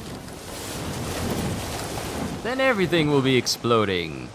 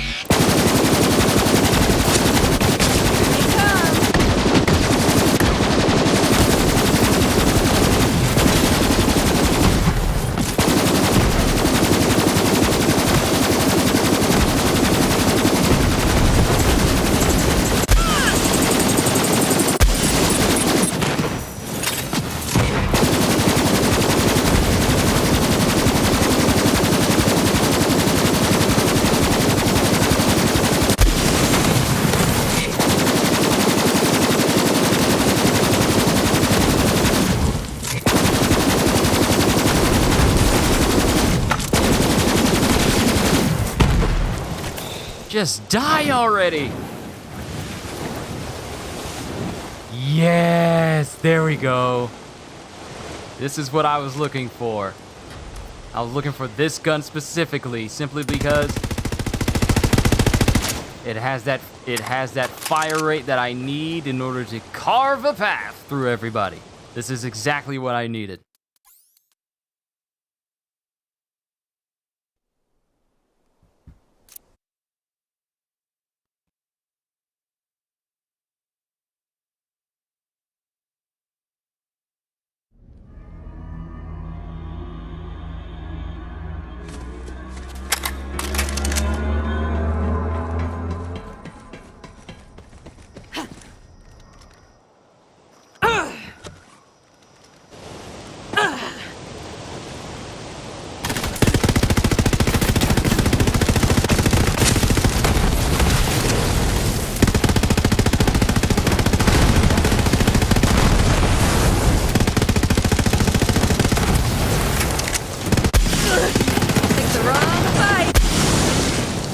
See, this is a much better gun for me to use because they can't even get out of the cave.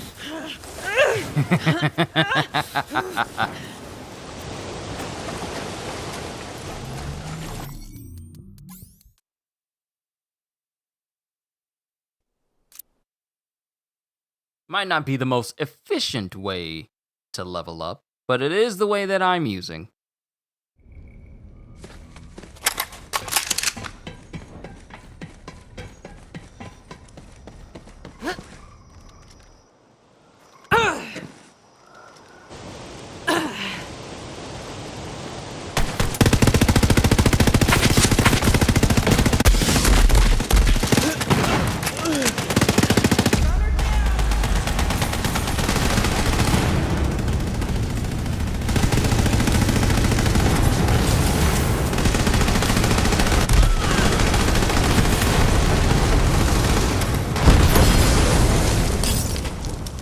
Thank you.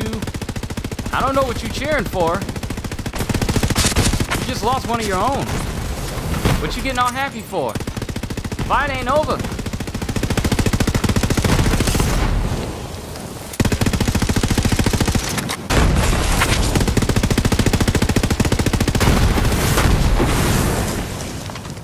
I don't know what y'all getting all happy for. You haven't beaten me if you're the one who's dead.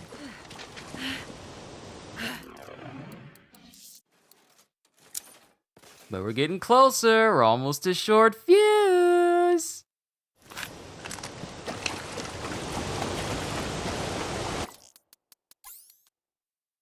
Just a little bit more.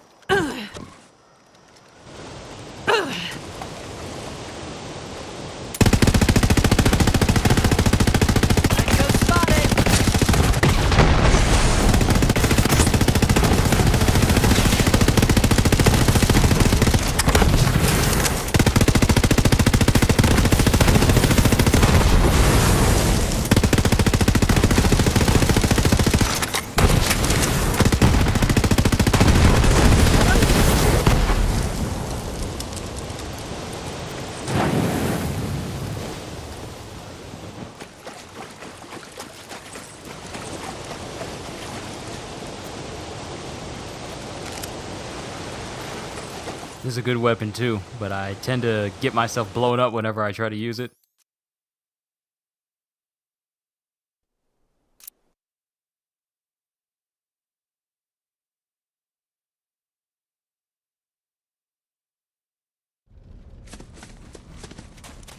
Let's see how this goes. Let's see if I can use this just as effectively as the chaos.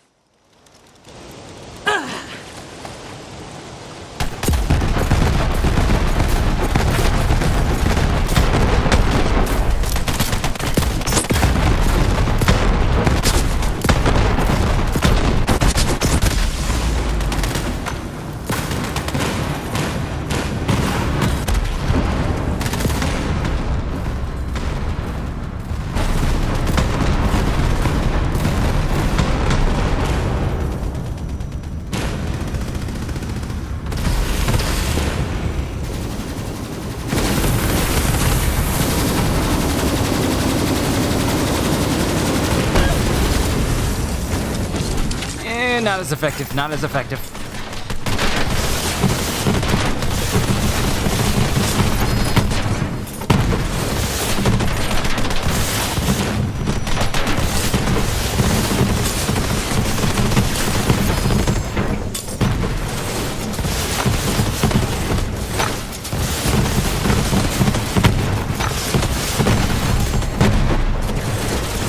Alright, another point down. And electric banjo. Ooh, flacker. Might have to try that out and see how things go. Though, no guarantee that it's gonna be smooth sailing, but you never know.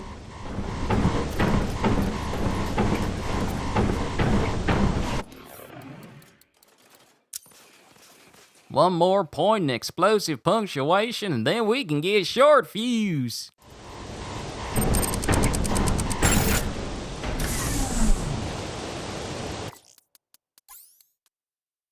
All right, let's run it again.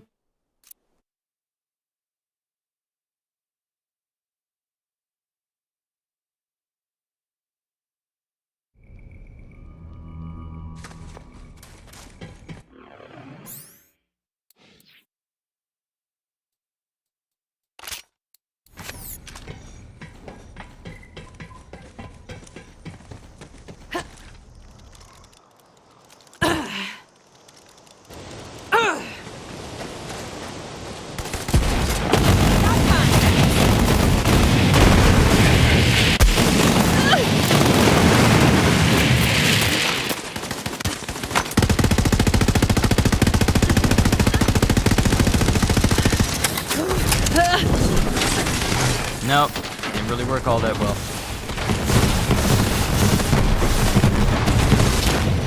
Whoa!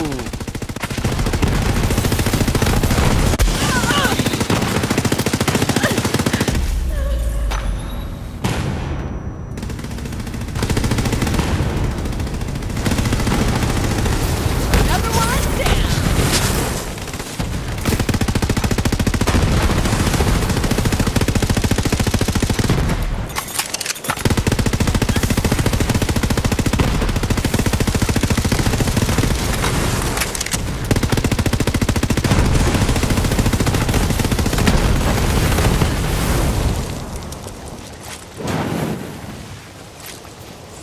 Well, they chewed through my iron barrel like it was nothing else, which means that the flacker is not gonna be my go-to while I do this.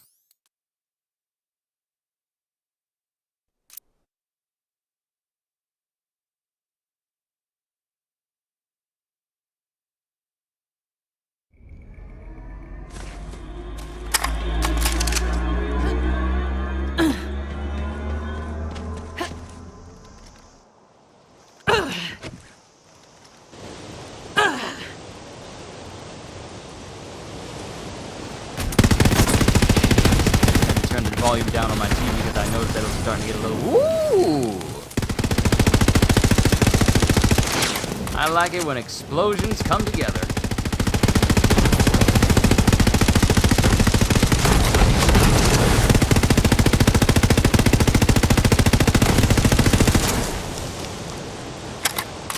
That worked out. Elemental hits cause status effects of that element to explode, creating a nova. Let's try you out. Frozen tends to work well. Ooh, the Hellwalker! You never go wrong with this one.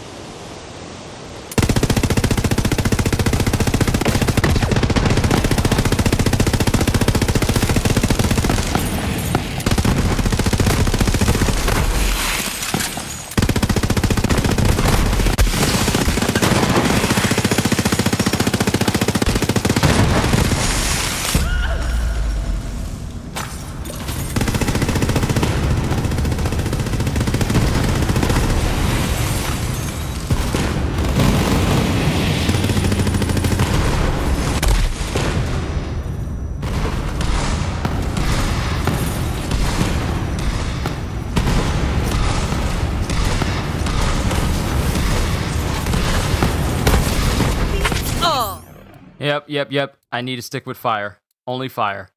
I cannot substitute this. Only fire is going to work. Only fire is going to do all that damage that I need.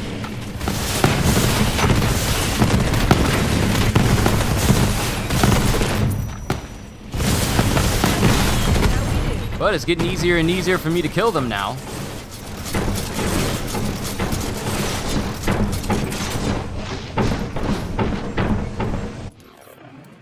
Alright. Now we can get short fuse! Woo!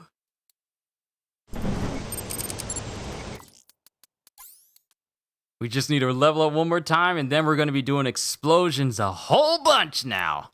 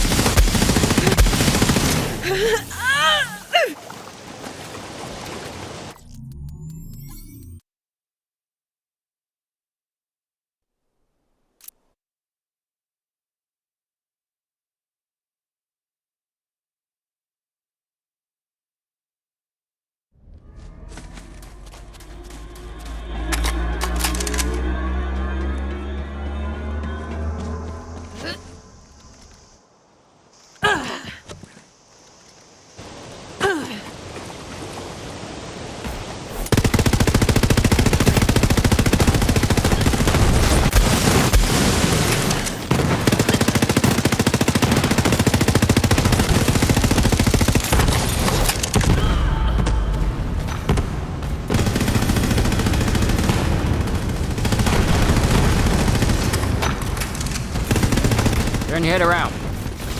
Turn your head and cough.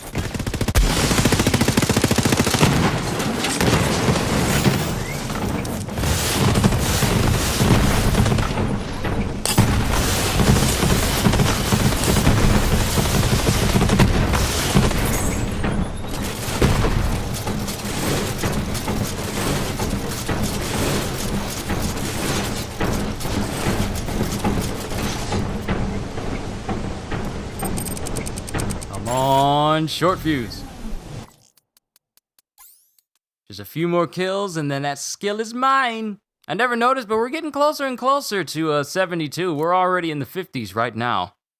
Once I get short fuse, taking out these enemies is going to be easier because if you know, additional explosions. Then I'll get the rest of the blue skills that I need and we'll move on to the red tree, which will give me even more fire.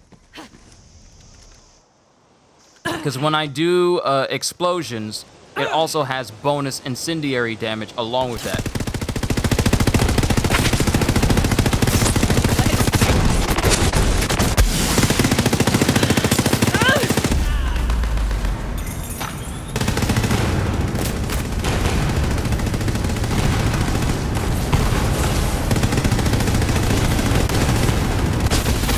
Way to slay, bear!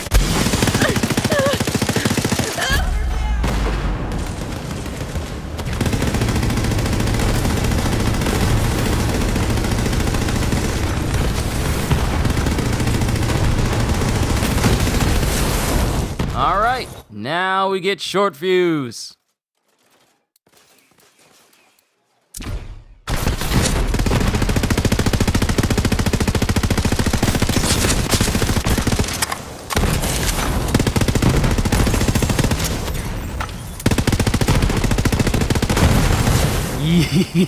Yeah. Explosions every 20% of my shots, which is gonna work well for me in the long run.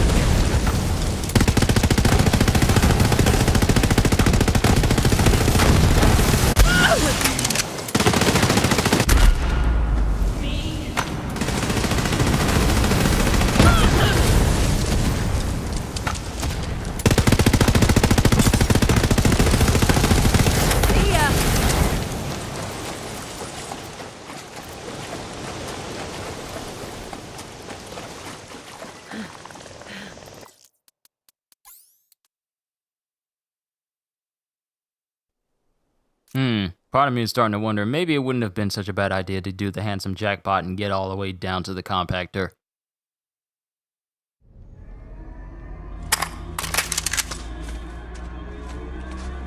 Maybe it wasn't such a bad idea after all.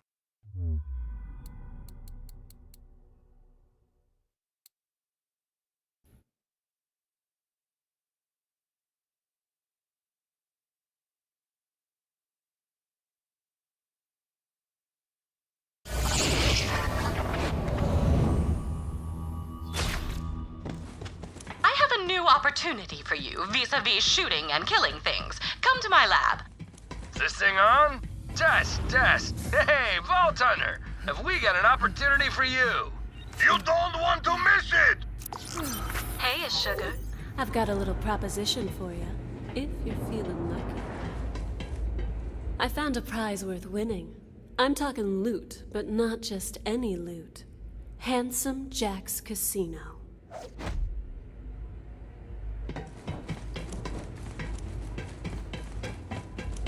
There's our Vault Hunter.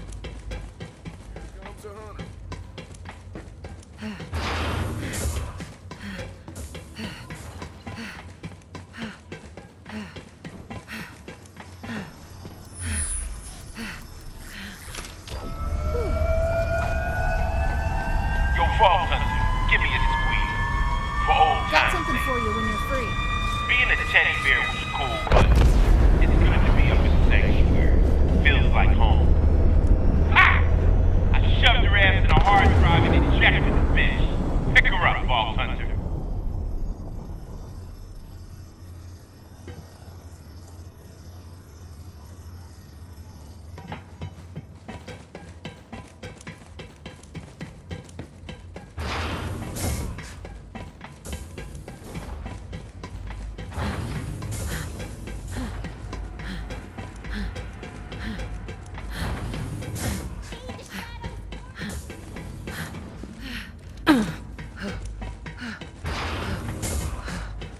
Too bad there isn't like your own personal drop spot directly down to the drop pod from the bridge.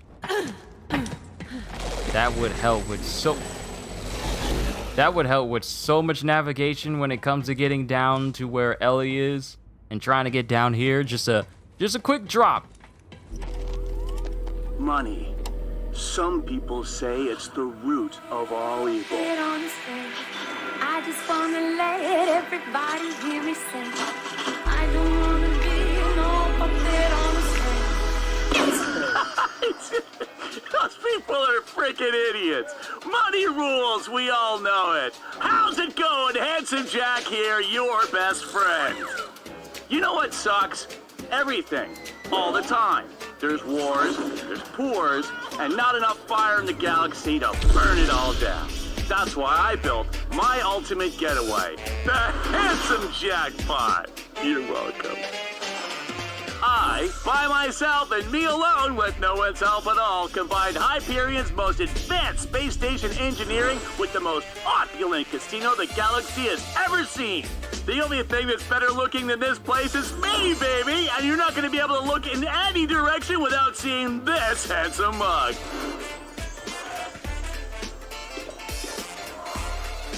Spend your money in the lap of luxury. Your every whim catered to by our automated staff of robots. Full service. I'm looking at you, robo-perverts. Stuff your fat, greasy mitt with caviar, like you know what that is, and let it hang open in wonder as you behold the greatest live entertainment money can buy. The Handsome Jackpot. Once you're here, you're never gonna want to leave. Jack's dead, but he left some things behind. I want that casino. Ready to bring down the house, Sugar?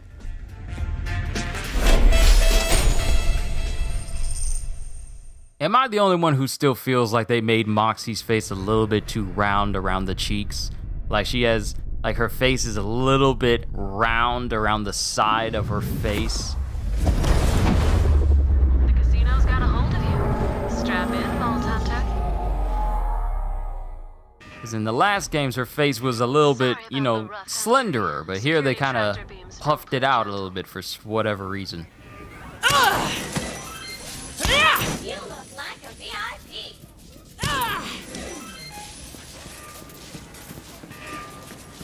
Ready? Don't mind me, just doing my job.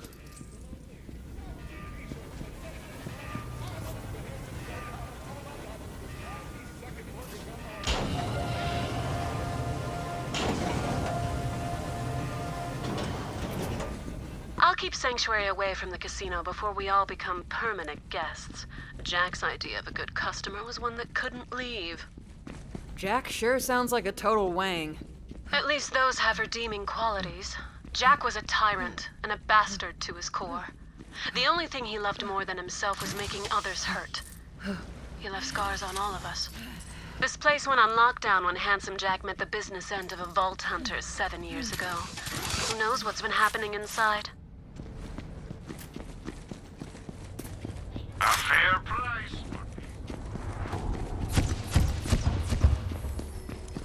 Jack here. Welcome to the Handsome Jackpot. Who's ready to give me their money? Hey, we got a new chump. I mean customer. Whatever, you're already here. You gotta spin the wheel to get in, dum-dum. Woo! What are you gonna win? I'm so excited.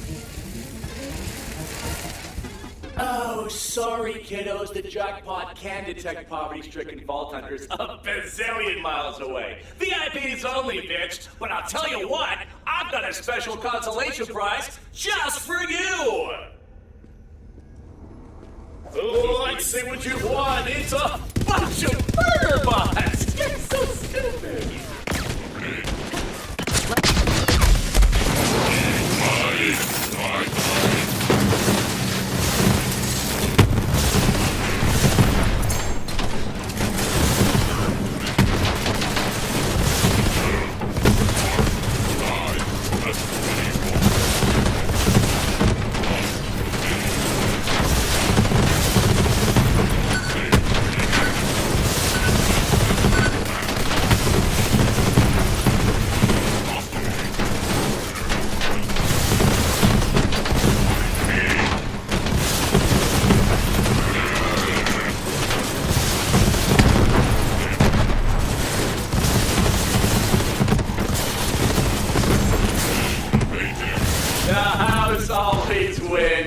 Thunder, and I'm the basically the friggin' house. Whatever. You're gonna die now.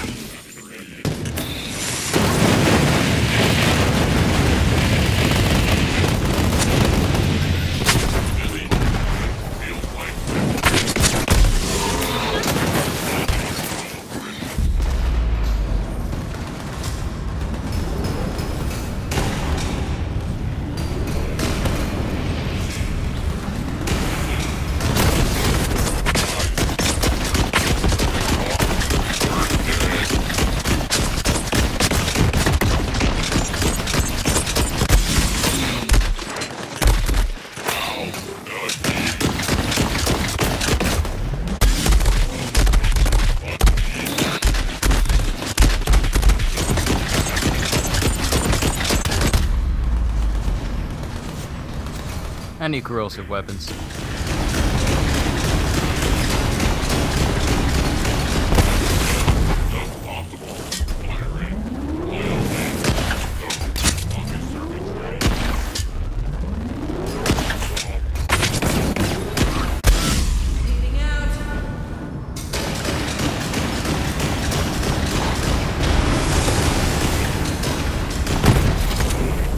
There we go. Oh, you survived! Congratulations, but that's a shame for you because the cost of every one of those loader bots just went on your tab! Now you're dead to the jackpot, kiddo! Once you're in, you're never getting out! That's Jack for you. Dead 7 years and still trying to screw us. But don't worry about that debt. Once I'm in charge of the casino, I'll wipe the slate clean. Jack's debt scheme must have roped in a lot of people. After being stranded all this time, they might not be friendly. stay sharp, sugar. I've got a lot riding on you. Hey, meal ticket! Wanna play? As I was saying. Oh crap, loaders! The boss is after us! It sounds like someone's still running the casino, but Jack's long gone. If someone else took the reins, they won't give them up easily.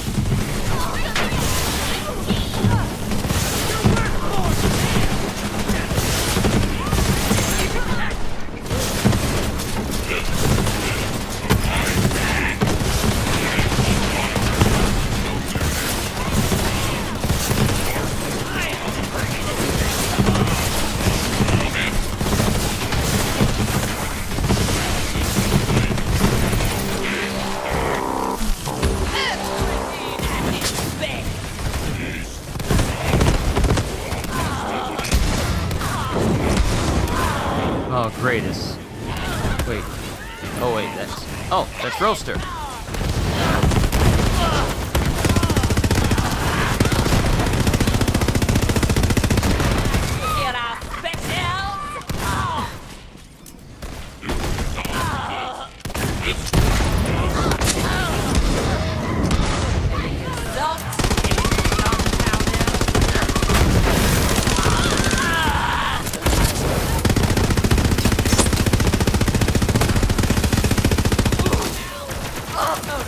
Just need enough for me to get back into Iron Bear again.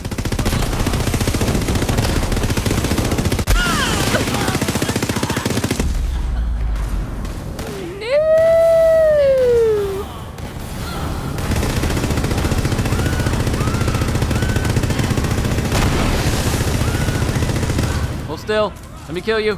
Hold still. Let me kill you. Please. Please. Please. Please.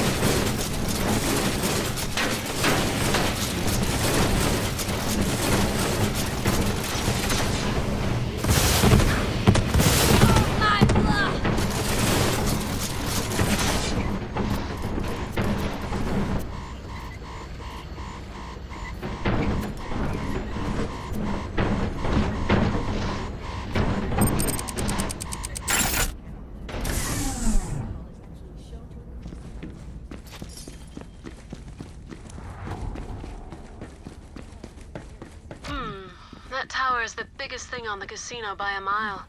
If I know Jack, and I'm ashamed to say I did, that's where we can find the keys to the kingdom.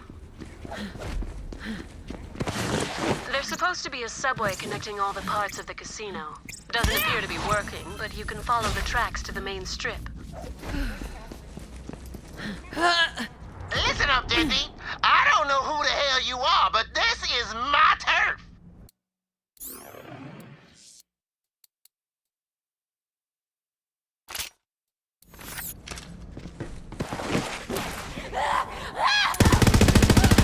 Hungry bear!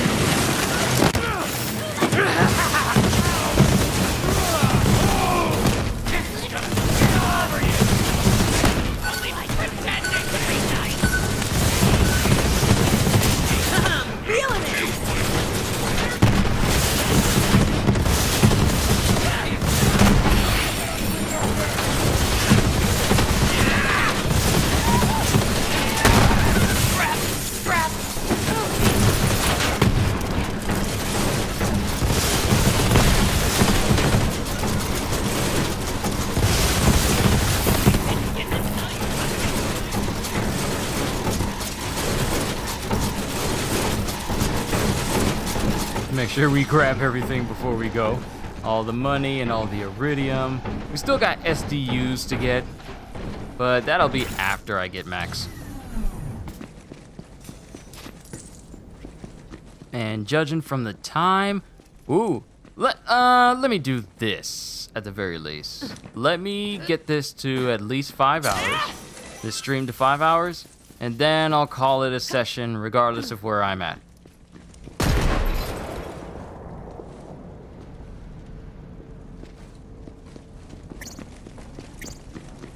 So that way I can go ahead and take care of myself and get myself something to eat. And then we'll, that kind of might be it for me playing Borderlands for a hot minute. As far as stream-wise is concerned, due to just how much time I put into Borderlands for the past couple of weeks alone, I might need to give myself a bit of a break. Once I get this Moze to level 72, and I test out her build and everything and see just how powerful she is, I'll be giving Borderlands a break. I got other games that I could play that I just haven't played for you guys. Oh, I'm rolling the dice. I've been giving Borderlands a ton of attention for the past several weeks. Whatever, you're gonna die. That's it, meal ticket. I warned you.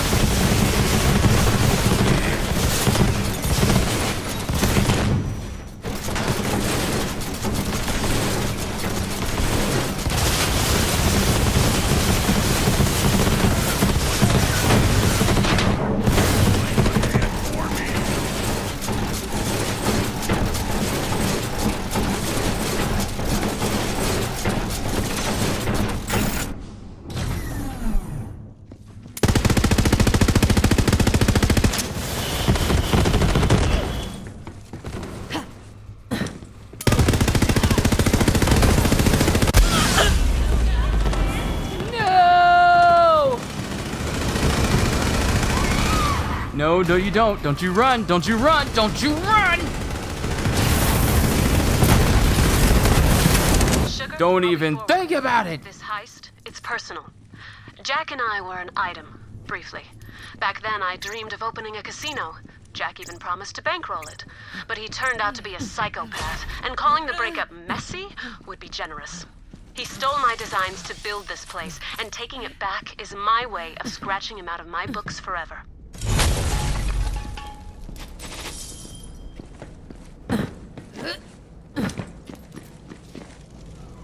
Okay, apparently some... Oh wait, I'm going in the wrong direction. I was about to think, oh, I'm going in the right direction, but I got turned around completely, and I'm going in the opposite.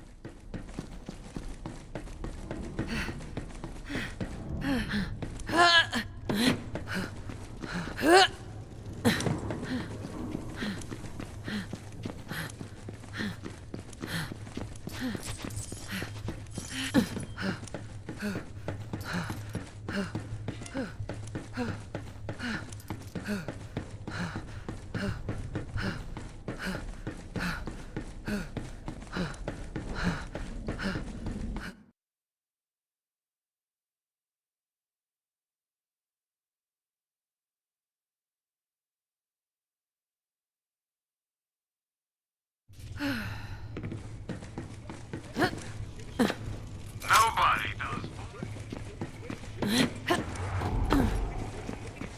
Welcome to the casino. So you're the big spender who's been racking up the charges, eh? Well, pardon our mess. You're still working on some renovations. All you gotta know is I'm the boss. Anyone gives you a hard time, just ask for Pretty Boy. I'll sort him out for you. So he's the boss. That man's all teeth. Don't trust a word he says. There's Jack's tower. Eyes on the prize. Help! Help! Someone save me from this freaking a-hole! I told you to make a deal. Didn't I tell you? I need a right-hand man, and you were the guy. I'm gonna get that magic hand from you one way or the other. Oh no! No way! Help! Anyone! A man on the inside could have his uses. Help him out, sugar. Can anyone hear me? I've got all the time in the world, Timo. All the time in the wild. Have fun with my loaders, you schmuck!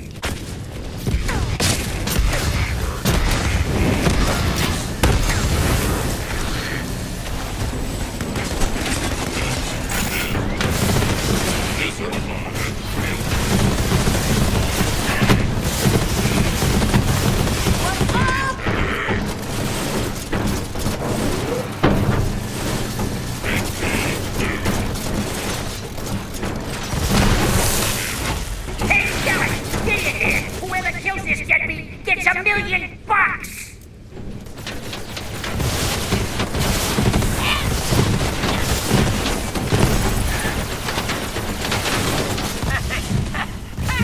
What's so funny? Oh God, please help me!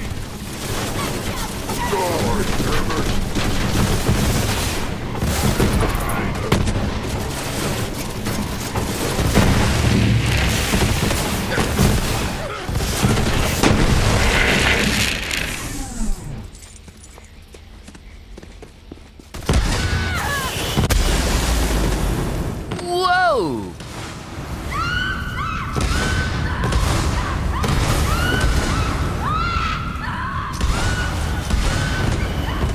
Who's doing all that crazy damage right now? Help! I'm trapped! There we go. Thank you.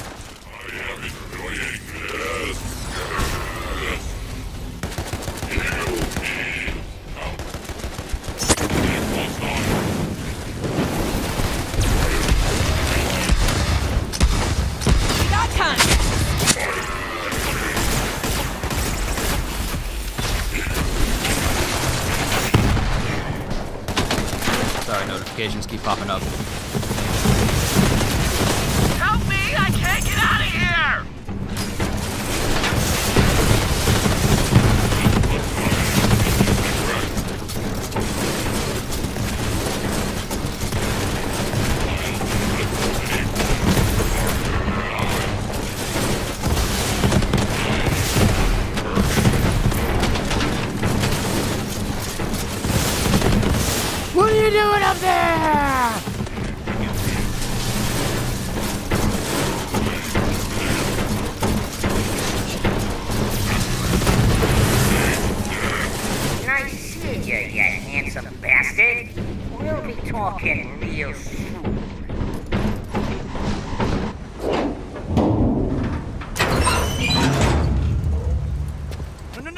No, don't shoot, this is not what it looks like.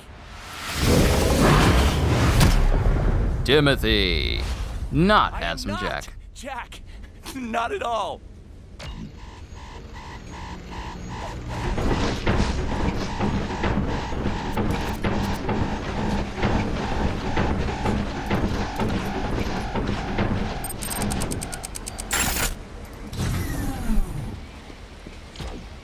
Again, I cannot stress this enough. I am not Handsome Jack. Well, you look exactly like all these ridiculous statues, so I'm gonna keep pointing my gun at you just in case. Okay, look, it's all quite simple. I was a body double, I got paid to look like Jack, talk like Jack, and yeah, I got injected with some of Jack's DNA, so from time to time I want to strangle kittens. It's a long story, but my name is just Timothy. Look, I know every unfortunate face in this casino, but you're from the outside. No one would be crazy enough to come here. Wait, are you a vault hunter? Yep, trying to get into Jack's tower. Haha, join the club, buttface. Oh, there's that DNA again. Oh, but you know what? Maybe we can help each other out. This away!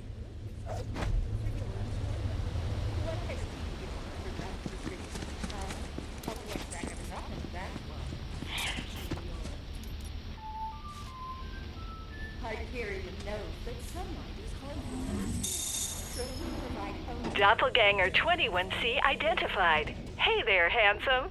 Winning hand access granted. Here's some gear for you, pumpkin.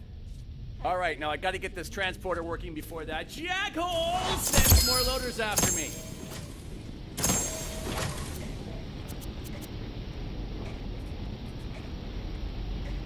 Oh yeah, this is definitely going to be useful.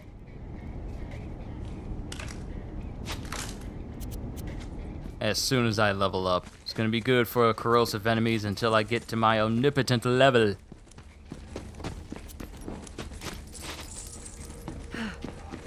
Or at least until Jack gives me this upcoming corrosive gun for the next part of this mission. Identified. Hey there, handsome. Winning hand access granted. Come on, Vault Hunter, over here.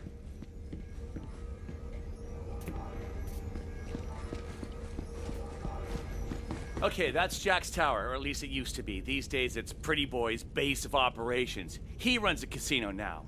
A-hole's been trying to kidnap me for reasons. Oh yeah, death turrets. Classic Jack. He hated anyone touching his stuff. Stay clear if you want to, you know, not die horribly. Authorized personnel only. Security turrets standing by. All non-handsome personnel will be terminated. Authorized personnel only. Security turrets standing by. All non-handsome personnel will be terminated.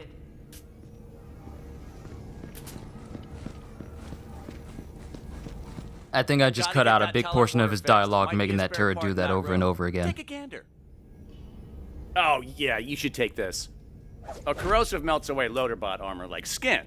It also melts skin.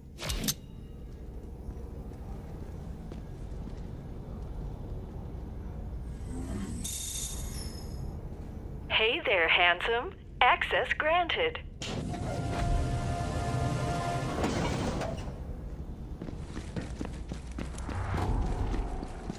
Heads up, Vault Hunter! A bottle of Banco Francanero bomb sauce was shipped somewhere nearby. It's sweet, it's spicy, it can penetrate. There we go, being useful. Come on back, kiddo.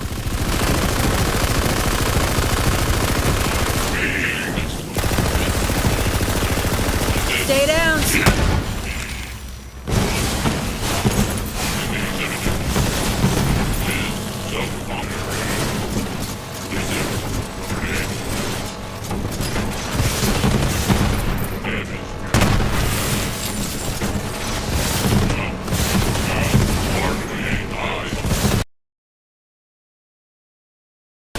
Black jumped to the side there out of nowhere.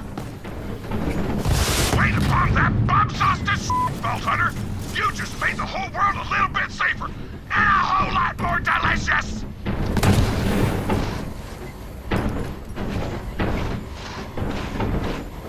I can't even leave.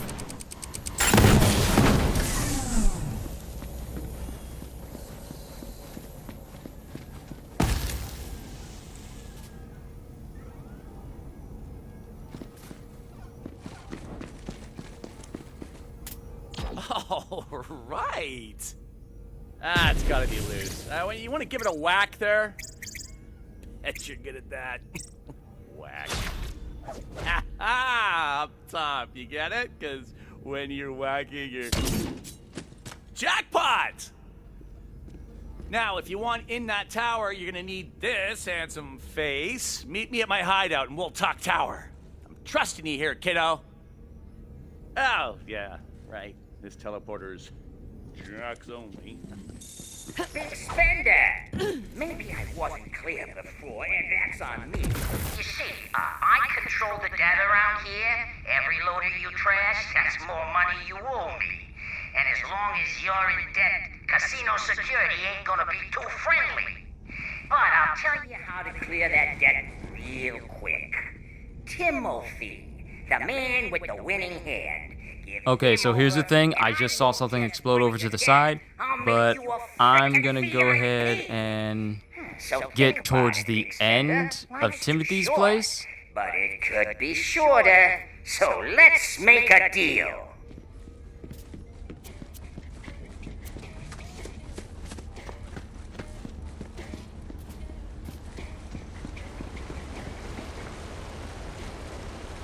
I'm gonna wait until it catches up with me, because I see my stream starting to fizzle out there at the end.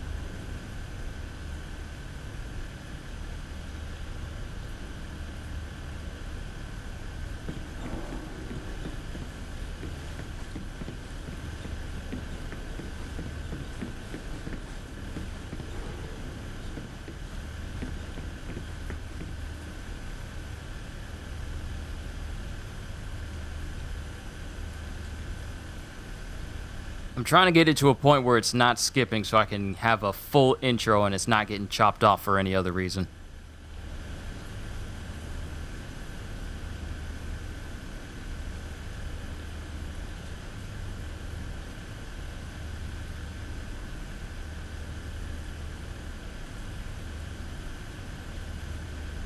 Oh, you guys can still hear me just fine. Okay, good. Even though the video was chopping up, my audio is still fine. So that is what truly matters. So I gotten to where I needed to go. I'll play it more on my own time. But I just want to say thank you for everyone who decided to tune in during this 5-hour-long chillin' chat. I enjoy making tons of these. And I just want to say it's an honor and a privilege to be a YouTuber that you guys see as someone worth entertaining your time for. And well, let me just say it like this.